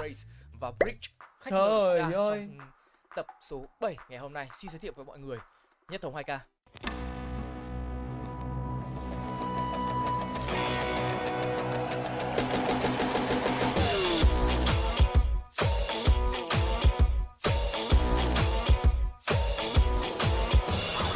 Yes sir. Nhất thống 2K cũng là một trong những kiện tướng thể thao điện tử Việt Nam, được chưa các bạn? Xin chào mọi người. Chào đâu? Mình là Nhất thống 2K. Mình hiện tại vẫn đang đẹp trai ấy. Trước đây mình team Vietcombank là một team cũng kiểu là Big Bam anh em ạ. Mấy anh em bạn bè của Big Bam. Big Bam và cả đội tuyển Việt Nam nữa đúng không Thông? Đúng rồi. Đối với Ray và Bridge thì đó là hai con tướng sinh ra để dành cho nhau. Wow, sinh ra để dành cho nhau. Nhiều combo. Combo này khỏe lắm các bạn ạ. Kết hợp cùng với nhau. Em có thể kể ra một vài combo. Anh em nào rảnh tay vào cho mình xin một comment trong cái series này nhá. Quá hay, 13 comment, cảm ơn mọi người rất nhiều. Cái combo này sử dụng để làm gì? Quá hay, mặc dù chưa xem ạ. Cứ ông này lại còn thực tế thế. Các bạn có thể cho mình mấy cái comment kiểu công nghiệp vào. Hay quá anh ơi. Mình sẽ sử dụng ở khu vực bao giờ ra tập tiếp theo này. Hay kiểu khách mời tập sau là ai vậy? Hay là các bạn câu hỏi là anh ơi combo agent này dùng như thế nào? Các bạn có thể đặt câu hỏi, mình có thể giải đáp ở các tập sau được mà. Đúng không? Vị trí rất là quan trọng. Phải comment những cái câu mà nó có tính tương tác. Combo nào khác không? Cái combo này anh nghĩ là nó rất là cơ bản rồi đấy. Có một combo nữa, đó chính là combo địa trần. Địa trần cộng với net. Địa trần với net. Để chỉnh cam các bạn nhá, tôi chỉnh cam luôn nhá. Cái trước. Tôi chỉnh cam nhá. Địa trần với net thì để check góc. Check góc khi mà bắt bài được đối phương, khi mà đối phương ở cái vị trí đấy sau một số round. Nghĩa là khi mà em biết là người ta đứng ở những vị trí mà người ta không chạy được thì thay vì bắn nhau chúng ta sẽ stun. Xin đình chứ, giải xin đình. Ui. Đấy là cái gây. Kiểu một khi mà các bạn đã dính stun của Brick, mấy cái stun Brick này khỏe lắm các bạn ạ. Nào ngoài cái việc mà đứng đấy mà chịu đòn thôi ấy. Và đấy là hai cái combo liên quan đến quả net rất là mạnh của Ray. Vậy thì anh không muốn sử dụng net của Ray, anh muốn dùng những cái vũ khí khác, những cái đồ khác thì còn combo nào không? Còn có một combo nữa, đó chính là combo flash của Bridge kết hợp với satchel của Raze. Flash satchel. Thế là bình thường thì ngày xưa anh từng giới thiệu một combo là dẹt của Bridge là flash sau đó dẹt đát lên. Thì con này cái này cũng tương tự đúng không? Kiểu flash lên xong rồi em satchel lên để em tiếp cận gần lại mục tiêu ấy. Ui, cái này thì con Raze nó làm kiểu nó tuyệt đối hơn con Jet, bởi vì Jet nó bị delay sau cái đát của nó. Cả hai anh còn đẹp trai. Nghĩa là cái mình cầm súng phát là cái timing delay của mình nó ít hơn đúng không? Đúng, nó thấp hơn con trẻ. Đúng rồi, vì Jet. Anh ơi khi nào ra series mới á? Series này em ơi. Cầm súng lên sẽ mất khá là nhiều thời gian. Không các bạn comment from Lynx Vlog cũng được các bạn ạ. Cũng giống như Jet. Anh nghĩ là một bộ đâu, hai bộ mà. Đôi khi là chúng ta không cần dùng satchel. Bởi vì Brick sẽ là mạnh kiểu flash chạy ra bắn. Mình chỉ cần flash, mình giặt chay ra mình bắn cũng được. Ok. Thế thì hai cái điểm chiêu cuối sao? Bởi vì anh có thật đây là hai trong số những đặc vụ anh thấy chiêu cuối mạnh nhất trong Valorant bây giờ. Cái bộ này có con thỏ mà. Rất là nhiều cái impact ấy, bọn em dùng nó như thế nào, dùng những cái chiêu cuối này như thế nào kết hợp với nhau. Trời ơi, bộ này có con thỏ mà. Ulti của Bridge trước. Bộ kia làm gì cố? Của Raze để bay vào side. Bởi vì khi mà rớt rất linh tinh. Xảy ra cái hai cái ulti này rất là mạnh. Cái phạm vi hoạt động của nó thực sự rất là rộng ấy. Lộ trong ra ngoài đâu, người ta cởi ra mà mình rush sai hoặc là những cái round mà mình kiểu muốn chiếm kia là của Hades, áo này là của Pet Rapid rất là cao ấy. Đúng, hầu như là sẽ 100% clear được sai. Vậy là đây là 4 combo mà bọn em thường dùng. Thực hư nó hiệu quả như thế nào và tại sao mà các pro player họ lại cái gì mà tắt văn này? Và tại sao nhất thống lại nói là nó sinh ra với nhau thì chắc là bây giờ anh với cả thống vào một trận bắn rank đi. Anh em mình phải va vấp thử với các bạn ở trên luôn áo, bởi vì nghèo đấy các bạn, nghèo đấy các bạn phải donate thì tôi mới có thể mua áo chứ. Thế nào? Ok. Rồi, tôi và thống vào thử luôn. Nào, go. Nãy là 13 comment rồi. F5 lại phát có lên 20 comment đâu. 22 comment luôn. Được ngay luôn này. Ui, anh em cho xin comment nữa là một tầm mẹ 30 comment đi cho đặt gấp luôn này. Để xem con nào biết không. Các bạn có thể comment. Ôi giời ơi. Wow, tiền thủ hóa ra là ông Satchel đập đầu vào tường các bạn ạ. Rồi. Mày cột phát anh stun luôn. Đây là combo stun và Satchel cho các anh em á. Sổi ôi, nó khỏe luôn. Đi em từ từ anh quả chơi tí. Còn nét không? Có em biết rồi. Còn nét rồi đúng không? Mày chờ đúng không? Tiếp tục anh C cái city này, anh em chìm xong thì nét bên trái. Đấy thì mình chìm hết luôn. Đi stun này. Cái combo brick với cả Ray này khỏe lắm các bạn ạ. Đấy, kế hoạch là như thế. Khỏe cực kỳ luôn. Chưa thấy tôi tắm lên thấy tôi bật. Mai á, lại team tắm. Thấy chưa? Lại là cái bài stun khỏe không các bạn? 3 giây stun này. Đã thấy mai tôi stream đi tắm cho các bạn xem. Chạy City rồi. Anh xem City này. Stun rồi. Mẹ, quả này lên highlight đúng không? Vãi cút vừa nhảy xuống. Em thống bắn mẹ luôn cả mình ạ. Anh đi rồi, 70. Anh bảo bây giờ nhá, em anh định bảo rớt A. Anh stun sai này. Em hết cái CD đi, anh sẽ C cái elbow là được. Rồi, stun sai được. Stun sai này. Rồi, flash sai này. C này. C elbow này. Rồi, hết rồi. Đấy, các bạn thấy combo chưa? Sai là được. Lại là bài stun để vào sai tiếp này. Flash thì đi tanh chiếm B main em xét choáng nữa. Đây, C này. C với cả net này, ông nào ở backside có thể chết luôn đấy. Stun heaven này. Đấy, thấy hay không? Sai trốn của chúng tôi. Cái combo này á hơi bị hay luôn anh em ạ. Diễn viên đâu mà diễn viên? Thế thì nhá. Em kia cứ tầm cái gì người ta bắn rank mà. Anh sẽ flash một quả ở ram trước. Để chúng nó không đi pick. Người ta bắn rank mà. Sai luôn. Ai lại chơi diễn viên thì nó không giạt ra là được đúng không? Kiếm làm sao được 10 diễn viên hả các bạn? Tính rồi. Sai này. Nhìn đây này. Elbow C elbow này. Ôi gần rất gần.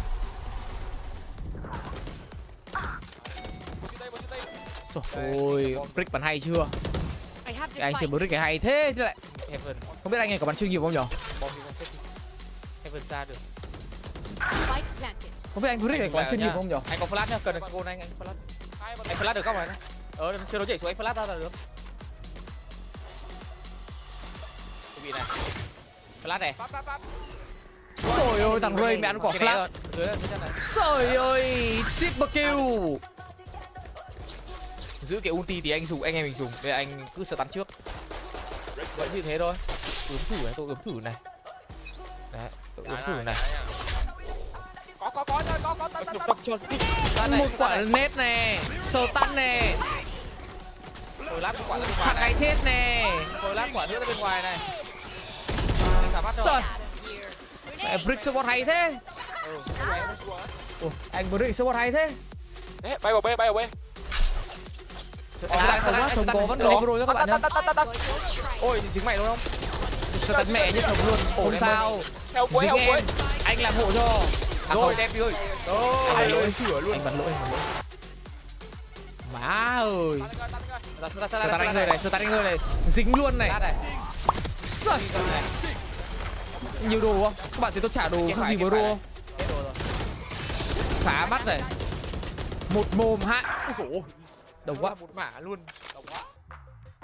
Như các bạn vừa theo dõi thì tôi và Thống vừa trải qua một trận đấu phải nói là có phần là hơi dễ. Đối của bọn tôi ngày hôm nay thực chất cũng chỉ ở mức rank ngõ dưới là nó không phải là rank kiểu quá kinh khủng để khiến bọn tôi gặp khó khăn, hoặc là thực sự cái bộ đôi này nó rất khỏe khi đi cùng với nhau. Các bạn có thể thấy cái đấu thì bên kia ấy phải chat tổng để nói là thán phục với khả năng kết hợp của đấy. Mình không chơi được là map Breezy đúng không? Cái combo này map Breezy không chơi được. Chả Icer và con Raze cả. Đấy, rất là nhiều hệ thống rồi sẽ cho một cái giá trị hiệu quả cao hơn. Còn ngoài map Breezy ra thì thật ra map nào cũng dùng được. Mình đếm được map nào cũng dùng được. Haven vẫn dùng được này, Ascent các bạn cũng có thể dùng được này. Mà Lotus ở cho đến cả Sunset thì cũng đều có thể dùng được. Có nghĩa là cái khả năng sử dụng của bộ đôi này nó rất là rộng rãi và phổ biến đi, và thực chất với một người chơi mà trình độ không quá cao như mình thấy diễn viên đâu mà diễn viên. Combo này cực kỳ là dễ dùng. Rank đồng đâu mà rank đồng. Chuyên nghiệp thì bọn em có thường xuyên sử dụng Ascendant là thôi. Chẳng qua reset rank. Bên Ray thì hầu như là map nào mà sử dụng được Ray là em đều sẽ sử dụng được hết. Ok, vậy thì trên thang điểm 10. Trên thang điểm 10 em đánh giá sao về cái bộ đôi agent này? Thang điểm 10 thì em nghĩ là không có con nào có thể kết hợp Ray đẹp hơn. Rất là cảm ơn Thống vì đã tham dự vào trong cái tập 7 của anh trong series hữu ích không? Cùng Tiến và các bạn khán giả thân mến, chúng ta đừng quên rằng là mỗi tối chủ nhật hàng tuần vào khung giờ là không, cái này để tôi nhắc thôi. Các bạn khán giả thân mến, đừng quên rằng là chương trình Đôi Bạn Cùng Tiến của chúng ta sẽ quay trở lại vào mỗi tối chủ nhật hàng tuần vào lúc 20 giờ sẽ ra một tập mới. Và tuần này là tập 7 rồi. Đồng nghĩa việc tuần sau đến tập 8, vậy thì các thử đoán xem ai sẽ là khách mời trên tập 8 của chúng ta. Còn bây giờ thì xin chào và hẹn gặp lại. Bye bye.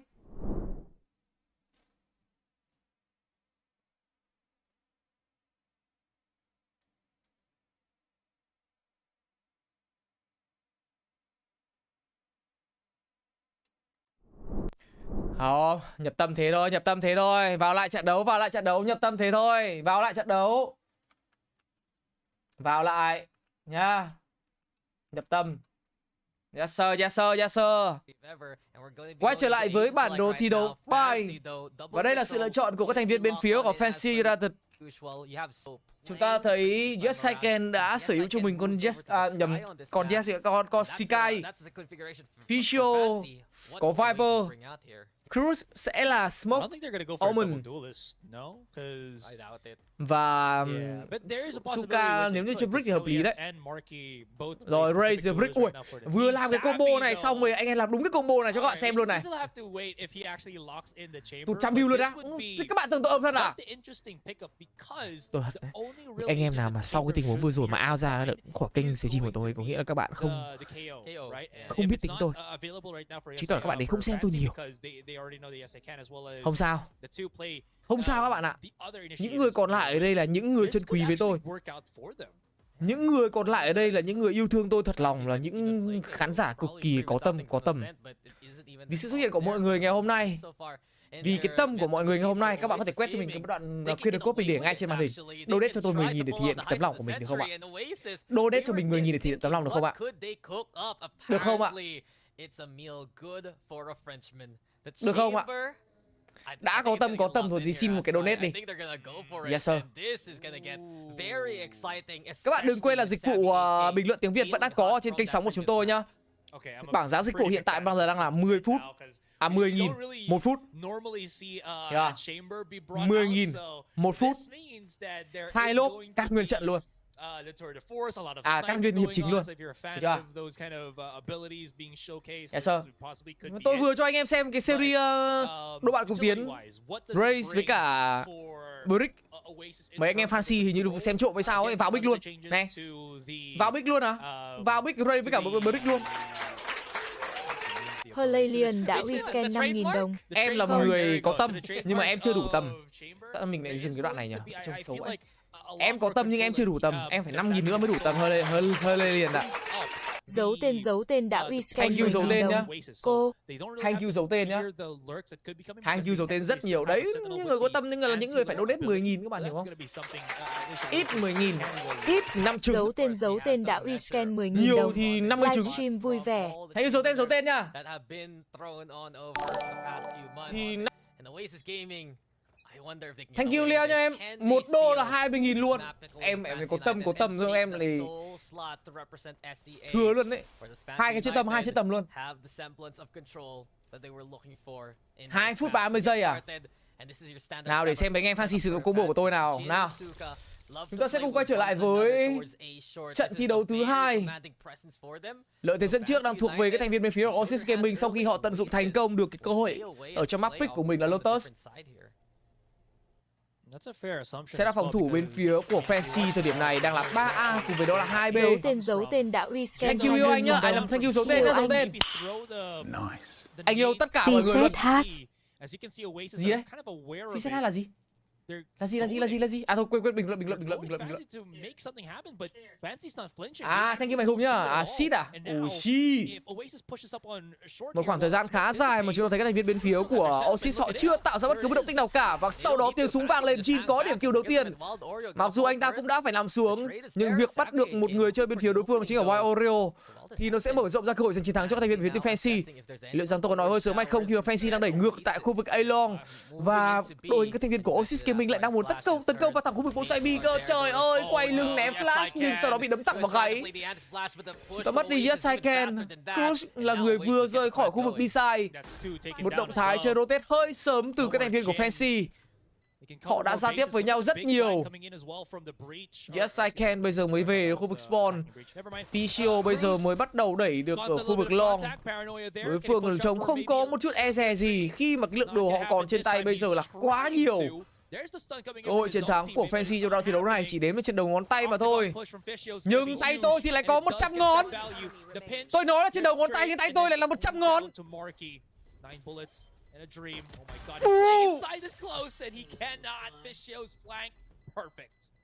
Được chưa?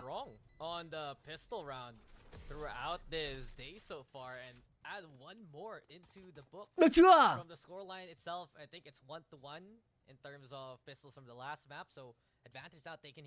Hay không? Hay không? Hay không?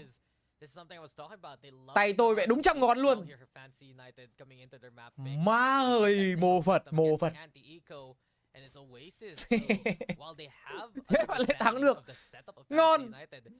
Chúng ta đã thấy được sự hiệu quả của Bridge. Mà nếu như các bạn là kết hợp với cả thêm Ray thì sẽ tạo thành một cái combo phải nói là trời sinh một cặp. Các bạn nào mà chưa biết sử dụng cặp đôi Bridge cũng như là Ray thì các bạn có thể lên ngay cho mình là kênh Valorant Việt Nam để tham dự vào cái series mới của Lynx cùng với khách mời là nhất thống là đôi bạc cùng tiến nhất phát sóng vào 20 giờ tối chủ nhật hàng tuần. Yes sir. Giờ thì chúng ta sẽ quay trở lại với trận thi đấu này. Những setup rất cơ bản với một trái smoke che khu vực UO, thêm một lớp tường cắt thẳng với khu vực spawn để giúp cho những người chơi Viper có thể tiếp cận được vào UO một cách an toàn. Đây là một trong những cái setup mà bên phía tấn công những người chơi Viper thường sẽ sử dụng rồi. Mục tiêu là để distract đối phương, làm phân tán tư tưởng, đồng thời là khiến cho đối các thành viên bên phía phòng thủ sẽ phải cắt thêm một người nữa để có thể kê lại những tình huống di chuyển móc máy. Đôi khi họ không đi móc đâu, nhưng việc đặt một cái đấy thì có thể làm cho đối phương phải nghĩ nhiều hơn. Đã có rất nhiều round thi đấu để thua Eco và hy vọng lần này thì nó sẽ không xuất hiện ở trong map thi đấu thứ hai. Yeah. Công nghiệp đâu mà công nghiệp. Rõ ràng từ bản sẽ là tấn công với 4 người ở khu vực long. Molly chính xác tới từ Fisio, hốt xác rồi nhưng lại là đổi dao. Tôi không hiểu là cái con dao nó có cái gì thú vị. Fisio đổi rất nhiều trong game thi đấu này cũng như là game thi đấu trước. Trông thì có vẻ như là ngầu, nhưng thực chất nếu như mà Fisio giữ khẩu súng trên tay của mình hoặc là đổi sang khẩu classic thì có thể anh ta sẽ có điểm kill thứ tư. Hay thì vẫn hay, nhưng mà tại sao lại phải rút dao ra? Không hiểu được. Trận trước cũng thế. Kể cả hết đạn thì rút lục ra cũng được. Tại sao anh em hết đạn anh em lại rút dao ra?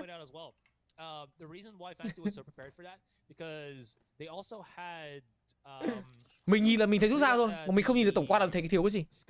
Tầm nhìn của mình lúc đấy là chỉ thấy đang rút dao ra thôi. 2-0. Một khởi đầu cũng tương đối thuận lợi dành cho các thành viên của Fancy. Và đây là một cái combo stun và có những góc bắn rất đẹp. Đây là một combo hay này. Tôi và Nhất Thống chưa dạy combo này. Stun nào. Một stun. Điểm kill thứ hai của Jin. Sức mạnh. Sức mạnh cũng bình thường thôi. Có lẽ là họ thiếu những tình huống nết, bởi vì tôi hướng dẫn là có cả nết nữa. Bắt được người ở long hay không đây? Trao đổi chiêu thức tốt tới từ vị trí của Official. Và điều đó đem về lợi thế hơn người. Cruz đấm sau gáy của White Oreo đưa về là 3 vs 1. Quá nhiều lợi thế dành cho các thành viên Fancy ở thời điểm hiện tại. Và Marky anh ta cần phải làm rất nhiều. Cruz sai lầm trong những tình huống Jico lấy thông tin của mình. Không sao. Vẫn còn Fisio và chúng ta vẫn còn đó cả Yes I Can nữa. Đó là Fancy United. 3-0 dành cho Fancy ở trong bản đồ thi đấu bay.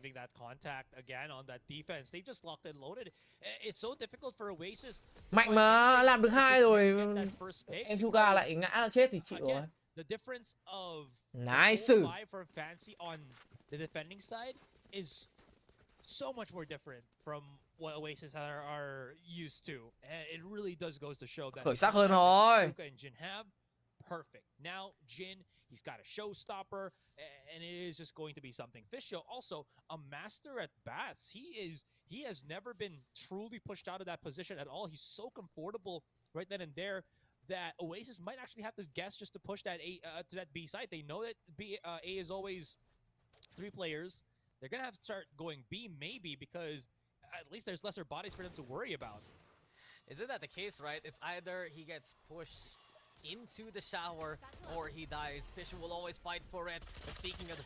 Round thi đấu này quay trở lại với những gì đang diễn ra, vẫn đang diễn ra những gì mà đã đến. OASIS Gaming chiếm rất nhanh khu vực bombsite và đã bắt đầu phản công lại với cả lượng sát thương mà các team Fancy trả ra ngược về. Họ giữ được toàn bộ khu vực B-side rồi. Ficio vẫn đang lạc ở bombsite A. Và động thái mà Jetsai, chính là động thái mà Suka đã làm xuống khu vực Kuka thì đồng nghĩa việc là Ficio sẽ giữ lại khẩu súng của mình trong round thi đấu kế tiếp. Lượng tiền của Fancy thì cũng không phải là quá dư giả, gọi là đủ ăn đủ mặc thôi, chưa đến được cái dạng gọi là chọc phú được. Được chưa? Vào trận bắn lên view định ngay là thank you anh em rất nhiều. Ngày hôm nay thì thực sự là mình có hy vọng là phá được cái pick view 2k và 1k 5 like, nhưng mà trông có vẻ là hơi khó. Cái 2k pick view thì có vẻ hơi khó, nhưng mà cái 1k 5 like thì tôi nghĩ là có thể làm được. Jet không mạnh bằng Ray á. Jet làm sao mạnh bằng Ray làm sao mạnh bằng Yoru được hả anh Cường? Cường ơi là Cường, Yoru mạnh lắm. Cường toàn bắn Yoru gì nữa. If they want to win this, it's honestly very simple, Asura. You want to beat Fancy United at their own game, you have to clear out both of the angles that Fancy can come from, which means if you're playing towards A, it's bats plus short. If you're playing towards B, it's long plus hookah. And OASIS took that in a different approach. They knew that Fancy United was going to use hookah for a rotation point for the post plant. Wild Oreo posted up there, watching the entrance as much as possible. And if they win those duels, that's the collapse of the Fancy United defense. Yes, sir. It is a big skill matchup. Thế mà phá pick view chứ em. Lại là một quả nết, chính xác là một cái ulti tốt tới từ của Jin. Jetsai dí thẳng họng súng vào đầu của Wild Oreo. Ficio đã ở phía sau lưng rồi và Kelly anh ta không biết về điều này. Marky cũng chỉ còn lại là một máu và đang cố gắng bỏ chạy. Người đồng đội của anh ta đã có mặt ở khu vực short. Vị trí này sẽ có thể bảo vệ cho Marky để tiếp cận được vào khu vực A side và đặt spy thành công, nhưng Droxy sẽ cần phải làm rất nhiều nếu như muốn giữ lại được một chiến thắng cho OASIS. Fancy đã biết được thông tin này. Smoke được trả ra, 2 smoke cơ bản rồi, một cái che City, một cái che khu vực Heaven. Skywolf cũng đã được sử dụng rồi, nhìn thấy được 2 người chơi bên phía của team Fancy. Lại là Molly để có thể deny đi khoảng tầm 8 giây tại khu vực spawn, nhưng cũng sẽ còn rất nhiều thời gian, và đặc biệt là Suka nữa. Có thể kể đến vị trí của Suka là một trong những cái vị trí cực kỳ là quan trọng của Fancy ở thời điểm hiện tại. Molly để đảm bảo đối phương không có vị trí đứng tốt. Jin kết liễu được vị trí của Bucky, biết người cuối ở đâu, đổi mạng thành công cho Ficio. 4-1 cho các thành viên của Fancy, và đúng là quay trở lại với bản đồ thi đấu Fancy tự tin hơn thì chúng ta thấy họ đã làm tốt hơn khá là nhiều so với Matthew Lotus. Từ những tình huống straight kill cho đến những sự chủ động trong cái việc vận hành lối chơi. Lotus rõ ràng không phải là một map mà Fancy mạnh ở trong giải thi đấu này, đặc biệt là khi phải đối đầu với cả một trong những đội tuyển mà gọi là cũng làm vương làm tướng ở trên map thì Lotus. 10.000 đồng. Fancy 13-8. Thank you dấu tên đã đọc lệnh nhá.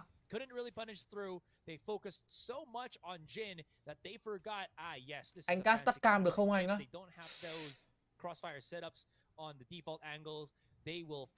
Tắt cam. Em donate cho anh 100, anh bảo mày tắt cam đi. Anh tắt cam liền à?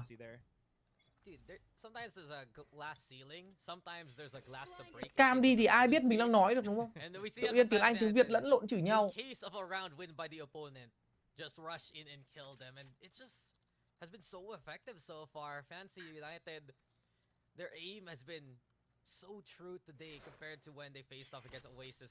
Nô lệ cái gì mà nô lệ? Bạn ấy không làm đâu nên tôi nói thế để bạn ấy không làm, các bạn hiểu không? Chứ bạn ấy mà làm thật tôi lại phải tắt cam mà không được. Bạn ấy không làm đâu, yên tâm. Tự nhiên mất 100.000 để bắt tắt cam, chả ai dở hơi đúng không? Vẫn còn 4 người. Fancy yếu máu ở Yesaiken. Tuy nhiên là vẫn còn tinh linh dò đường. Tinh linh dò đường hoàn toàn có thể được sử dụng. Khu vực Hero cần phải được giữ vững. Để ngay lập tức khi mà tôi nói đến từ vững thì Ficio cũng đã hẹo luôn rồi. Hãng xà quá đẹp được che toàn bộ khu vực spawn. Điều này sẽ khiến cho các thành viên của Fancy nếu như muốn retake họ buộc phải đi khu vực Heaven. Quả liệu đạn nó sẽ trả ở những khu vực nào để cho nó thực sự là thoải mái đây.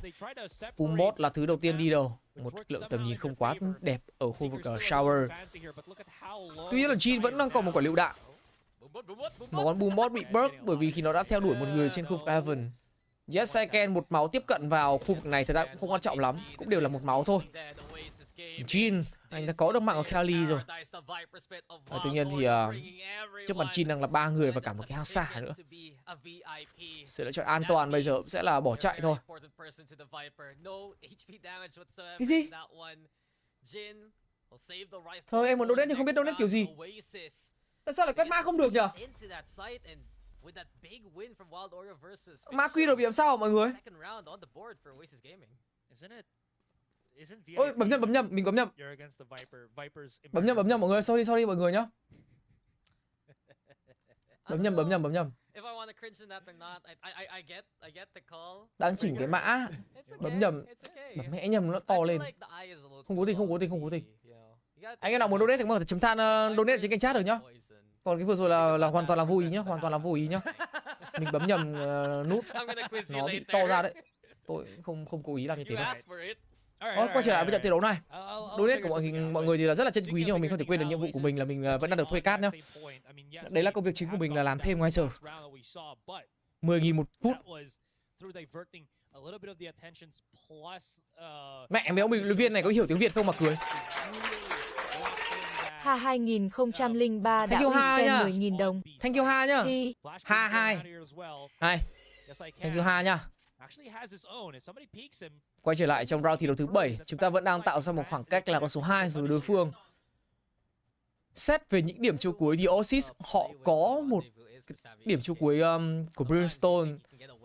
Nó sẽ sử dụng được ở trong những khu vực như là U-hole hay cả khu vực là elbow, hoặc có thể thực hiện trong một tình huống chơi after plan.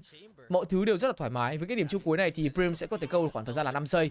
Nếu như các bạn kết hợp thêm cả một quả lửa nữa thì tối đa các bạn có thể câu kéo khoảng tầm 13 giây của đối phương.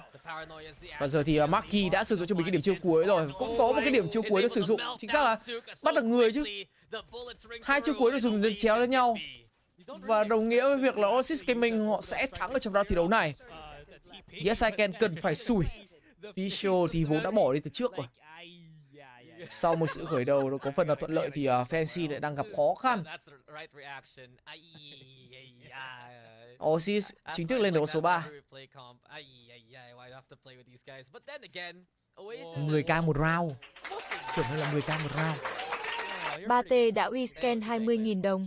Sao lại gọi Forsaken là anh Cường A? Forsaken. Mọi người Việt dắt ở Việt Nam là Phó Sắc Cường. Cho nó dễ đọc đấy. Nên gọi là Cường thôi. Forsaken, Phó Sắc Cường. Gọi là Cường thôi.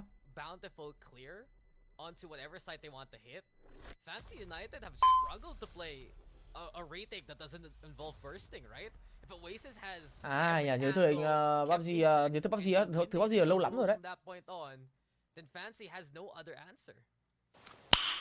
Nice. Mời ông cốc nhân trần cho ngọt giọng. Thank you anh em nhá. Ui, thank you Quốc nhá. Má, làm công nhân trần Quốc ơi. Làm hớp nào.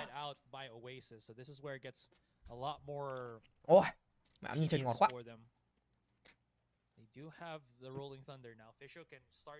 Bây giờ nhá, để tôi thể hiện cho các bạn. Bây giờ nhá. Đây là một trong những cái kỹ thuật của caster nhá. Nhìn này. Đây là một cái bịt mắt ngủ đúng không? Đúng không? Bây giờ tôi sẽ nhìn cái minimap vào đường di chuyển. Tôi sẽ bình luận mà không cần nhìn nữa để xem nó có chuẩn không nhá. Các bạn xem nó có chuẩn không nhá. Tôi sẽ bình luận mà không cần nhìn map nhá. Cái bịt mắt này hoàn toàn là bình thường nhá, các bạn nhìn nhá. Thấy không? Bịt vào đây là không nhìn thấy gì luôn. Đảm bảo cân bằng nhá. Đây là kỹ năng, một trong những cái kỹ năng cần phải có của một caster. Nhìn này.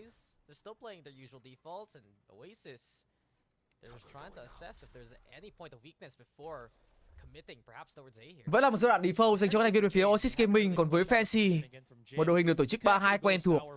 Bóng Sabi vẫn là những người được giữ tại khu vực lo, như Yesaiken anh ta hoàn toàn có thể hỗ trợ được những trái flash qua khu vực cổng TB để hỗ trợ những người đồng đội của mình bên khu vực lo. Tường độc bắt đầu được bật lên rồi. Cruz là một người thường xuyên có những pha rotate sớm. Mình nghĩ là tầm này thì Cruz nên chậm lại một xíu. Địa chấn bắt đầu được trả ra. Bắt đầu có những tín hiệu đi vào từ các thành viên phía team OASIS hay không đây, nhưng họ đã bị ngăn chặn lại rồi. Bằng. Chưa ai phải nằm xuống cả. Spy sẽ được đặt. Round thi đấu retake dành cho các thành viên bên phía Team Fancy, nhưng đại địa chấn đã được kích hoạt rồi. Suka là người sử dụng binh đại địa chấn. Điểm kill đầu tiên dành cho một bên nào đó. Có đổi mạng hay không? Không biết. Marky đã được gọi tên từ bình luận viên. Vẫn là bắn nhau. Vâng. Tap fake để có thể gỡ spy. Một flash hỗ trợ cho những người đồng đội của mình. Bây giờ cũng bắt đầu được sử dụng rồi. Tiếp tục lại cuộc bắn nhau. Last player standing là ai đây? Và đó là chiến thắng dành cho các thành viên bên phía OASIS Gaming. Hay không? Hay không? Chuẩn không? Chuẩn không? Chuẩn không? Chuẩn không? Mình đẳng cấp không? Không cần nhìn luôn. Chuẩn không? Sao lại không chuẩn? As you have the controllers alive, even just one of the post plant is so strong. And chặt hết á. Vãi cứt. Bây giờ nhá, lại nhá, tôi nhìn này. Từ từ nhá, round sau map sau làm lại nhá. Chẳng chuẩn cái nào á. Ta fake cả, thế là nghe nhầm. Bây giờ nhá. Để tôi nhìn xong tôi làm lại nhá. Chỉ cần nghe tiếng cát rồi là nghe được. Trying to go for a long lurk if ever. They know Kelly S is gonna go for the side take. It's a 1-for-1 though. Yes, I can. Getting value. Savvy 8K. Nào. Finally getting on the board again. And this is bắt đầu nhá, tôi đọc tình huống này nhá. Okay, TBT or rendezvous, I dare you. Nhưng mà nếu mà tôi quay lại thì làm gì có mic để mà tôi cắt. Quên mất. Rồi, không sao. The stun connects at the right time. Fancy United juggling the opposition. A chance to make this too big to work, and you made sure that aftershock forces Raxi out. Retake đơn giản luôn. 5-4. And Fancy United keep the lead because of it. Dang, Suka and Fishio. Suka doesn't even need to be on a Sentinel to get that value. Absolutely stellar retake right now for Fancy United. A much needed. Nisi nghỉ rồi, Nisi đi du học rồi các bạn. And maybe a bit of hay này. Anh em làm cả retake hay này. As you mentioned, kind of fiddling with what weapons he wanted to push out. That he's like, I might have made a mistake actually putting trying to just hold Octagon by myself when he still had some teammates holding certain angles too, which was kind of interesting to say at the least. Yeah, just a bit of a wonder why Oasis. Hay này.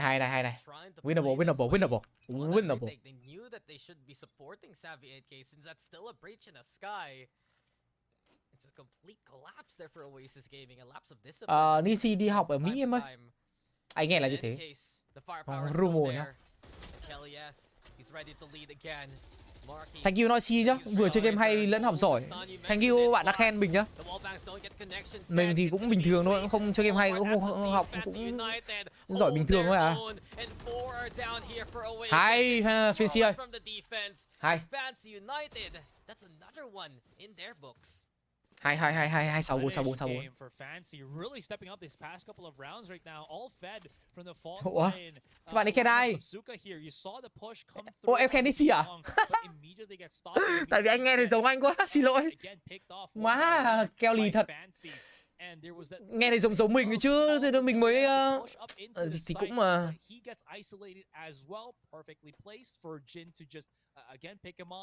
It's all history there for Fancy United. Now 2 rounds in, Oasis Gaming feeling that pressure. They don't really want to give that many rounds for Fancy. You know how they can spiral a lead out of control in any map that they play, and Oasis are very wary of it. And not only that, where did they dominate Dominatus? Once they move to the attacking side, Oasis Gaming, they know the Ember is lit here under the fire is really a Fancy United. There's so much of a force to be reckoned with. When you see the setups of Yes I Can, when you see the setups of Fancy United, all corralling to just try and bunch up and put a stronger force against Oasis Gaming. Their default's already scary here for Fancy. When they stack up like that, you know there's purpose. And no excess motion wasted, or no motion wasted here for Fancy. Now they got everything needed to really rile up the leads here in the first half. Giấu tên đã uy scan 10.000 đồng. But here it is, the Jin special. But Oasis very much privy to that over-aggression from Fancy right now. They commit a lot of abilities right now. They hear where it was, knows that Bats is a little bit compromised. Jin pressing his advantage here on that motion, and nobody from Oasis actually looking that far behind them. This could be a perfect flank for Jin if he times it perfectly as well on the push. They couldn't find the intel though. That's what the Sky was trying to do there. That's what Yes I Can was trying to provide, and from this point on, instead, we see the pivot of Oasis Gaming moving into B. They said no to the special. We'll just go with our usual orders, and that will be putting the spike down onto the default check. Now, this is interesting, though. The elbow take from Oasis Gaming, a little bit similar to what we saw from Dominatus and what worked for them versus Fancy United for a while. Cruz might be in trouble. Showstopper though from Kelly S sends it all the way to the other side of Long. But Fisho is the one who's trying to get in there. Cruz also doing the same. The ring around is Cruz getting the kill. Chin's also on board. Well, Oasis, they pursued it. It's not going to work out for them. 4 already falling for Oasis. Wild Ori, the last one standing. Wow. But Fancy United, they run circles across the Oasis opposition. And now, thật ra thì cái đợt thi trung học phổ thông ấy, mình có 2 đợt thi. Đầu tiên là kỳ thi cấp 3 và kỳ thi trung học phổ thông. Kỳ thi cấp 3 là một trong những kỳ thi mà đáng thất vọng nhất của Lynx. Mình đặt chỉ tiêu là sẽ được 55 điểm để đỗ trung học phổ thông Thăng Long. Lúc đấy Thăng Long theo dự tính của mình cao nhất là 54 điểm. Có thể 54 điểm thì mình tính là mình sẽ thi 55 điểm để có thể vào được Thăng Long. Đấy, thì mình cũng rất là chăm chỉ ngày đêm đánh LOL lên được Kim Cương 2 để chuẩn bị cho kỳ thi trung học phổ thông, kỳ thi cấp 3. Nhưng mà đáng tiếc là sau kỳ thi đấy thì mọi thứ lại không như mình tính toán. Thăng Long đến 53 điểm rưỡi và mình lại không đạt được chỉ tiêu. Mình lại được 58 điểm chứ mình không được 55 điểm. Khá là buồn. Mình tính là chỉ 55 điểm thôi, tại vì 58 điểm thực chất là nó hơi cao ấy. Kiểu tôi cũng không thích để mọi người chú ý quá, nhưng mà chẳng may lỡ bỏ nhiều phần công lực quá nó lại lên 58 điểm, không biết phải làm thế nào.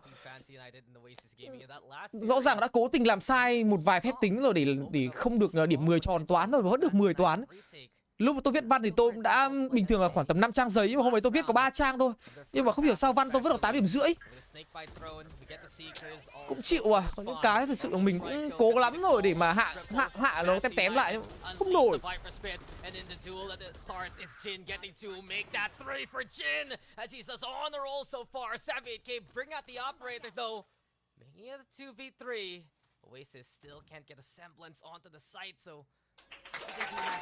À đâu, mình được 57 điểm chứ. Giấu tên đã uy scan 10.000 đồng. Cast đi anh mặt cười. Thank you giấu tên nhá, Cast nhá. Lần này thì có vẻ như là Fancy đã đẩy khéo được các thành viên của OASIS Gaming để di chuyển sang khu vực bóng say B rồi. Trái spy này cũng sẽ được tọa xuống.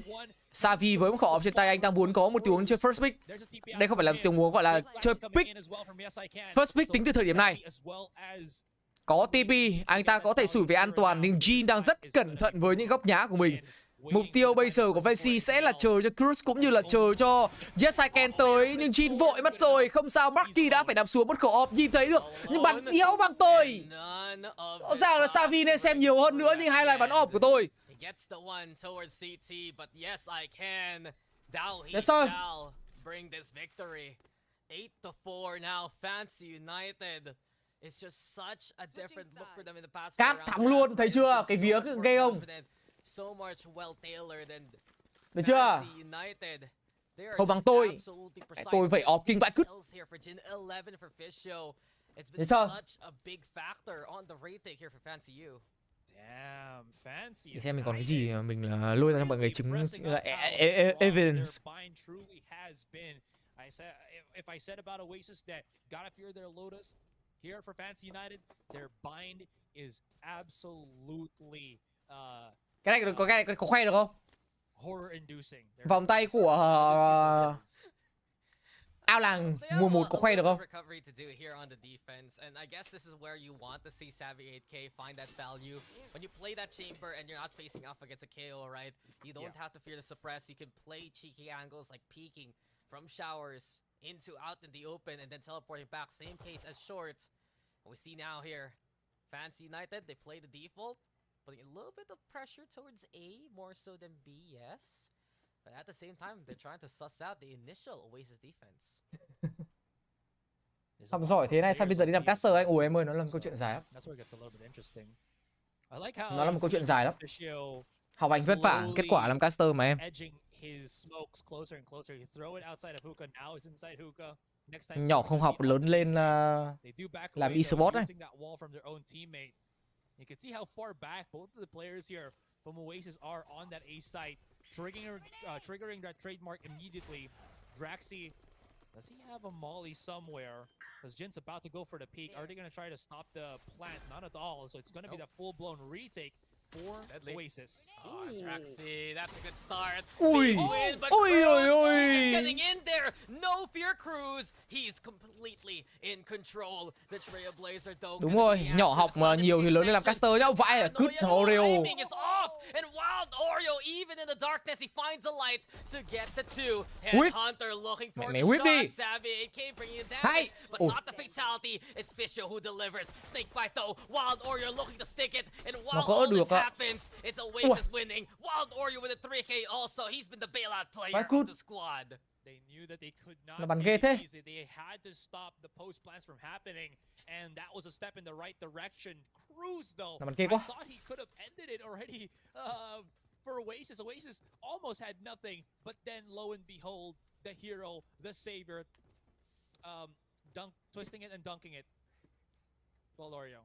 All right, I will not put out the third word. That's kind of weird, but twisting and dunking the site, absolutely good. At least you knew not to say the second word in the slogan. Yes. Doesn't really fit, but you're absolutely right. Wild Oreo, he has made sure that he's just a household staple here. Oasis Gaming. Go game 2 nào, Fancy. When you have a player like this on the roster. In any case, số bám. Mẹ nó spam. Trời ơi, sao băng ảo thế? And that, good sir, is how the cookie crumbles. Trời ơi, anh bạn Wild Oreo ấy, số 3 mới có ảo vãi cút. They're pretty much aware of Lamps just being a death sentence if they actually push through that. Jin holding that close angle with giải này nhiều tiền thắng cũng được anh ạ, nhưng mà đang hơi vất vả. Mẹ ai cũng biết là shorty ở đây thì không ai vào. Không một ai vào. I love it because this is allowing the rotation to happen. And Savvy 8K hasn't had the best game so far. Fisher on the other hand has. And they're baiting. The bait is still there making noise, and look, the Marshall shot doesn't hit its mark. This time it does though. And now, here we go again. Jin's had enough. Làm sao bắn xa được như thế hả Jin? I love the effort, Jin. Around the applause for what he just did there, but Wild Oreo, Magdamonis in the round. 4K for him. He's one away. Vẫn ổn các bạn ơi. Vẫn ổn nha mọi người. Just one away. And man, like the angle control for Wild Oreo has just been incredible. He's 16 kills. He's right alongside Jin with 15 right. Thắng giải này được đi Thái Lan nhé em ơi. Has been struggling, but Wild Oreo. Cast đi anh á. Ok. Dành tặng anh em này. Đây là bonus round đầu tiên tại hiệp thi đấu thứ 2. Savvy chỉ có cho mình một khẩu Marshall mà thôi. Tuy nhiên là trong tay một player có khả năng xử lý tốt như Savvy thì nó sẽ trở thành một khẩu súng rất nguy hiểm. Không có một động tĩnh nào được tạo ra ở trên bản đồ thi đấu 3 ở thời điểm hiện tại. Và chúng ta đã trôi qua khoảng tầm 30 giây rồi. Fancy vẫn bỏ trườn. Đấy sẽ là một chú chim tố giác tội phạm tới vị trí của Marky. Anh ta sẽ lấy được thông tin thông qua những gì mà chú chim này đã báo về. Một vài như động thái spam. May mắn cho đại diện của chúng ta là không bị dính bất cứ một sự thương nào. Góc kê này thì chỉ cần bắn trượt thì Savvy sẽ sủi đi gần như là ngay lập tức nhá. Nên là khả năng làm súng của anh ta thực chất là rất ít.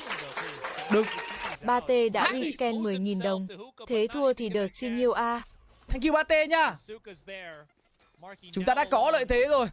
Nhưng quả lựu đạn thì rất khó chịu. Trong tình huống bay vừa rồi thì Jin đã biết được vị trí của Marky, nhưng Fisher lại không làm được.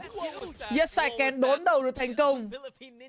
Rất may là chúng ta đã bắt được người chơi có một tình huống di chuyển lẫn phải nói là khá khéo trong khu vực Hookah. Nhưng mà vừa rồi là một pha bắn của Suka thật với anh em, vãi cả cứt.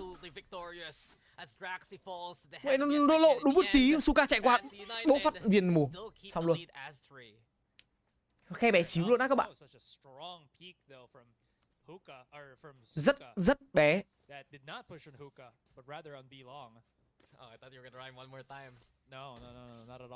Anyways, OASIS Gaming getting themselves out of the bonus into their buy. Savvy still gonna be using himself with that operator, but you did mention this a couple of rounds. Suka hay quá, Suka ơi, mọi người ơi, cổ vũ Fancy nào, chuẩn bị thắng map 2 rồi.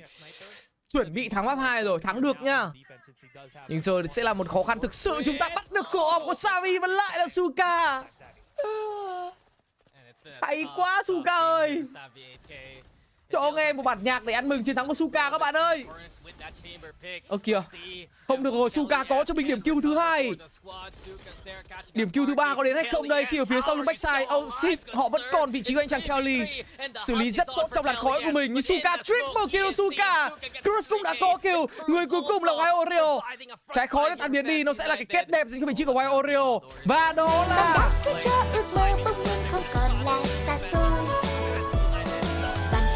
vui quá là vui, bao ước mơ cùng tôi thật kỳ, và bao nhiêu bao bối hay tất cả mọi điều sẽ xong. Ước muốn bay cùng cánh chim về nơi phương trời xa. Quá hay là Suka ơi. Bot frag nhưng mà không sao, em vẫn hay trong fan trong lòng người hâm mộ. Yes sir.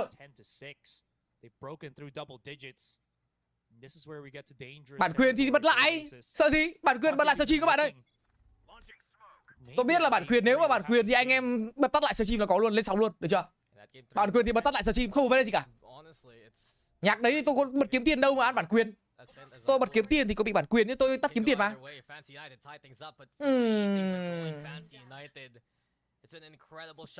Gặp em Suka.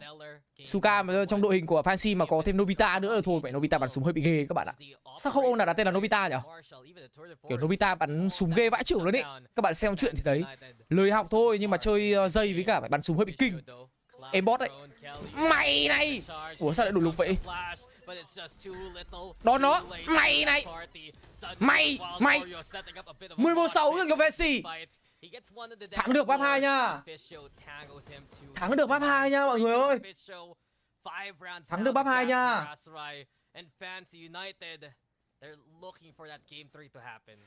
Ăn được các bạn ơi. Anh em cổ vũ Fancy bằng cách like cho mình lên 1.500 like đúng không ạ? Các bạn có phải mới vào cho mình xin một chó được không? Một chó là một like, một subscribe hoặc một donate. Nhẹ nhất là like. Bây giờ mình xin một chó like thôi đã. Anh em nào yêu quý thì cho mình xin một subscribe thì nó lại là quá tuyệt vời luôn. Hy vọng là sau khi kết thúc buổi hôm nay thì mình có thể lên được 10k. Yes sir. 9.999 rồi. Oh shit. Rất hết mình luôn đấy. Một like, một subscribe, một donate. Ở kênh này bọn tôi dùng là một chó. Chó là một đơn vị tính ở kênh của tôi, được chưa? Giải này là Clash of Nations của ESL nha em. Nobita bắn cho Sengoku của Nhật Bản á. Ui, Nobita lớn thế. Nhưng còn trai Enseko, Deki.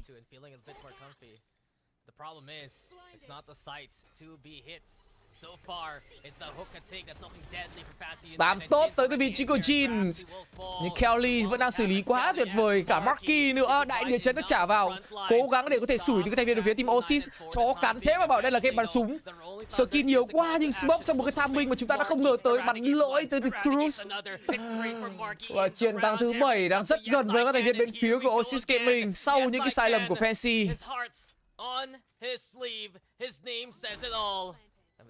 Yes, I can. Hoặc là I can nhưng mà thêm từ not. I can. Not. But he can't stop the rampage of Marky in this round. 4 for Marky and OASIS Gaming get a round on the board. Chịu rồi. Chó là một đơn vị tính, tôi không muốn chó. Chó là đơn vị tính, chó là tôi không phải bạn, chó là bạn không phải tôi. Chưa, nó là một đơn vị tính, tôi là người yêu thương động vật. Yes sir.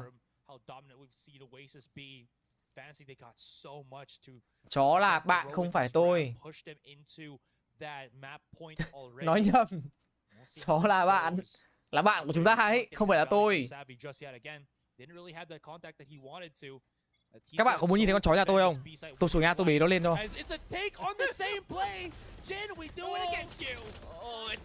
Má ơi, bài đẩy của chúng nó.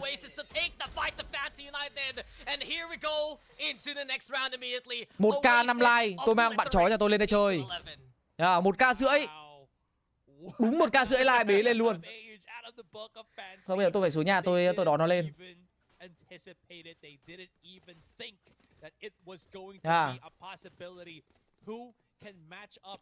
Tôi không phải là chó. Chó là bạn. Chó như like rồi chim ạ. Mẹ. Thằng làm để tên là con chó bôi cát tôi ban mình thấy. They're now putting their forces towards showers, but OASIS they gamble again, and they're moving towards short. This time a bit more quiet. Lại là một bài đẩy từ OASIS. Lần này thì mày ăn đòn nè, Suka trông chè nè. Rồi, flash lỗi.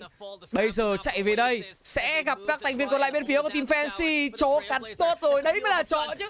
Chó là bạn, không phải tôi. Nhưng quả lửa vừa rồi đã biến cho Jin lên bảng điểm số quá nhanh. Điểm kill thứ 2 của Suka trong round thi đấu này. Bão laser không kích được trả thẳng xuống khu vực tower, nhưng nó không gây ảnh hưởng nhiều với các thành viên phía team Fancy. Fancy không phải lo về trái spy. Về cơ bản là họ có thể nhặt được với cái điểm chiêu cuối của Cruz. Và đó là lý do tại sao mà Fancy đang cố gắng để bỏ trái spy này lại ở đây.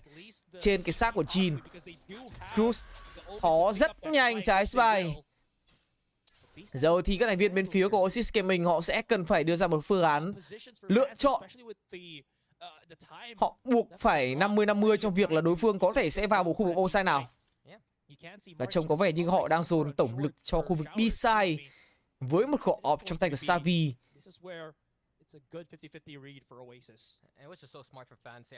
Yeah. Hay không?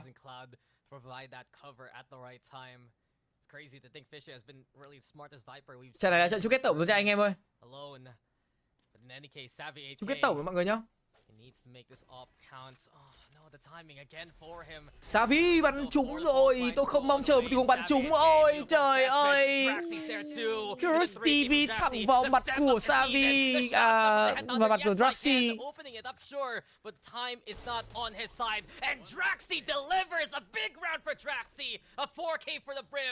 And another round for OASIS. He was probably already celebrating. That was an expensive, again, expensive celebration there, but it could have gone either way, honestly. You could also have seen Fancy United. Đèn thế. Nó đọc bài tốt quá, nó cho một thằng đứng ở trong side. Hội ý chiến thuật. So there was some layers to how they were approaching that site, but they definitely didn't expect, again, OASIS to be that well tucked in on B. And a timeout now called. Fancy United, they have to reassess what's going on here, because OASIS, not just once but twice in the past few rounds, bailed out by a heroic effort by a certain player. We saw it from Marky towards B. We saw it here from Draxi now. They also were overwhelmed. And it really feels like for Fancy United, they just need to get back to their setup kind of gameplay. They're lacking that punch when it comes down to the more dry execution. If you notice, Astray, if it's assisted by Jin, if it's or led by Jin, assisted by the utility, when they get the right locations, everything looks so good for Fancy United. But OASIS has found the timings in between. Chó là nó nhá, không phải tôi.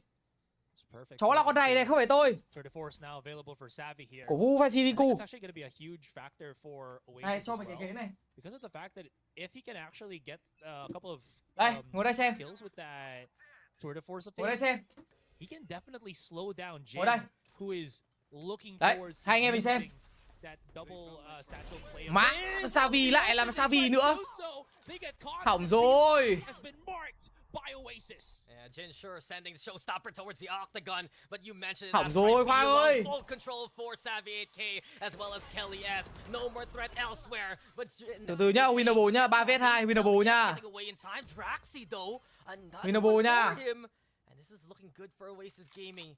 They at least put the Chó biết ngồi ghế mà các bạn. Nè, nó ngồi ghế này. Kelly S. Okay, he backs. Nó đang ngồi ghế đấy các bạn. Little dangerous for him. Jin still sticking on. Hay. Raxi swings on in, and yes, I can. Reads him like a book. It's Hay. 2v2 now. Attack yet again. No commitment as of yet. Oasis. Timing. Kelly đấm chết mẹ áo luôn Khoai, đấm mẹ áo luôn, đấm luôn, đấm. Wild Oreo is gonna be a threat. Wild Oreo will find him out in the Ổn open. rồi. And Oasis, they just make it happen, man. Magic is being done by Oasis right now. There was a position there. There was an Cho opportunity there for Fancy. nhìn thẳng mặt tất cả những 1.500 người xem đi Khoai. Nhìn thẳng vào mặt 1.500 người xem. Nhìn đấy. Chúng mày nhìn mặt tao đây xem tao có đang đùa không? Hả? Trông tao có đang đùa không hả? Hello. Hello guys.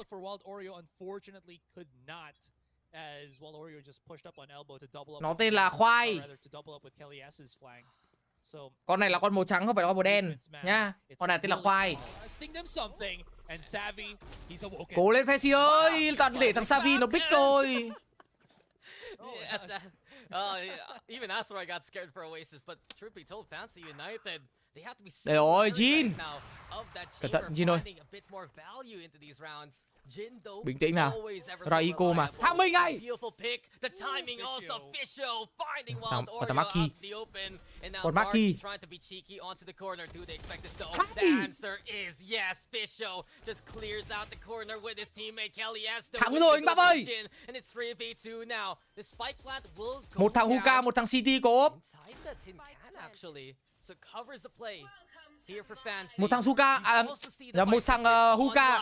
But Kelly S. The need is ready. Here comes the fireworks onto the inside. Thôi. Spectacle, but here's the shot Thôi. from Savvy instead.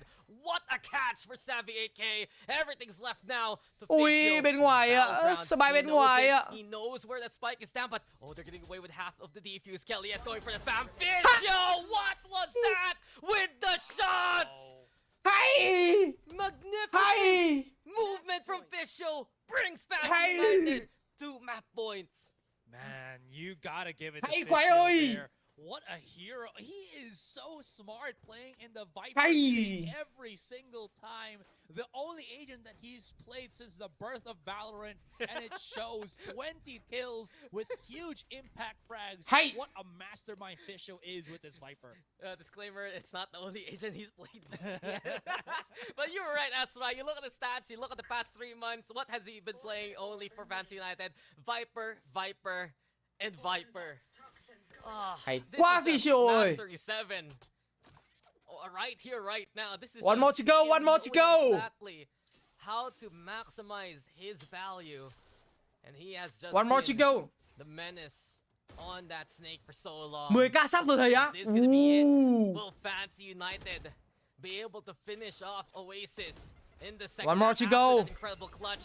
The snap Bay out ra. though Hay. from Ôi, Savvy. và It's smoke stuck ạ. there, but Kelly Hay, S deny được ulti rồi. go for the hold. It seems like though the shutdown is Ăn the nó. goal. Yes, I can. Finding Kelly. Here comes Fisho on board as well. 3v3 right now. They're looking for Marky. They find him, but Marky fights back. Cruz though evens up the odds. And now, in the bloodbath that has occurred, does Oasis go for the win? Draxi though denied. Wild Oreo making it mano y mano. And the Seekers, they're now out. Yes, I can. Gets the intel. Wild Oreo swings in, and Wild Oreo is just so calm under pressure. Oasis, they survive for another round. Oh my goodness. Oh my goodness. What a butt-clenching round that truly has been. I honestly thought we were already about to reach the climax and head ourselves to a map number 3, but you're absolutely right. Wild Oreo cool and calm and collected under pressure. Oh my god. There was a pinch. Oasis doubled up under Hookah because they knew that they couldn't really back up into the site. They had to face what was already, again, pouring in onto that B site. Fancy United, though, they're almost that close. They almost got it. I also thought that, yes, I can position himself well so that Seeker would have just given away Wild Oreo's spot, but then Wild Oreo is just so good in those clutch scenarios. What is up with the Viper players today, man? What is up with Fisho? What is up with Wild Oreo? How is this game suddenly so close? It looked to have been so convincing for Fancy United. Oasis with the hero plays to bail them out of bad situations. They found the rally with Savvy 8K finding a few first picks along the way. But in the end, we're here in the last round of regulation. I wouldn't have it any other way because we both know both teams are playing for only a single slot to Thailand. Ooh. Take a breath. We got more to come. Sầm xin mơ chó anh nói gì đi ạ? Okay, I thought it was already overtime because I was looking. Hey, they don't. Anh sầm xin mơ chó anh nói gì đi ạ? No, it's not yet. There's still a chance here for Fancy United to push us into a map number 3. Anh nói gì đi? Starts with a very Anh bình luận gì đi? Slope all the way here. Anh bình luận gì đi? Who are they trying to give the Anh orb to? bình luận gì đi? It's definitely going to be Suka now that he has Bình luận gì đi? Thunder. Thắng được không? Level 10 is what they need to be able to rock.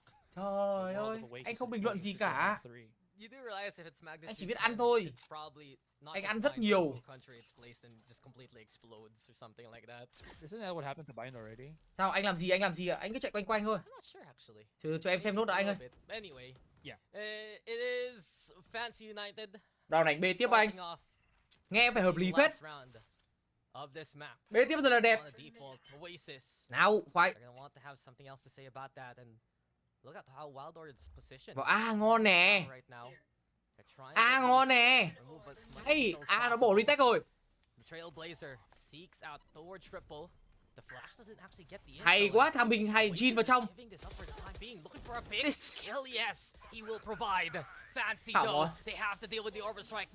That's been what Oasis has been waiting for. With the Trailblazer into play, it's looking around onto the lamps. Doesn't really make it there the way they'd like. Fisher though spotted. It's so perilous here for Fancy. They're running out of time. Oasis, do they let the plant occur?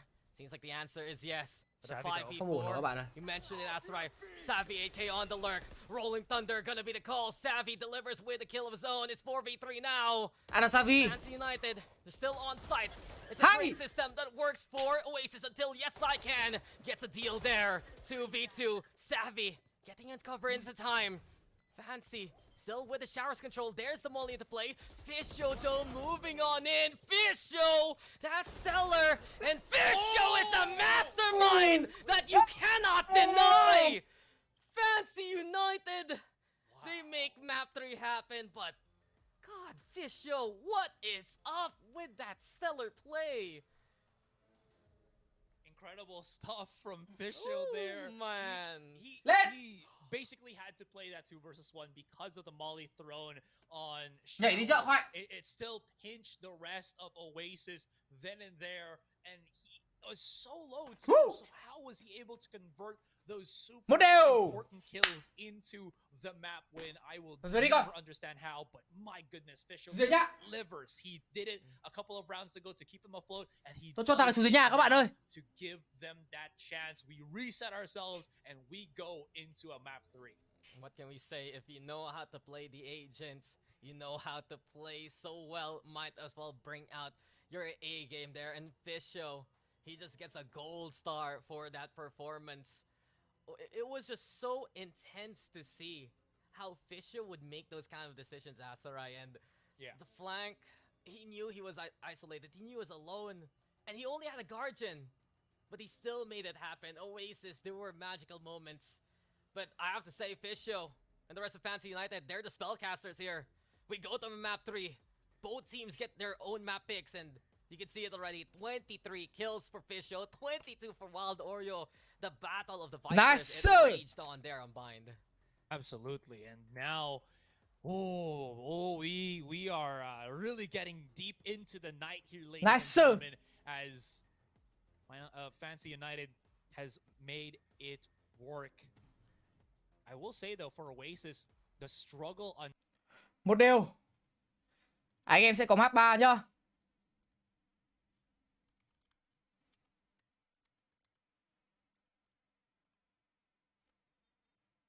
Ngon, có map 3 mọi người ơi, đừng rời đi đâu, map 3 sẽ quay trở lại sau đây thôi. Đừng rời đi đâu. Ngon, có map 3 mọi người ơi, đừng rời đi đâu, map 3 sẽ quay trở lại sau đây thôi. Map 3. Khoai là dùng phúc sóc các bạn ạ.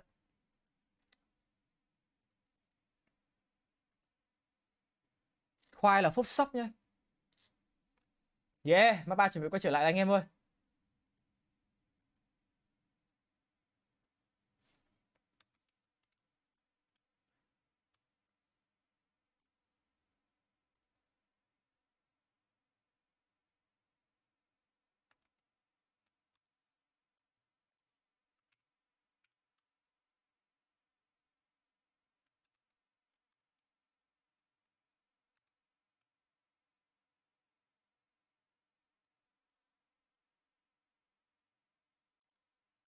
Yes sir. Một đều là có cơ sở thắng ấy chứ. Ui, biết đâu Fancy được đi Thái Lan thì sao ta? Biết đâu Fancy được đi Thái Lan thì sao ta? Map 3. Đúng rồi. Lại Open Fiber tiếp rồi. Không like nhá. Phốc sóc thuần luôn. Rồi đi Weekend. À, thế em giờ đi. Khoa giờ đi Khoa. Thứ giải GVUG anh có cắt không á? Hình như là giải này anh không cắt. Hình như là không cắt.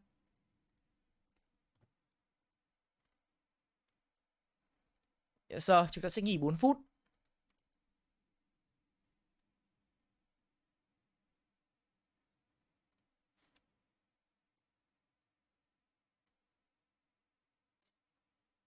Đấy, cho anh em xem mà.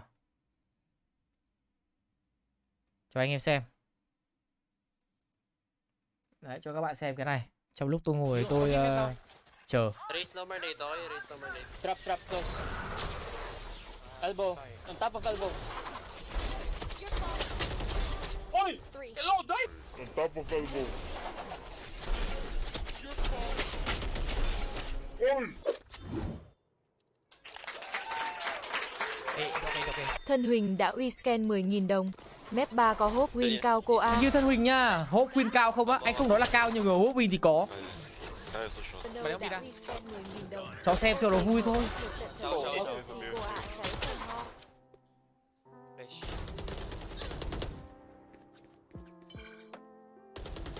One more shower.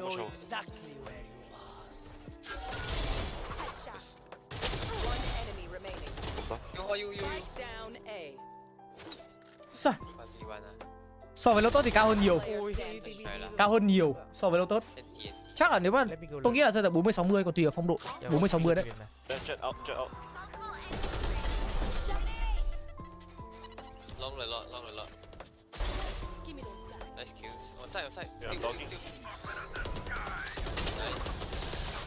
Backside. Long. Oi, Backside. stun garden. CT and garden. Standing. CT last. Already.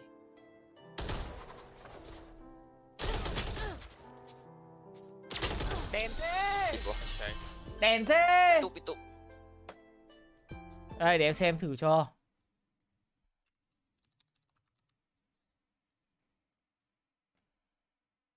Map tiếp theo là map Ascent nữa. Mình sẽ xem thử qua về đội hình của OASIS nhá.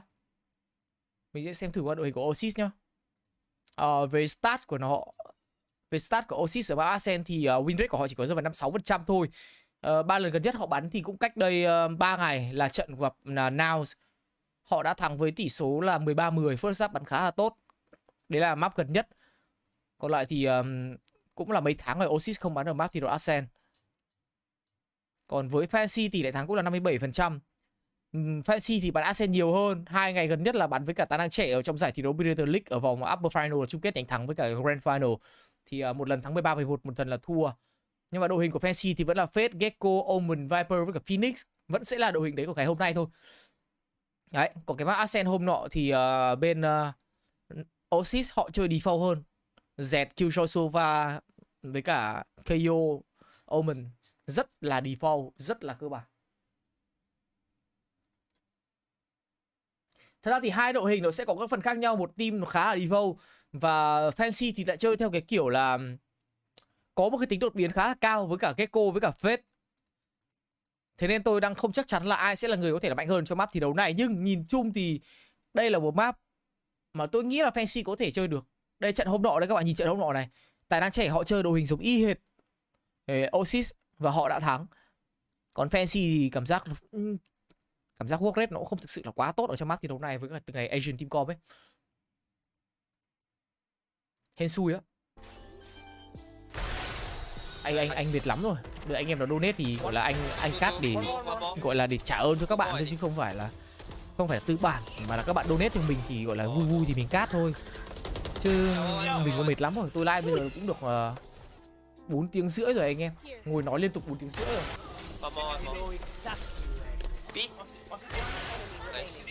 City. Can you tap elbow? Heaven. Được anh ơi. Mẹ anh bắn con dẹt kinh vãi luôn em thề. Em thấy hôm nay anh vào tay đấy, được đấy. Không, hôm qua anh cũng thế. Chim rồi chó này, làm sao mà vào được A đây? Sky shot. Khoai anh mua hết bao nhiêu á? Anh bế khoai về lúc đấy là 6 tháng 8 tháng với cái giá là 7,5 triệu thì phải. Đến bây giờ nó 3 tuổi. Mình lấy nó từ năm 2022 2021 tháng 2 đầu tháng 3 2021. Anh ra lấy chết. Lúc đấy là nó được lúc đấy nó được 3 tháng chứ. Đây rồi, một về rồi. Thì có nó sinh vào tầm 2021, cuối 2021. Nhà tôi còn một bạn nữa. Tôi hồi đấy tôi lấy là của chủ nuôi nên là nó rẻ hơn. Nhà tôi còn một bạn nữa. Nhà tôi còn một bạn bông nữa. Bông thì lớn hơn, bông 9 tuổi rồi. Bông thì đang ở trên gác. Tôi không bế bông xuống được. Thằng khoai này thì nó bé hơn thì nó chạy lon nhon lon tong, nhưng bông đang ở trên gác. Tôi không bế bông xuống được. Thoải mái đi. Bom đi. Anh xem ai hay thế à? Anh xem ấy mà. Anh xem một pro player trên mạng bắn đấy mà. Anh nhìn City nhá. Khoai xuống nhà rồi. Flag anh chết mày đổi thôi. City em ơi. City. Nhiều. Cho support. Anh ơi, kinh vãi luôn nè. Ui, bắn ghê không? Không. Reyna, 18. Come with me. Heaven out.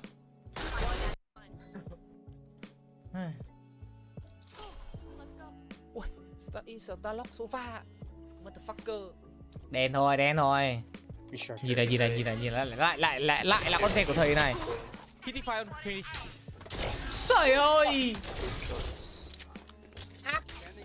One on top. A short. A short brain. I take raise, minus 80. Stay down. My ult's ready. Raise short, sky. Dog short. Déo. Minus 80, Jake. Ôi, nó phải đẩy luôn rồi á, nhanh thế.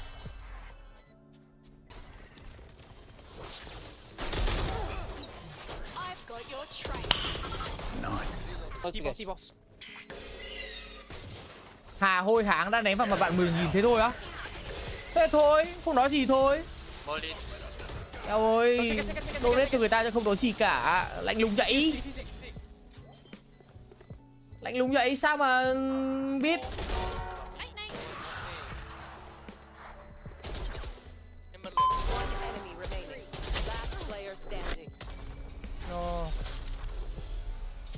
Lên một cá sắp lùn ngon. Nhà trong vít là Luffy các bạn ơi, Luffy chill.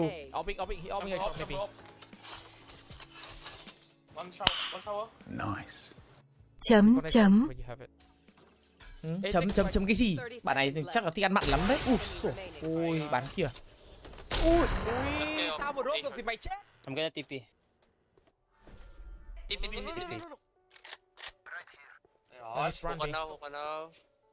Thôi, từ bia đây bác ơi. Đó. Một bắn. Một bắn nữa. Mấy thằng này dễ mà, trời ơi. Cái gì? Quả đấy Toke nó nhảy chết mà các bạn. Ở cái góc đấy không bao giờ chúng nó dặn tay ra khi mà biết về kia bắn off. Ác chưa? Trận đấu quay lại rồi nhỉ? Hình như bắn thôi các bạn ạ. Đây rồi. Chúng ta sẽ quay trở lại với trận thi đấu cuối cùng trong ngày hôm nay. Giải thi đấu Clash of Nations được tổ chức bởi ESL. OASIS Gaming sẽ đối đầu với các thành viên của Fancy United và tỷ số hiện tại vẫn đang là 1-1. Và như những gì mà chúng ta dự đoán, OASIS Gaming họ vẫn sẽ ra sân với một đội hình cực kỳ là quen thuộc bao gồm có Z, Sova, KO, Killjoy và Omen. Trong khi đó các thành viên của Fancy sẽ là một layout có phần dị hơn với Phoenix, Gecko, Fate, Viper và Omen. Đây là hai cái thái cực hoàn toàn khác nhau về cả yếu tố chiến thuật. Đội hình này thì các thành viên bên phía của team Fancy họ đã từng sử dụng rất nhiều gần đây. Absolutely. So this is what we're going to be having. Two contrasting comps between the two teams for this third map for tournament life, and of course the grand finals winner takes all that slot onto Thailand. Phoenix và Viper mà anh em trông lạ đúng không? Đội hình này họ tập rồi, ăn tập với nhau rồi. Anh em ơi. Something also wanted to point out is that this map can be very slow paced. Mình thể hiện sự nhiệt huyết của mình phát. Comment cái từ gì đấy để trận đấu bắt đầu phát. Let's go hay gì đấy cũng được. Cho trận đấu này bắt đầu nào. Map cuối. Win được các bạn ơi, win được. Đã thắng được map trước thì win được map này là chuyện bình thường. Suka bảo với tôi là hôm nay đấm mấy ông Philippines. There is no in between. This is the end of the đúng rồi, Dark nói đúng đấy. Chỉ có là go Thailand hoặc go home thôi. Không có cái gì ở giữa cả. Chỉ là một là đi Thái, hai là không đi đâu cả. Một tấm vé cho đội tuyển xứng đáng nhất. Let's go. Bắt đầu. Cannot wait for this to get started. Especially with the composition of Fancy United. You know Fancy không, cầm dẹt bắn rank nó khác với cả bắn giải là bắn team bạn ơi. 10k rồi ạ. What? Nice. Rồi. Bây giờ phải thắng cái Robinson này đi nào, cho game nó suôn sẻ nào Fancy. Offensive side. Yeah. That's pretty offensive. Anyways, those sound like words we can't ever say on broadcast. But you make a point, right? I think for Fancy United, they need to retool their composition a little bit to adjust for Oasis. Since while they didn't play Ascent last time around, this was still a beatable comp by Oasis when they won on Haven. So let's see right now how this is all gonna start. Fancy United, they tried to check out what's going on towards A. Oasis stack accordingly into Cubby. This means that Fancy United, if they do contest into mid, it's dangerous. They might want to play for B main here instead. They probably will, as they want to also maximize the capabilities of the double initiator plus that Phoenix. Kaliasno prepared for it. He gets the catch on the three. Now he just waits. If he gets flashed here, tỷ số hiện tại đang là 1-1 nhá, Tencent ơi. He will be able to at least still Tencent đéo nó tiếng Việt giỏi thế. Một cái tường lửa, một molly, đây là combo để vào side của Fancy này. Rất là triệt để nhưng mà bị spam thì cũng phải chịu à. Rồi, capture thằng Kelly rồi. Bắt đầu TV để tiếp cận vào khu vực Switch. Đây là cái TV của Omen để thay cho cái tình huống dash của con dẹt đấy, nhưng bắn lỗi rồi. Đinh được một thằng nhưng bắn lỗi. Hay Jin. Bắn lỗi á, yes I can mà bắn trúng được thằng đầu tiên thì ngon. They do a stellar retake, they get B main control so quickly, and it's a point for them to push on forward. Mà chưa chịu rồi anh em. Great start here for Oasis. And again, everything planned out to counter them. This is what we've been talking about with these kind of hyper-aggressive comps on Ascent, especially when you're up against this KO.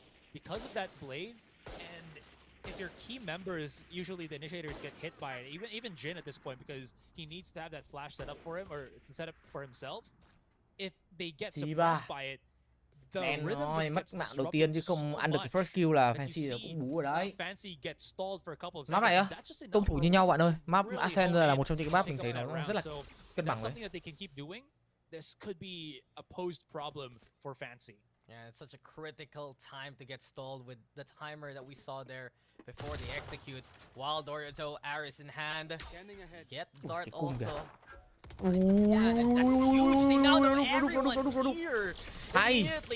Quả smoke này tự nhiên thành né được quả flash. Ngon, cảm ơn. Quả smoke né được quả flash, cảm ơn. And look to re-engage elsewhere. Well, this could be highly problematic. Cảm ơn nha. That overextension from Kelly S. He thought that they got the value through the wall banks and everything. Which má ơi, quả smoke luôn. You can see them already at that red level danger zone. Fancy đi theo một cái meta khác các bạn nhá. Fancy không bao giờ đi theo meta truyền thống. Hay này. Không ai nằm xuống là được rồi. Smoke của nó mà. Thế mà cảm ơn. Now again Fancy trying to get a rile out of Oasis. Tôi tưởng là một cái buffet cho Sova với Ares ấy, nhưng mà cũng lại thành ngon. Nó mà flash của đấy mà mình mà không để ý là mình sẽ chết luôn đấy, chết hết đấy. May quá có cái smoke thành ra mình lại lãi. Khẩu này thì nó cũng không thể control được đâu. Sự sấy toàn thế chơi. Hỏi đó. Còn 50 viên. Mình đặt spy mình hơn người. Kẹp chéo đi không có market. Có vẻ là đẹp rồi. Có vẻ là đẹp rồi. Bắn cùng nhau thôi, bây giờ không được trốn, chỉ được phép bắn thôi. Suka sẽ đi móc. Ôi, thằng mình đèn thế. Flash đẹp này. Bay tha ở trong side với nhau là khó. Phải đi đẩy một góc. Hay, yes I can, hay, crush. Bay tha. 1v1. Already good damage done by Fancy United. It would be even Mày better. bro này một phanh. Angle taken by Cruz, and that he does. Cruz. Again, Fancy United play against those expectations and they tie it up. Jeez, Fancy. Được chưa? Calm down, my goodness, they are rushing. Một đều thắng Eco. Every single bit of mistake that Oasis has kind of done for. Còn nguyên nha. 15 máu làm 3. Trời ơi. Đấy, các bạn hiểu lý do tại sao mà Cruz được lựa chọn chưa?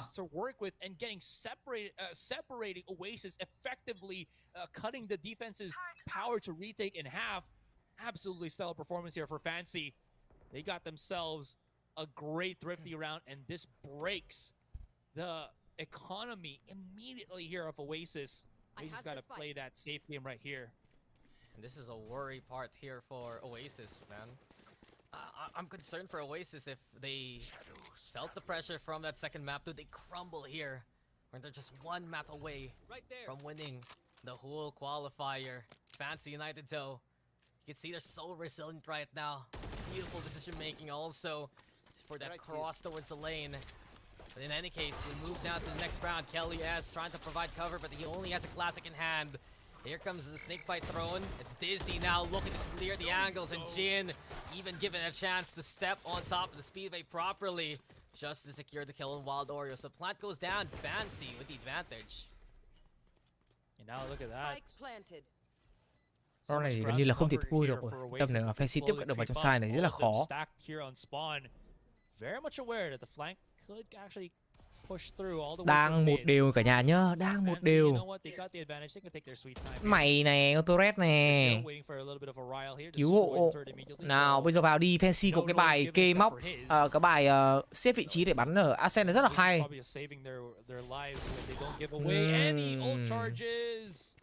Ba kia không dám ra, nó sợ ra nó chết thì sẽ để cho Fancy có điểm ulti.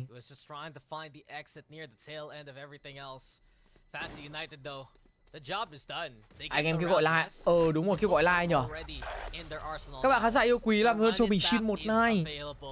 Tôi nói thật là tôi hy vọng là mình có thể break record liên tục, mình có thể phá được cái pick liên tục. Pick view của tôi đang là 1.800.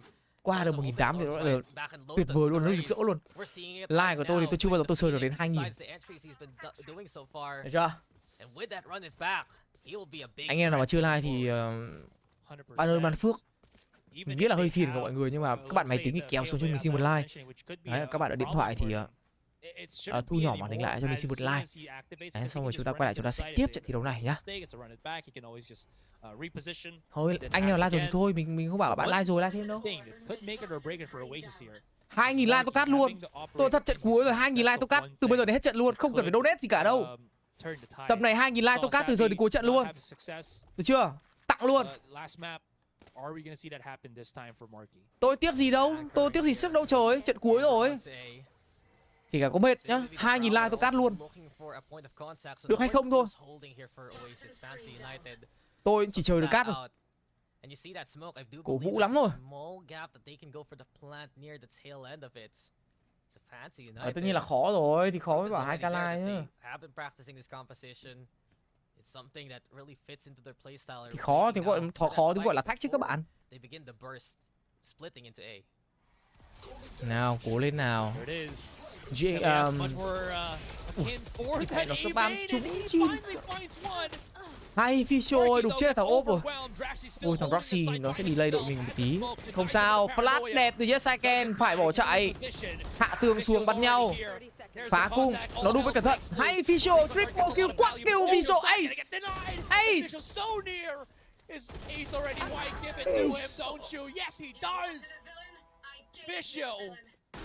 Oh yeah, we give you that villain. It's Fishio. It's official. He Được is chưa? just a mastermind. He is a sharp. Không có gì khó cả. Rất nhiều các bạn mới đến đây.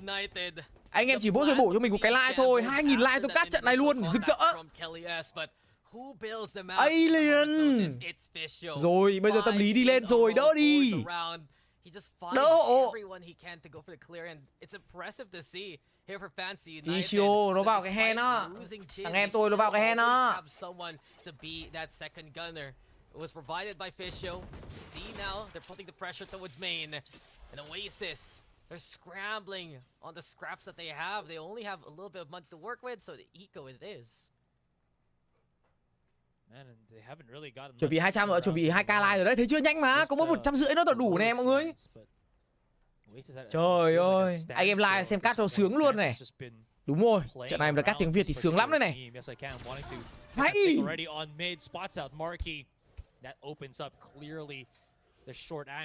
3-1 rồi, bình tĩnh. Jin có ulti, mọi người có thể dùng ulti Jin để đi tank thay được. Kể cả Roserif dùng ulti round này hoàn toàn là bình thường á. Đúng rồi.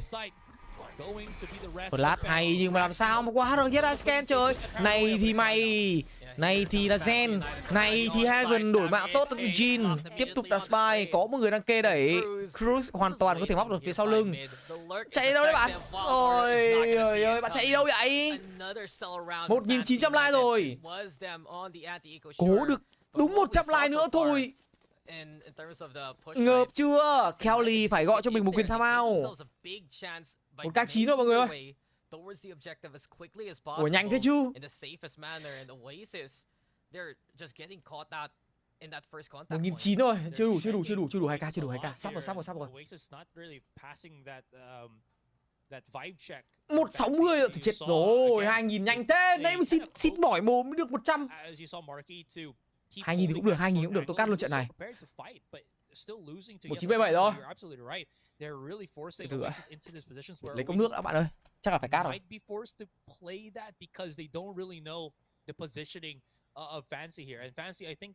Kind of created a comp as well where, if you think about it, sure, it's great on a 5-man push, but on attack where you can split yourselves up, it's also pretty good because you got the double initiators, you got yourself multiple flash entryway, multiple ways of using your flash to entry up into a site, and it's really keeping OASIS on their toes. Hết nước mới đen chứ lại rồi.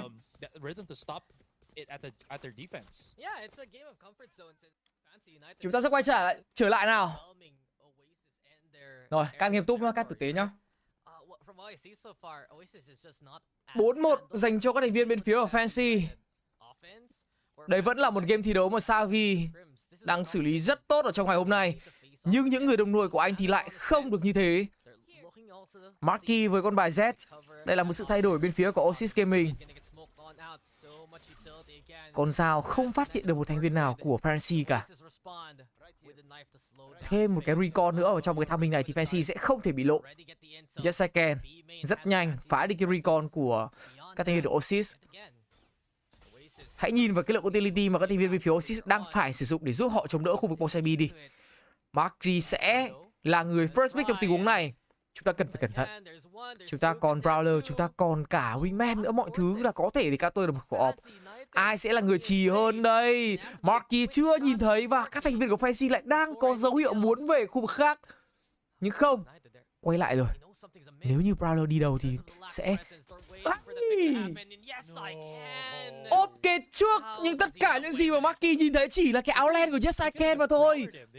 Giờ chúng ta hỏi anh ta cái áo màu gì có khi anh ta cũng không thể trả lời được mất. Việc mà mất đi khẩu op cho tay của Marky nó sẽ khiến cho player còn lại trong side, anh chàng Sova này ít nhiều sẽ gặp khó. Một bên là Thrash đẩy, một bên là ulti của Phoenix. Phá mấy cái này xong thì cũng hết cha nó đạn rồi, nhưng anh ta vẫn kịp từ hạ gục được Suka, không sao cả. Picho trước đó cũng bắt thêm được cái vị trí của Kelly. Đồng nghĩa việc Fancy 4 vs 2 đối phương có lõ giam cầm hay không nó không quan trọng ở thời điểm hiện tại. Cơ hội của OASIS Gaming là không có. Họ có thể chờ trái smoke tan biến đi và thực hiện một tình huống chơi retake 2 vs 4. Nhưng tôi sẽ nói thẳng rằng tỷ lệ thắng của nó là cực kỳ thấp khi smoke sẽ lại đè smoke, cửa market cũng đã đóng lại. Một trái smoke có phần là sáng tạo để giúp họ có thể tiếp cận sâu hơn vào những khoảng không và bị sai. Nhưng những cái setup bên phía của Fancy rất là chặt chẽ. Và OASIS Gaming họ biết được điều này. Chiến thắng thứ 5 dành cho các thành viên của Fancy rồi. Đúng là chỉ có điên mới đi thực hiện một tình huống chơi retake 2 vs 4 khi đối phương đã giữ được 4 cái vị trí angle quá đẹp. Không cho xếp súng. Draxi lựa chọn một vị trí xếp phải nói là cực kỳ tù. Chỉ còn lại một khẩu súng giết thôi. Savi có chiêu cuối và nhìn vào lượng tiền, lượng kinh tế của OASIS. Round sau họ sẽ phải eco. Chỉ có một khẩu Hero Vandal được giữ lại thôi và ngay lập tức nó trao trả vào tay của Maxi. Có Hunter Fury tới The Wild Oreo, có cả điểm chiêu cuối ở Kelly cũng như là Savi, nhưng mà cái Noon Command của Kelly không mạnh ở trong round thi đấu mà anh ta dùng lục. Cầm chân của Savi có thể hỗ trợ một tình huống chơi retake. Tuy nhiên thì cái thứ gây sát thương nguy hiểm nhất bây giờ lại đang là cái điểm chiêu cuối của anh chàng Wild Oreo cơ. Kỷ lục là 1k8, phá được không đây? Một tình huống đẩy nhanh từ các thành viên phía team OASIS. Họ đang muốn dùng khẩu Hero Bundle này để tận dụng tối đa những hiệu quả, nhưng giờ thì không được rồi. Hunter Fury sử dụng không bắn trúng một ai cả, trước đó mất đi thêm 2 người. Nhưng tình huống nhảy dây cực kỳ tốt của các thành viên phía team Fancy. Giờ thì Fancy sẽ không dễ dàng để cho đối phương có thể tiếp cận được vào khẩu súng đánh rơi ở khu vực Amen đâu. Tường độc được trả ra ở một vị trí rất đẹp. Fisher có thể tắt được cả tường độc cũng như là tắt cho mình một cái mây độc. Draxi anh ta dính cho mình một vết độc rồi. Draxi phải lùi ra ngoài thôi. Người cuối cùng, gần như là cuối cùng đã bị lộ thông tin. Bóng xe B đang chính thức clear và đó là lý do tại sao mà Jin đang tiếp cận với trái spy về khu vực này. Chiến thắng thứ 6 sẽ đến với các thành viên phía team Fancy và Mark Theodore Arsen lại đang bất ngờ có phần lợi thế cực lớn dành cho đại diện tới từ Việt Nam. Dư dả thời gian để có thể lấy thêm một điểm off và Suka kết thúc được người cuối cùng. Chúng ta có 3 chiêu cuối cho ra thi đấu kế tiếp.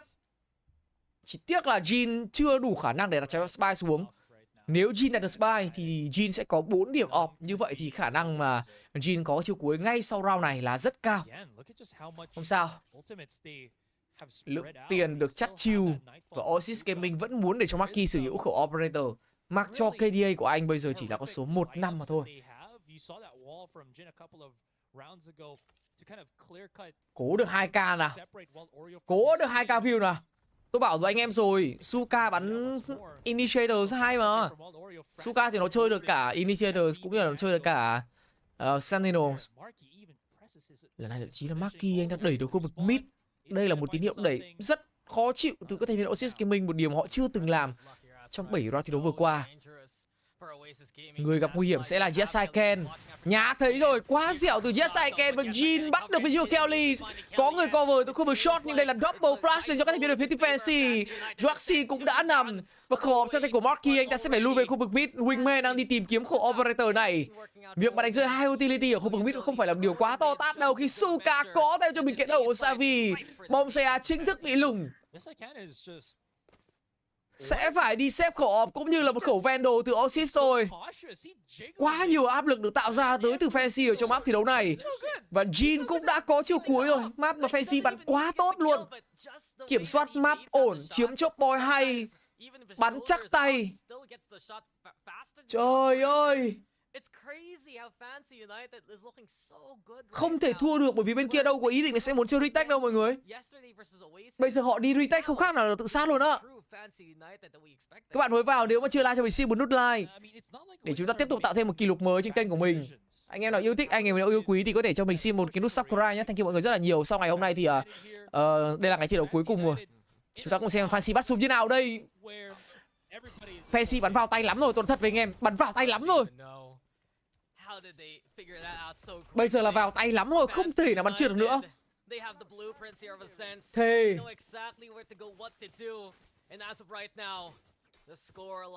sau giải ngày hôm nay thì sẽ kết thúc ESL và sẽ đến với cả vòng main event.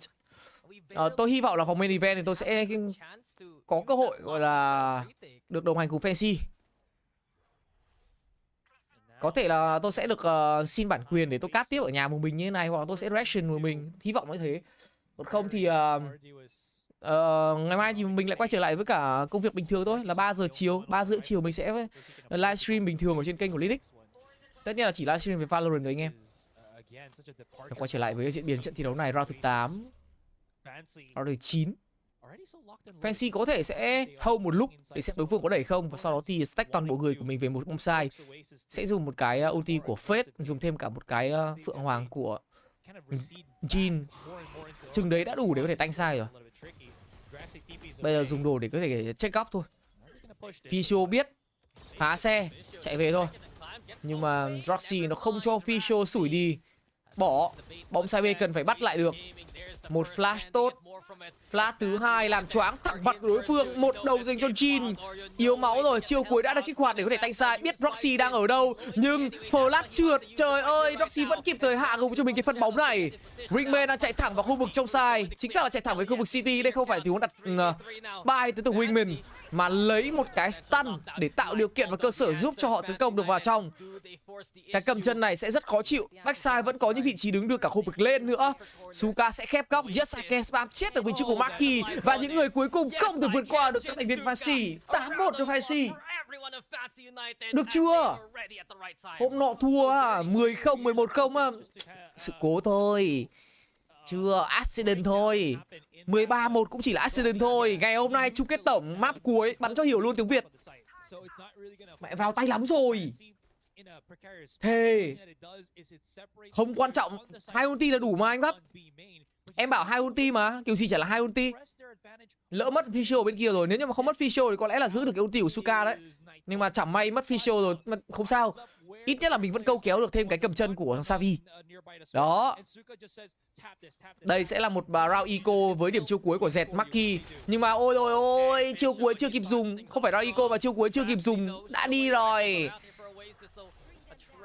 Thậm chí chúng ta trên đường rời bỏ thì còn bắn thêm được một vài viên đạn vào người của anh chàng Droxy nữa. Với những vị trí như thế này, tôi nghĩ là Fancy vẫn có thể đem spy về một vị trí và group up toàn bộ thành viên của mình lựa chọn cho mình tình huống trên tấn công, gọi là tổng tấn công. Chúng ta đang có chất lượng, và nếu như chúng ta lấy thêm yếu tố về số lượng nữa thì có thể là mọi thứ cũng sẽ trở nên rất là hoàn hảo. Ví dụ như trong thi đấu này, ở một góc bắn mà Savi anh ta hoàn toàn có thể sẽ đổi được một, nhưng đấy là yếu tố bất ngờ duy nhất mà Savi có thể làm được. Thậm chí gọi người đồng đội của mình về. Một mạng dành cho Wild Oreo, triple kill cho Wild Oreo. Hỏng rồi. Đừng để cái ông Wild Oreo này vào tay, không thì cũng sẽ hơi mệt. Với việc mà trái spy đã rơi thì dễ hiểu khi tất cả các thành viên còn lại bên phía OASIS họ sẽ chạy về khu vực B-main để bảo vệ trái spy. Đấy sẽ là chiến thắng thứ hai cho đại diện tới từ Philippines. Nhưng 6 round dẫu thế nào thì cũng vẫn là một khoảng cách an toàn. Vẫn là một khoảng cách an toàn.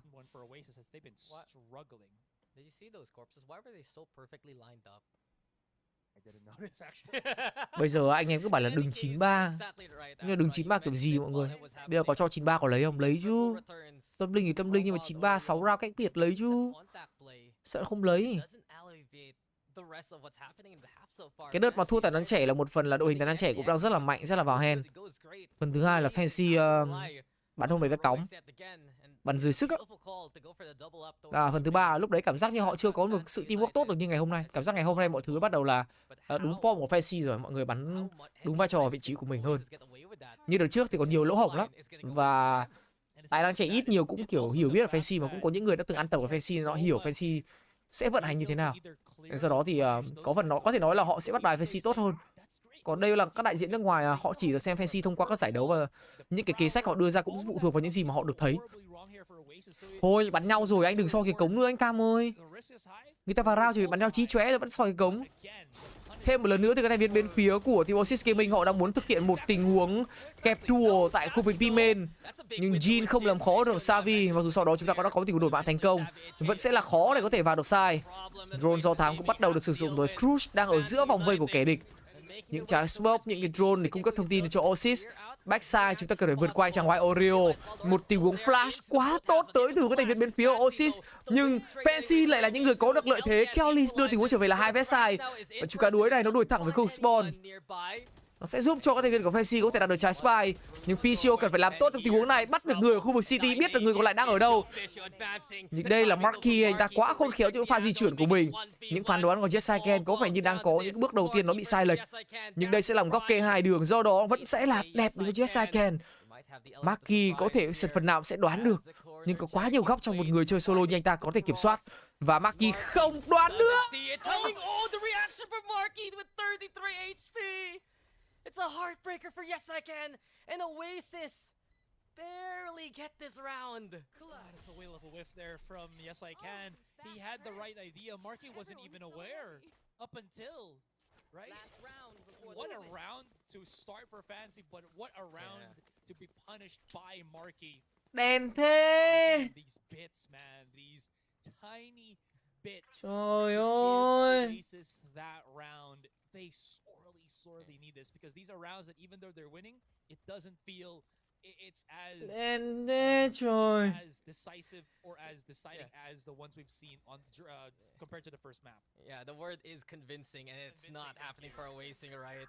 Instead, it is hard fought. It boils down to a moment of a 1v1. Ôi chán đây. Ôi ơi, nó phải là 9-2 rồi đó.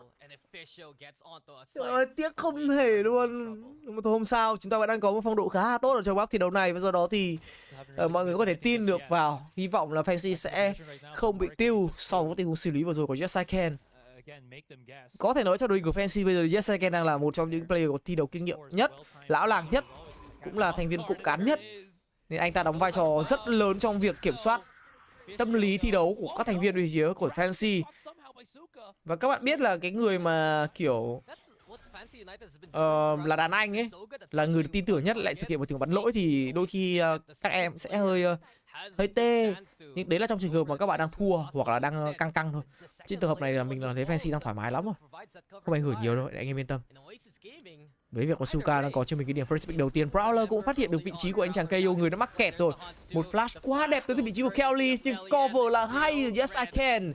Bom Saya chính thức bị lủng, và chúng ta đang hướng đến một cái tỷ số 9-3. Mọi người nói rằng là 9-3 tâm linh, mọi người sợ 9-3, nhưng tôi nói thật, 9-3 còn hơn là 8-4. Cứ được round nào là hay round đấy đã. Round cuối là không còn điều gì phải giữ nữa. Hang xa cũng đã được Ficio sử dụng, và cái recon này rơi thẳng khu vực Under Heaven bị phá hủy đi một cách nhanh chóng. Dù tài phép có tốt đến mấy chăng nữa thì White Oreo cũng khó để có thể giúp được các thành viên OASIS trong round thi đấu của mình. 1 đổi 1 rất lãi. Một vs 4 có chiêu cuối, biết đối phương đã nhảy xuống khu vực Jenny.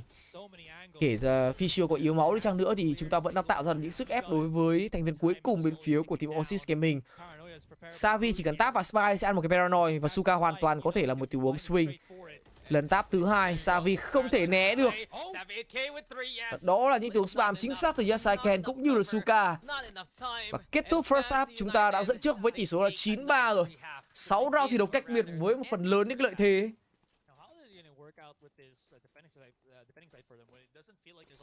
Lỗi là chuyện bình thường.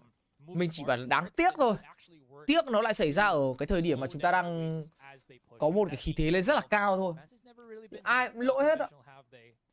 Anh không Khoa ơi, anh ở Hà Nội mà, anh làm sao đi được cái Fest Hoppy Horizontal đấy. Anh ở Hà Nội em ơi. 4 round nữa thôi, thở đều nào mọi người ơi. Thở đều nào. The innovation which has always been key Thôi đều to nào. their success, the comfort for their players to be on the best agents that they feel that they can play. They make it work, and from what we saw on the offense, it was Oasis Gaming who struggled to find that understanding. It's a long road for Oasis. It's still doable. Nếu như mà Fancy thắng được cái pistol round này, tỷ lệ thắng của mình có thể lên đến con số tầm 80%. Thật, 80-90%. Nếu như thắng được cái pistol round nhá. Mình có những cái cơ sở, ví dụ như mình tích ulti để mình đổi một round thắng cũng là một cái cơ sở. Chỉ cần thắng được cái pistol round này mà hạn chế để thua trong cái eco round tiếp theo. Tôi nghĩ là Fancy có thể chặn 11. Có thể chặn được 11 anh em ơi. Đừng throw thôi. Đây là một phương án chơi retake B rồi. Timing hay này. Rồi timing hay này. Chúng nó vẫn đi qua được nhưng mà mình có thể phá được cửa các thứ. Hơi khó. Một Modi lên này. Một flash này. Nhưng chưa đẩy ra vội. Bây giờ bắt đầu mới đẩy ra này. Nhưng mà cái cung cái thứ của nó đẹp quá. Ôi, chúng ta mất đi vị trí của Cruz rồi. Fancy vẫn đang có những lượng đồ để che phủ tầm nhìn tới khu vực B main. Và các thành viên còn lại bên phía của OASIS họ cũng không thể vượt qua được bên ngoài. Và đó là quả flash tốt tới từ vị trí của Jin. Nhưng sau đó chúng ta không biết là giờ vẫn còn Wild Oreo ở đây. Thất bại trong pistol round đầu tiên.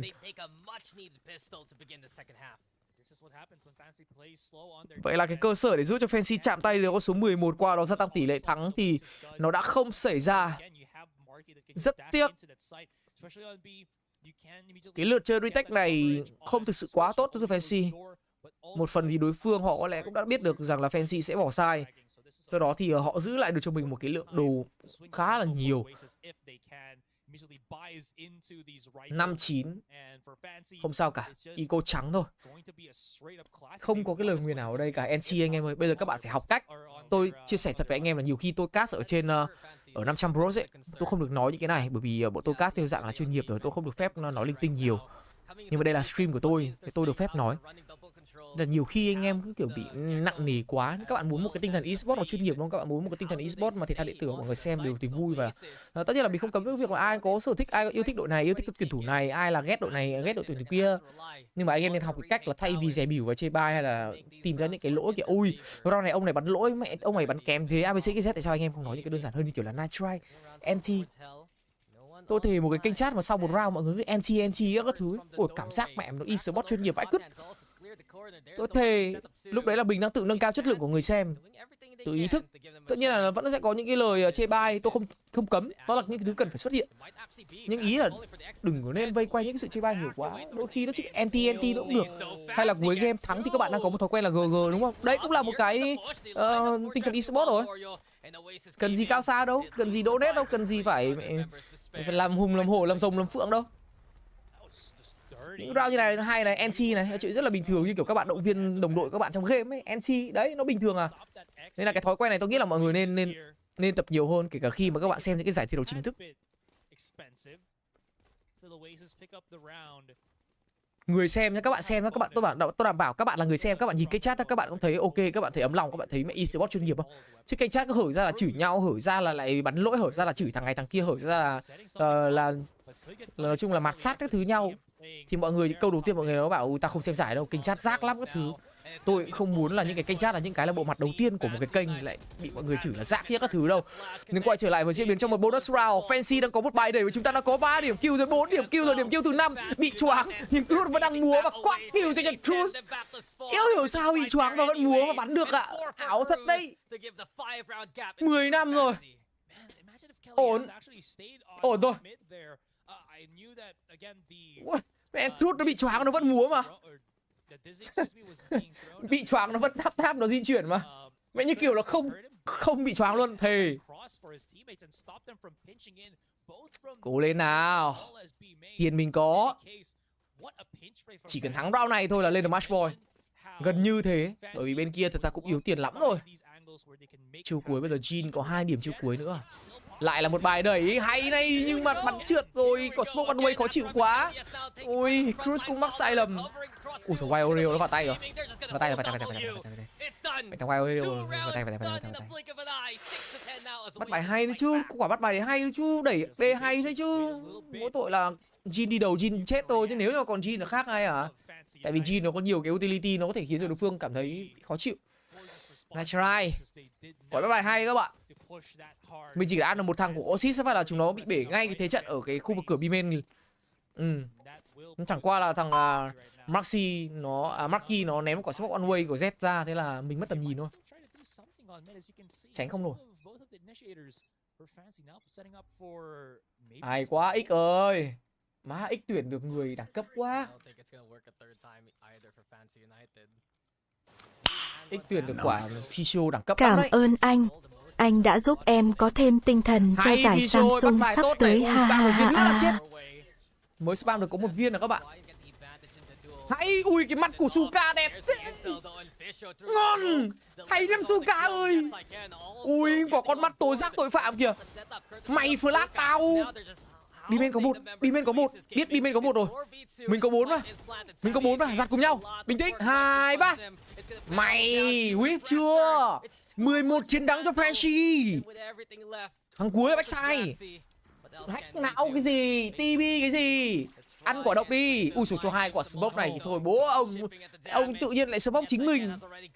Nào ông làm gì? Một thì làm gì? Một thì làm gì? 2 thì làm gì? Tao còn 4 cơ. Được chưa? Order ngay cho các thành viên OASIS. Một cái vé nhưng không đến Thái Lan. Về nước. À không, nó online nhỉ? Là ở nhà. Một round nữa chạm tay được vào Matchboy. Jin có chiêu cuối rồi. Cơ sở thắng của mình là rất cao nhá. Mọi người nhìn những điểm chiêu cuối bây giờ là gần như là sẵn sàng hết rồi. Fisio là 3 điểm này, Jetsaiken 2 điểm này, Suka 2 điểm này. Những cái chiêu cuối tạo ra được cái thế trận tốt cho Frenzy. Bây giờ sẽ kể đến là cái chiêu cuối của Jin, chiêu cuối của Jetsaiken và chiêu cuối của Suka. Còn chiêu cuối của Fisio nó sẽ có một cái impact nó khó để sử dụng hơn. Tuy nhiên thì bên kia thì có một cái non comment, và đó là lý do tại sao mà nó đang thực hiện một cái bài tấn công rất nhanh nhưng smoke chưa tới. Có một vài cơ hội dành cho các thành viên bên phía team Fancy. Chúng ta thực hiện một tình huống 1 đội 1 đã bước qua. Fisio có cho mình điểm kill, 2 kill từ Fisio rồi. Người thứ ba có market flash làm choáng tốt.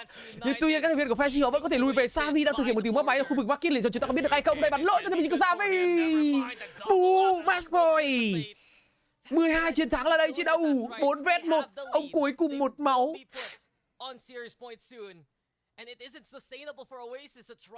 Matchboy chứ đâu. Thua kiểu gì? Thua kiểu gì? Nào, tôi hỏi thật, bây giờ thua kiểu gì? Chưa kể chiêu cuối của Jin còn đây. Trốn đi Kelly ạ, đặt bom là chết. Bây giờ Kelly chỉ trốn thôi. Trốn mà giữ súng thôi. Bởi vì theo tôi nhớ là cái lượng tiền mà full buy liên tục như này thì bây giờ họ cũng chỉ có thể buy được giáp 1 và súng lớn. Nó thậm chí là họ không đủ tiền buy ở rạp sau cơ. Được chưa? Bùng nổ chưa? Hôm nay bùng nổ tất cả mọi người luôn, tôi thề. Hôm nọ thua 2-0 chỉ là tai nạn thôi. Hôm nay vô địch đây nè. Vô địch đây nè. Chuẩn bị đi Thái Lan nè. Chuẩn bị đi Thái Lan nè.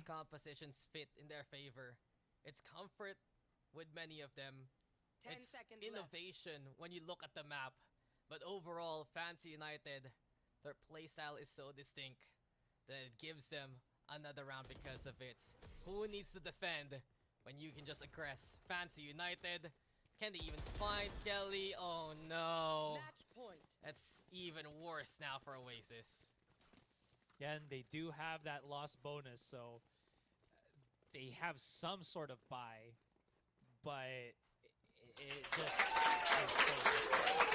Giấu tên đã uy scan 10.000 đồng. Siêu.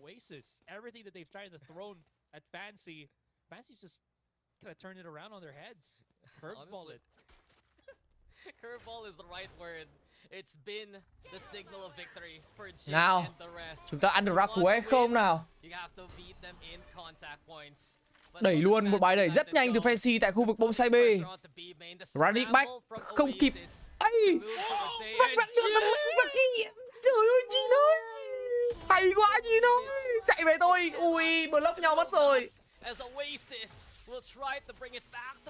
Không sao, không sao. Suka bú thằng này cho anh.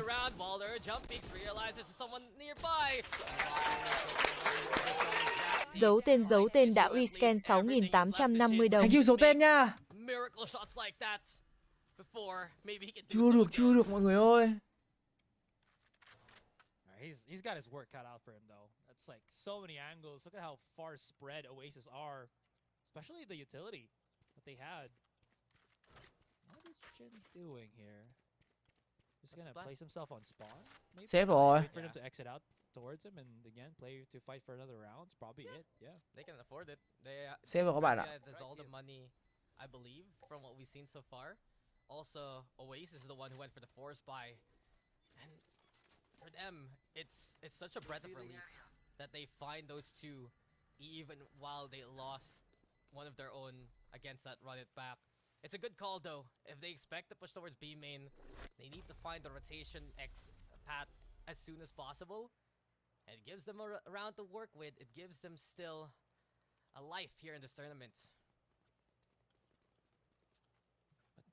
Không sao, tham out nhưng dành cho các thành viên của OASIS. Chúng ta còn 5 cơ hội nữa mọi người ơi. Bình tĩnh. Fancy vẫn còn 5 cơ hội nữa để comeback được trong trận này. Để end cái trận này.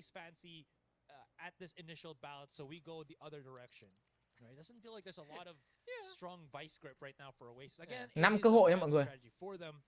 Thank you mọi người rất là nhiều. Ôi, cảm giác như nếu như người xem mà mỗi người thả cho mình một cái nút subscribe thì cái kênh của mình chắc hôm nay lên được 11.000 mất.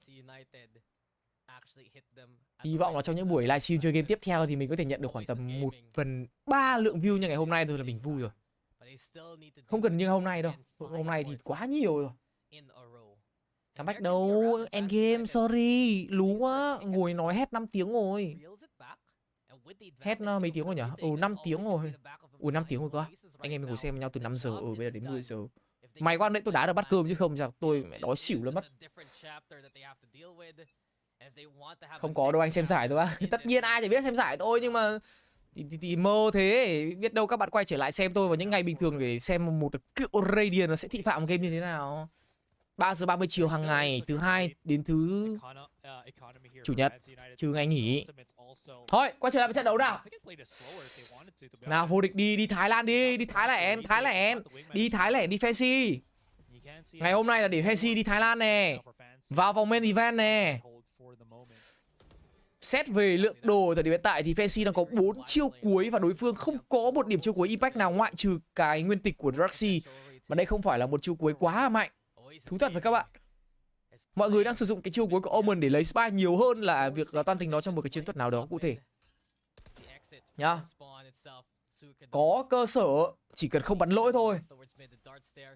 Suka hay là anh em Fancy mà có đang xem, mọi người đừng comment gì cả. Hy vọng là anh em Suka không comment gì cả để cho khán giả được xem một cách trọn vẹn nhất nhá. Lúc này lúc căng thẳng lắm rồi. Đen thế. Mắt đẹp quá Suka ơi, nhưng mà đen thế. Nó spam chết ạ.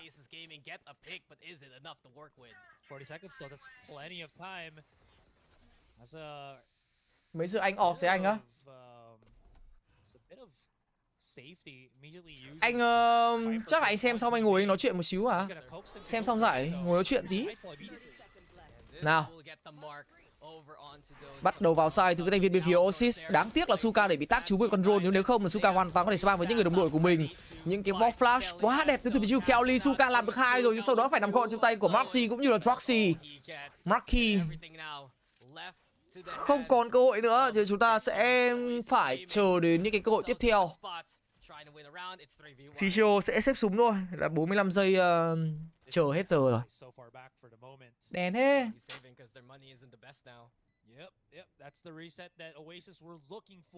Cái quả mid đấy thật ra là đẹp ấy. Nếu như mà Jin không phải nằm xuống ấy, Jin sẽ đẩy thẳng cái mid đấy ra thì nó cũng rất là đẹp. Một quả flash. Giải này tên gì vậy mọi người? Giải này là giải Clash of Nations ESL nhá. Cho các bạn có tên này, nhìn góc bên trên này hơi mờ này. ESL này, Clash of Nations. Hoặc là các bạn có thể lên trang vlr.gg nhá. Thì ở trên đó nó sẽ có toàn bộ thông tin về giải đấu cũng như là về bracket của giải thời điểm này. Thì đây là trận chung kết tổng rồi. Nếu như mà Fancy vô địch thì Fancy sẽ đến với vòng main event diễn ra tại Thái Lan. Chúng ta sẽ có một tấm vé đến với Thái Lan. Không có content đâu các bạn ơi, bắn là rất hay rồi. Now, they're one map away from making it there. They're 4 rounds from tying things up. But Fancy United is a step ahead. They have an advantage with the guns they have right now, with the full armor especially. But Fancy, they're ready to send it again. And if it doesn't pan out for OASIS, all their dreams crumble right here, right now. Anh Leo ơi, bình tĩnh anh Leo ơi, chuẩn bị ngồi ăn mừng với em này. Bỏ qua cái đồng hồ đi, tắt cái đồng hồ luôn. Tắt cái đồng hồ luôn. Nào, định Rose A với chúng tôi à? Fancy bắt đầu đẩy được rồi mọi người ơi. Mình tốn khá nhiều điểm chiêu cuối trong round thi đấu vừa rồi. Nhưng với việc mà footstep được tạo ra liên tục như vậy thì có lẽ các thành viên bên phía của team OASIS Gaming họ sẽ biết được một điều gì đó và họ sẽ chạy thẳng về khu vực box B. Một điểm đầu tiên đó là tình huống ulti từ Roxy, anh ta tiếp cận được vào backside để giúp cho các thành viên của OASIS có thể an toàn hơn trong việc di chuyển. Tuy nhiên, có cái đoạn khu vực B-Link có thể nhìn được Suka sẽ nghe thấy footstep. Ui, nó cẩn thận quá, nó smoke lại rồi. Chúng ta sẽ phải bình tĩnh trong tình huống xử lý này. Nhìn thấy cái trọng đầu rồi. Tiếc quá không có một tình huống first pick nào dành cho vị trí của Jeans. Suka sớm cũng đã lộ đi khi mà Savi anh ta quay lại để kiểm soát ở phía sau lưng. Sẽ có nhiều hơn một người came up trong tình huống này. Suka không thể giữ được cho mình điểm first kill đầu tiên. Sẽ phải chơi retake nhưng cái recon này bị đục chết mất rồi. Xếp súng. Khó để kết liễu được trận này thực sự. Bây giờ đang bị áp lực. Fancy bây giờ đang bị áp lực rất nhiều. Áp lực là phải thắng. Bình tĩnh anh em ơi, tham out đi.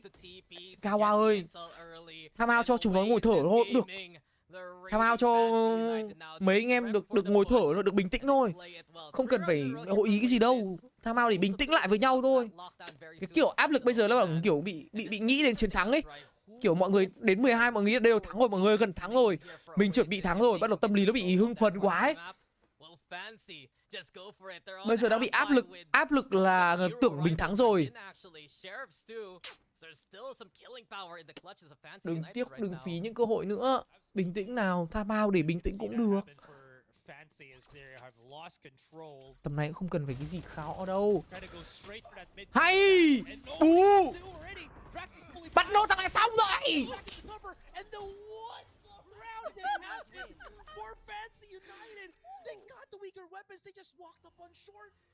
What you gonna do when Fancy comes for you? I told you it was inevitable. I told you it was gonna work out for them. They will. Cú liền à! Fancy đi Thái! Này thì OASIS với chúng tôi. Nào, kênh chat thoát. Thoát đi, thoát đi. Told you it was gonna. Hi hi hi hi. Nhầm. Hi hi hi hi hi. Được chưa? Anh em đừng vào chửi nhau nữa, đừng vào kênh chat đừng vào chửi nhau nhá. Chỉ GG các thứ thôi, không chửi nhau nhá, nhất quyết không chửi nhau nhá. Được chưa? Eco thắng, full buy thua. Ồ. Lờ mau thật sự luôn. Ông Valorant check nào lại chơi cả tiếng Thái này này. Ông lại chơi cả cái tiếng nước nào thế này. Trời ơi. Hay quá thôi. Vậy là ESL Clash of Nations đã kết thúc. Fancy vô địch.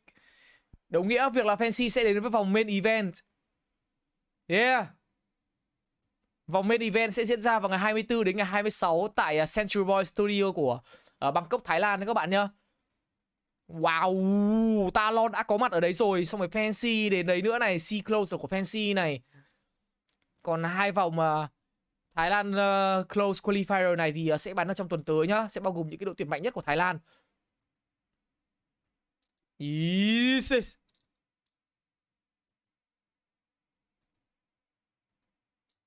Đó. Vòng Thái Lan này sẽ lấy thêm 2 slot nữa. Tổng cộng sẽ có 4 slot.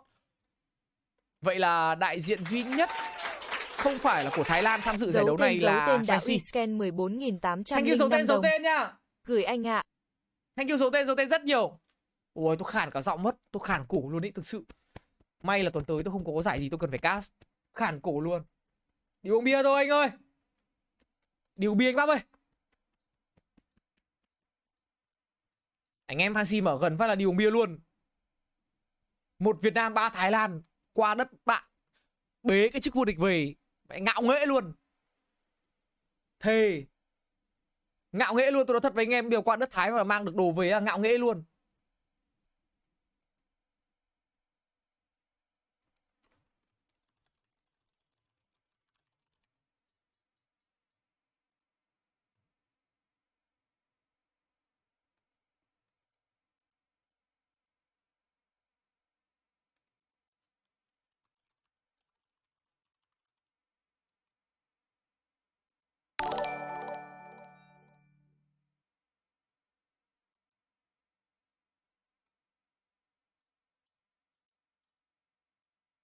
Được chưa? Ngạo nghễ quá rồi.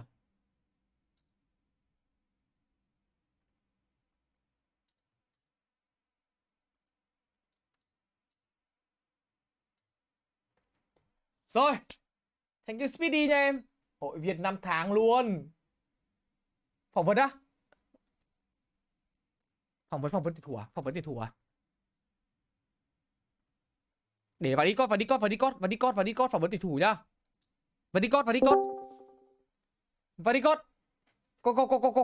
Có ai vào đi cốt không nhỉ? Dấu tên đã rescan 35.000 đồng. Thank you dấu tên nha. Gửi ca bia, thank you số tiền nha. Anh xin một lốc nước ngọt thôi. Suka có vào được phỏng vấn không? Hay là đi ăn uống hết rồi à? Mấy anh em đi ăn hết rồi à? Để tôi nhắn tin. Talon là của Thái Lan đấy các bạn nhá.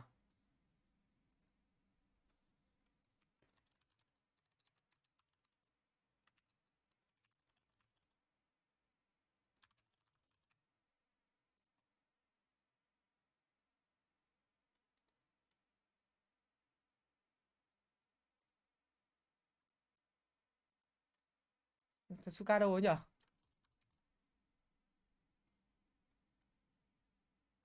Suka đâu nhỉ? Alo anh. Bật cái cam lên. Đây cam đây. Bây giờ uống bia thôi. Cam đâu nhỉ? Đây rồi, cam rồi, thấy rồi. Mình không bật được cam. Đi uống bia thôi nhá. Anh bắt về. Anh em mình lại vào việc. Quán nào thì anh chọn đi. Em nói rồi, bây giờ vô địch là đi luôn, không có nhiều. Đi luôn. Tí để anh điều với con vợ, đợi để anh điều với con vợ đây, em phỏng vấn được Lynx đi. Không có phỏng vấn gì, anh em nói chuyện thôi. Bây giờ nhưng mà mấy anh em này ở đâu nhỉ? Mấy anh em ở đoạn nào nhỉ? Em ở Mỹ Đình. Ủa Mỹ Đình à? Ủa Mỹ Đình ra dưới này cũng xa phết đấy. Chỗ tủ của anh Bắc thì lần trước mày ra rồi đấy. Chỗ nào nhỉ? Thì cái chỗ ở Phạm Ngọc Thạch đấy. À. Đấy là chỗ tủ của anh Bắc ấy, không biết anh Bắc là có điều vợ sao là điều đào ra đấy được không? Trời điều đào à? Gọi ngay cho em 5 con đào. Thế mà hôm nọ lại thua chúng nó 0-2, hóa ra là để hôm nay thắng chúng nó 2-1 à? Đúng rồi, thắng như vậy nó mới ngọt ngào anh ơi, nó mới ngọt ngào. Thắng kiểu vậy mới thắng. Anh xem trận đầu tiên, anh xem cái map pool, anh bảo map 1 là vứt rồi. Map 1 khả năng là phải bỏ rồi. Map 1 là mấy con vợ đấy là cũng đỏ đấy, cũng đỏ đấy. Bọn em cũng thờ cúng các kiểu đấy. Thế nên thôi thì chấp nhận. 2 map sau thì mẹ rồi 2 map sau thì gọi là không có cửa, hãy nói luôn là không có cửa. Sau tính cả đã rescan 50.000 đồng. Hôm qua diễn đó nè anh. Diễn đâu mà diễn hôm qua là tôi nghĩ là thua thật đấy. Không, hôm qua là chủ yếu là để cho các bạn chủ quan, các bạn nghĩ là bố mẹ vô địch thiên hạ. Đéo đâu, mẹ mày thua 13-1 là thua thật chứ chủ quan nếu thì mẹ mấy ông thua thật 13-0, 13-1. Thua vãi ở đài, hôm nay bắt đầu mới đủ để gãy đấy. Thì đấy là để cho các bạn chủ quan đấy, các bạn bảo ui hôm qua tao mới thắng bọn này 13-1, hôm nay thì mẹ bạn chơi thôi cũng thắng. Thế này em khác ngày nay thua từ đầu đến cuối luôn. Mất cái map 1 là tôi thấy có gì nó không ổn rồi. Với lại chủ yếu là bọn em là thường là tập team là một ngày là 8 tiếng, 10 tiếng, thế là phải bắn đủ 2 trận thì nó mới đủ thời gian tập hàng ngày được. Đấy, thế nên là 8 tiếng hôm nay là đủ rồi đúng không? Bắn 2 game thì mới đủ được. Chứ bảo uống bia chứ bắn đéo gì nữa, đủ rồi. Chứ bây giờ đủ KPI rồi thì là anh em mình đi uống bia. Bắt đầu nhá. Suka. Dạ. Anh bảo này, vấn đề ấy là ngày hôm nay anh có điều một con vợ để ra kèm em rồi. Nhưng mà vô tình con vợ này lại nhảy Cái gì? thế là anh em mình chuyển sang ngày mai đâu không nhở? Chuyển sang ngày mai à anh? Mai à? Mai chúng nó lại tập team rồi. Không, không, bây giờ anh cho em một cái hẹn thôi, em chỉ được cần một cái hẹn thôi. Ok. Thì phỏng vấn là hẹn nhậu là chính mà ông mày, phỏng vấn là phụ. Anh Bắp xử lý đấy, đội trưởng đội chuyên cần. Rồi. Vợ này để anh sang tuần nữa, tầm thứ hai, thứ tư gì đấy. Ok anh ơi. Thế bây giờ nó phải là vội lên. Ok. Vội lên. Thế thì con vợ đang lên trên cảnh sát đây này. Vội lên, nhanh lên, không là niềm vui vậy nó lại chuẩn bị đến giải khác rồi. Anh bảo này. Bây giờ nữa. Vâng, em đang lâng chiến thắng. Hưởng ngày mai anh em gặp nhau. Đấy. Ok, thế mai nhá, chốt luôn tối mai nhá. Xem chốt luôn tối mai. Em bảo luôn con vợ tôi xích cho anh. Bảo luôn con xích cho anh comment chat. Thì đây em bảo luôn anh Sinh đây, thì em bảo anh Sinh là vô địch cái anh đi luôn cũng được, nhưng mà thôi bây giờ hẹn mai. Thứ hai nữa. Em ngủ một giấc đi, mai anh em Ok. cho nó khỏe. Vậy hình như em chưa được ngồi với anh Trọng Linh. Dễ để anh bắt điều hết cho. Đấy, cái như anh phải điều cho em đã anh Đào Trọng Linh.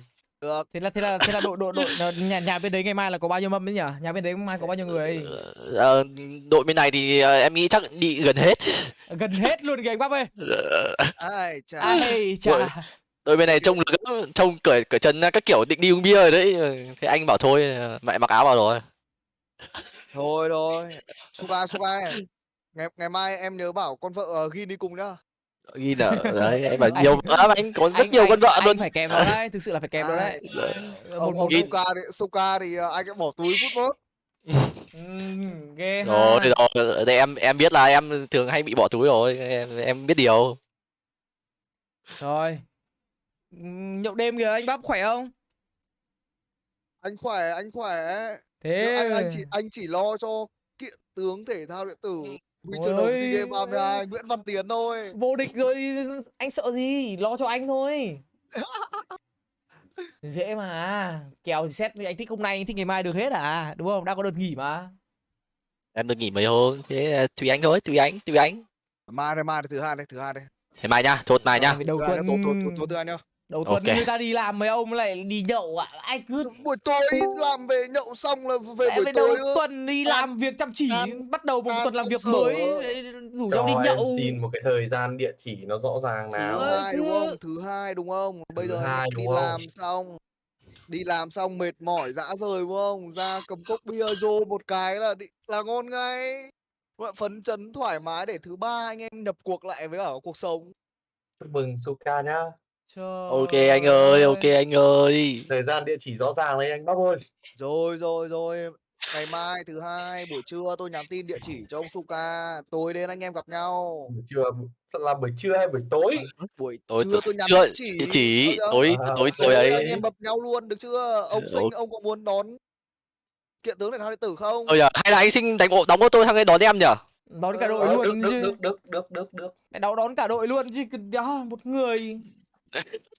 Thì đấy, đón cả đội luôn. Anh Sinh đô xích mà giàu ô tô. Sinh ơi. Mày qua giải phóng vượt anh xong anh em đi lên meeting luôn. Đi lên bên đấy luôn. Bây giờ luôn. Hả? Đi ăn 2 lao, mấy ông chỉ đi nhậu thôi. Ui, đi lao luôn nào. Ui ôi, từ từ đã. Anh Bắp ơi. Nhậu ở đi lao anh ơi. Anh có muốn bây giờ đi ăn làm tí đi lao nhỉ? Anh em mình nhậu ở đi lao cũng được.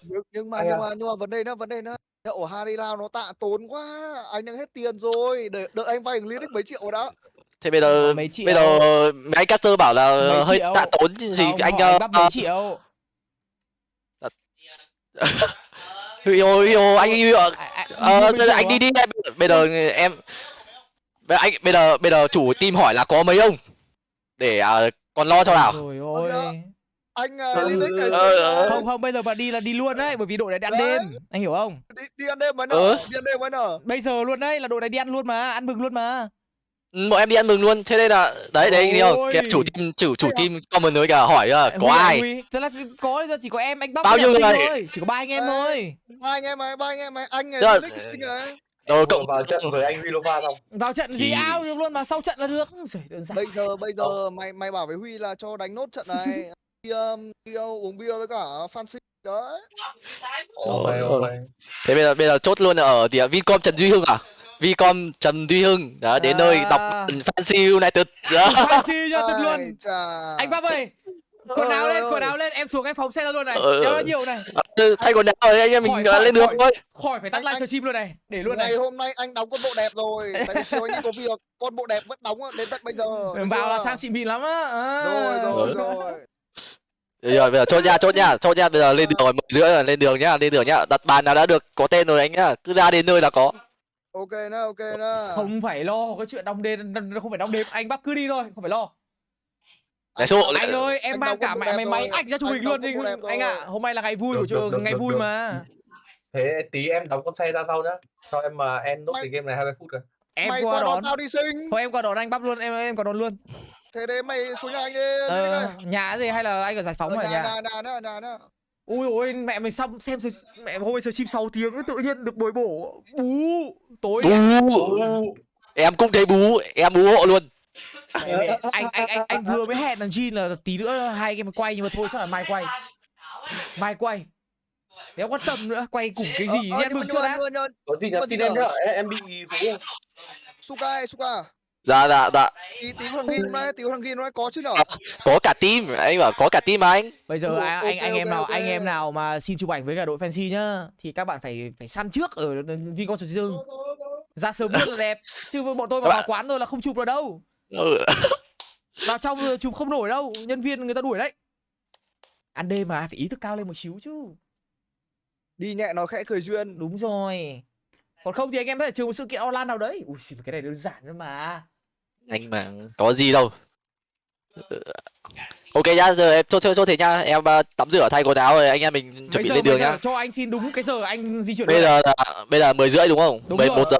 Bây giờ tắm rửa, mấy ngày tắm rửa xong này là 11 giờ đi. Là 11 giờ bắt đầu đi. Ok. 11 giờ có đấy, ok chưa? Ok luôn. Gheo nóng trong đêm luôn này. Không nhá. Bye bye mọi người nhá. Rồi bye em nhá. Bye mấy em nhìn em gặp lại nhau nhá. 3.000 người không? Nay có 3.000 view à? Đúng rồi, tí nữa gặp lại nhau sau. Tuyệt vời luôn. Yes sir. Gặp lại nhau sau.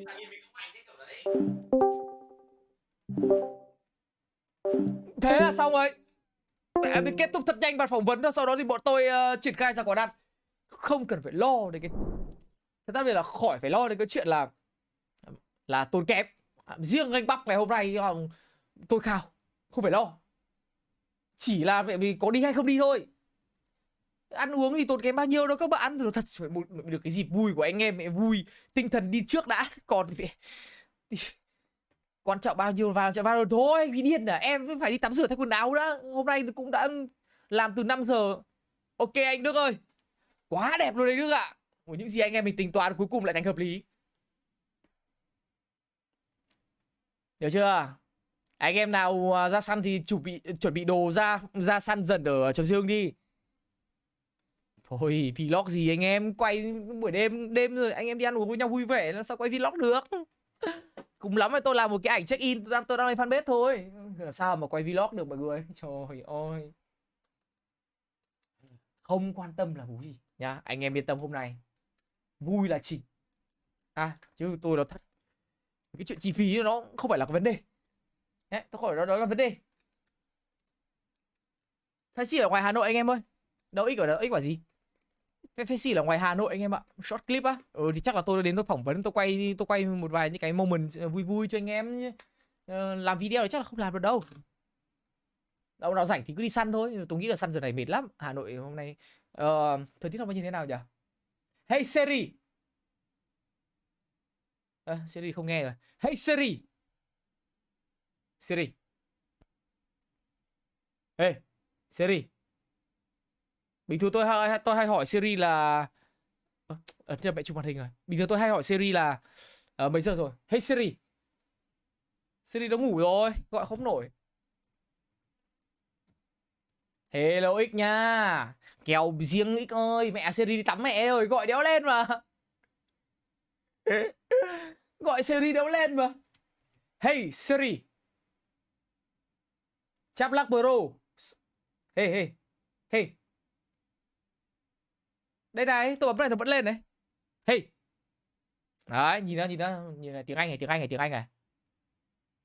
Hey Siri. Đấy, how is the weather?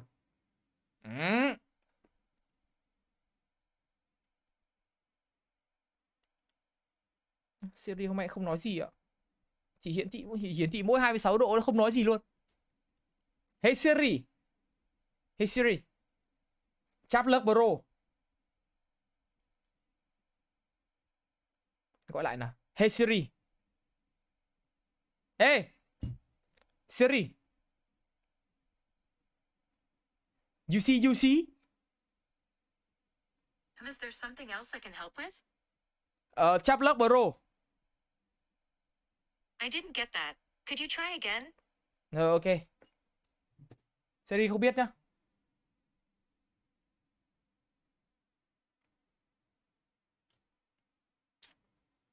Anh em Fancy còn đi tắm nữa các bạn. Anh em Fancy bây giờ còn đi tắm. Tôi qua giải phóng, qua nhà anh Bắp.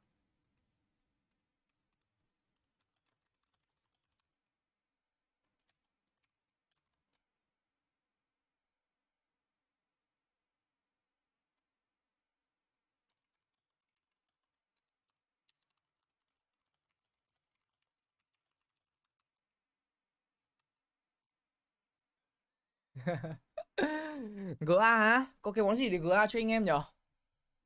Thật ra thì tôi cũng có món để tôi GA cho anh em đấy. Đây, tôi có cái này.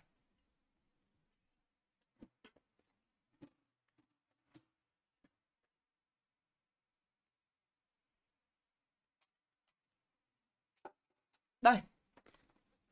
Tôi có cái cặp của Valorant. Tôi có thể GA cho anh em.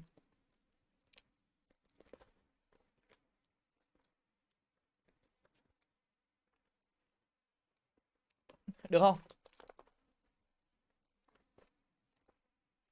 Được chưa? Đây là cái duy nhất mà mình có thể GA ở thời điểm hiện tại. Thực sự nhà mình bây giờ cũng hết đồ rồi. Chỉ có mỗi một cái duy nhất mà mình đang bị ở cái cặp này. Đấy là hôm nọ chẳng may nó bị gãy cái nẫy ở đây. Đây này, cái nẫy này. Các bạn nhìn thấy cái nẫy này không? Cái nẫy nhựa này này. Để đeo cái quai cặp đi. Thì lại là chẳng may nó bị gãy. Và hiện tại thì đang không có cái gì để mình có thể thay thế. Cái này thì chắc là mua ra mấy cái cửa hàng bán quần áo ấy, mấy cái hàng may các thứ là mua được. Để mai tôi mua một cái. Đó, tôi lắp vào để tôi hoàn thiện cái túi. Đấy, xong rồi tôi sẽ đi GA cho anh em nhá. Con túi này hơi bị chất lượng. Được. Được.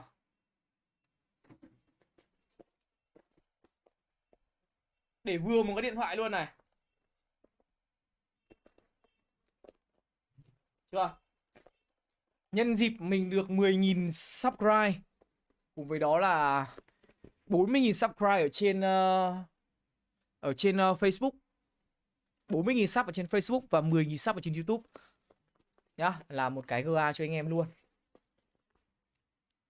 Cái này anh mua ở đâu á? Anh có mua đâu? Cái này được anh được các anh chị ở bên Valorant tặng đấy chứ. Cái này là anh được tặng, anh có mua đâu. Mấy cái này thì các bạn không mua được đâu. Cái này đều nằm ở trong các cái sự kiện offline của Valorant hết á. Hiện tại thì mình thấy là cái này mọi người chưa được tặng đâu. Nhá, cái này không mua được. Anh em chịu khó nhá. Để mình nghĩ ra một cái thể thức giveaway nào đấy cho mọi người nhá. Đây, còn đây là fanpage của mình. Nếu như mình làm giveaway thì mình sẽ làm ở trên fanpage của mình nhá. Mình sẽ không làm ở trên livestream nữa, mình sẽ làm thêm ở trên fanpage của mình. Đó, anh em nào chưa like thì cho mình xin một like, một follow ở trên fanpage của mình để theo dõi cũng như là nhận được giveaway trong đợt sắp tới. Còn hôm nay tất nhiên là cảm ơn mọi người rất là nhiều rồi. Nhưng mà thực sự là một ngày mà mình gần như là mình phá hết tất cả những cái pick view của bản thân rồi, sau đó là cả pick like các thứ nữa. Nhưng mà mình nghĩ là một phần là nó cũng có cái sức ảnh hưởng bởi vì do cái sự thu hút của giải đấu là một. Đấy, mọi người cũng đều muốn xem kiểu Fancy họ bắn như thế nào, Fancy họ chơi ra sao, trận chung kết tổng nó như thế nào thì tất nhiên là cái lượng view của nó sẽ nhiều rồi. View xem giải lúc nào sẽ nhiều hơn là view xem stream. Đấy, và ngày mai thì chúng ta sẽ quay trở lại với cả lịch như bình thường. Đó chính là buổi chiều thì tôi sẽ live vào lúc 3:30 chiều. Anh em mình sẽ lại chơi game với nhau tiếp. Đấy, còn anh em nào yêu quý thì có thể quay lại xem vào lúc đấy. Còn không thì các bạn có thể chờ đến khi nào có những giải đấu thì mình sẽ tiếp tục là Watch Party. Nếu như mình xin được bản quyền của những cái giải đấu lớn, mình sẽ Watch Party cùng với cả anh em. Đấy có thể là một trong những cái dự án, một cái mình sẽ triển khai. Nên đợt này thì em cảm ơn anh Đức rất là nhiều. Anh Đức là ở bên ESL. Anh Đức là người đã chủ động nhắn tin cho mình hỏi là mình có muốn làm không, để anh Đức xin bản quyền cho mình làm. Và mình thì cũng xem, tôi cũng có xem. Hôm đầu tiên tôi có xem, tôi toàn xem cái nước ngoài. Có hôm tôi tìm không thấy link cơ. Cái hôm này tôi tìm thấy link thì lúc ấy là tôi thấy chiếu lại thế là tôi chẳng biết xem ở đâu. Thì hôm sau anh Đức nhắn là hỏi có muốn xem không. Thế là có link thì anh em ngồi xem với nhau. Tôi như kiểu anh bom ấy, tôi là một thằng rất là thích ngồi xem giải. Thật. Nhiều anh em nó không thích ngồi xem giải đâu, nhưng tôi lại rất là thích ngồi xem giải, đặc biệt là cổ vũ mấy team Việt Nam. Yes sir. Nên là đây là một cơ hội ngon, tôi được vừa ngồi xem giải vừa được chơi. Tối nay nhậu nhá, tối nay đi luôn nhá. Anh em nhậu luôn tối nay, không phải mai nữa. Còn cái tỷ lệ chọi cao thì các bạn phải chấp nhận thôi. Nói chung là một cái túi đẹp như thế này thì tỷ lệ chọi nó cao là chuyện bình thường, nhưng mà ông nào may mắn thì được thôi. Tôi ước là mình có nhiều đồ hơn để có thể GA cho mọi người, nhưng mà thực sự là bây giờ đồ của tôi không có ấy. Tôi còn một cái poster ở đây, chắc là tôi sẽ tặng kèm với cả cái túi đi cùng với nhau nhá. Để tôi để một cái package đi cùng với nhau. Cái GA này thì mình sẽ lên trong vòng một vài ngày tới nhá. Mình sẽ lên thẳng ở trên fanpage của mình. Anh em cứ ngó qua fanpage của tôi 500 Pro Lynx ấy, để mà nhận được thể thức tham gia chương trình giveaway nhá. Snack thích các bạn đến gặp tôi mua cho các bạn, tặng cho các bạn luôn, cần gì phải GA. Thôi anh bảo khi nào có giải offline thì mọi người ra, mọi người săn, mọi người xin chụp ảnh với các tuyển thủ cũng được. Không cần phải bây giờ đâu. Bây giờ mà ra Vincom Trần Duy Hưng, thứ nhất là các bạn không biết là mình không biết là bao giờ bọn mình đến ấy, và mình kiểu đi thẳng xuống hầm gửi xe ấy.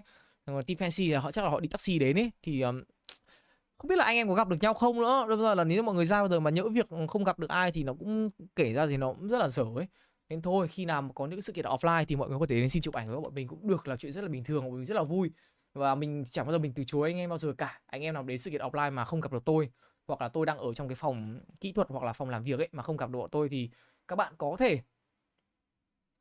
có thể là gọi là nhắn tin về fanpage của tôi cũng được. Anh leader em muốn chụp ảnh của anh đang ở đâu thứ, tôi có thể tôi xuống thoải mái lắm. Tôi rất là, thực sự mọi người tôi rất là nhiệt tình, rất là biết ơn các bạn khán giả nữa. Nên có các bạn thì mới có tôi, nên là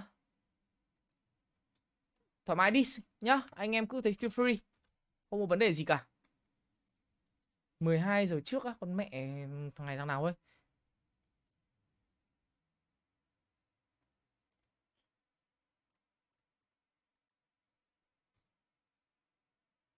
Tại vì tôi để group open, đâm ra là chúng nó cứ vào group chúng nó đang linh tinh á. Mình có một cái group trong đấy, nên là anh em nào mà kiểu mọi người hoạt động group, mọi người có thể share vào trong group của tôi là được.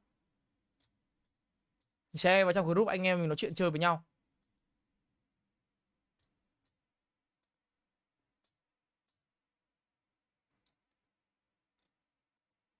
Anh nên các bạn. Ơi trời ơi, đẹp đâu em ơi, xấu như chó ấy. Skin routine đó. Skin care routine đó. Thật ra thì da mặt anh không đẹp như thế đâu. Này, anh vừa lên một nốt mụn đây này. Một nốt mụn ở trên này này. Đấy, anh có một vài cái nốt mà anh chưa xử lý hết được trên mặt. Không, anh gần nhà anh cũng không xa lắm đâu, bọn anh đi nhanh lắm.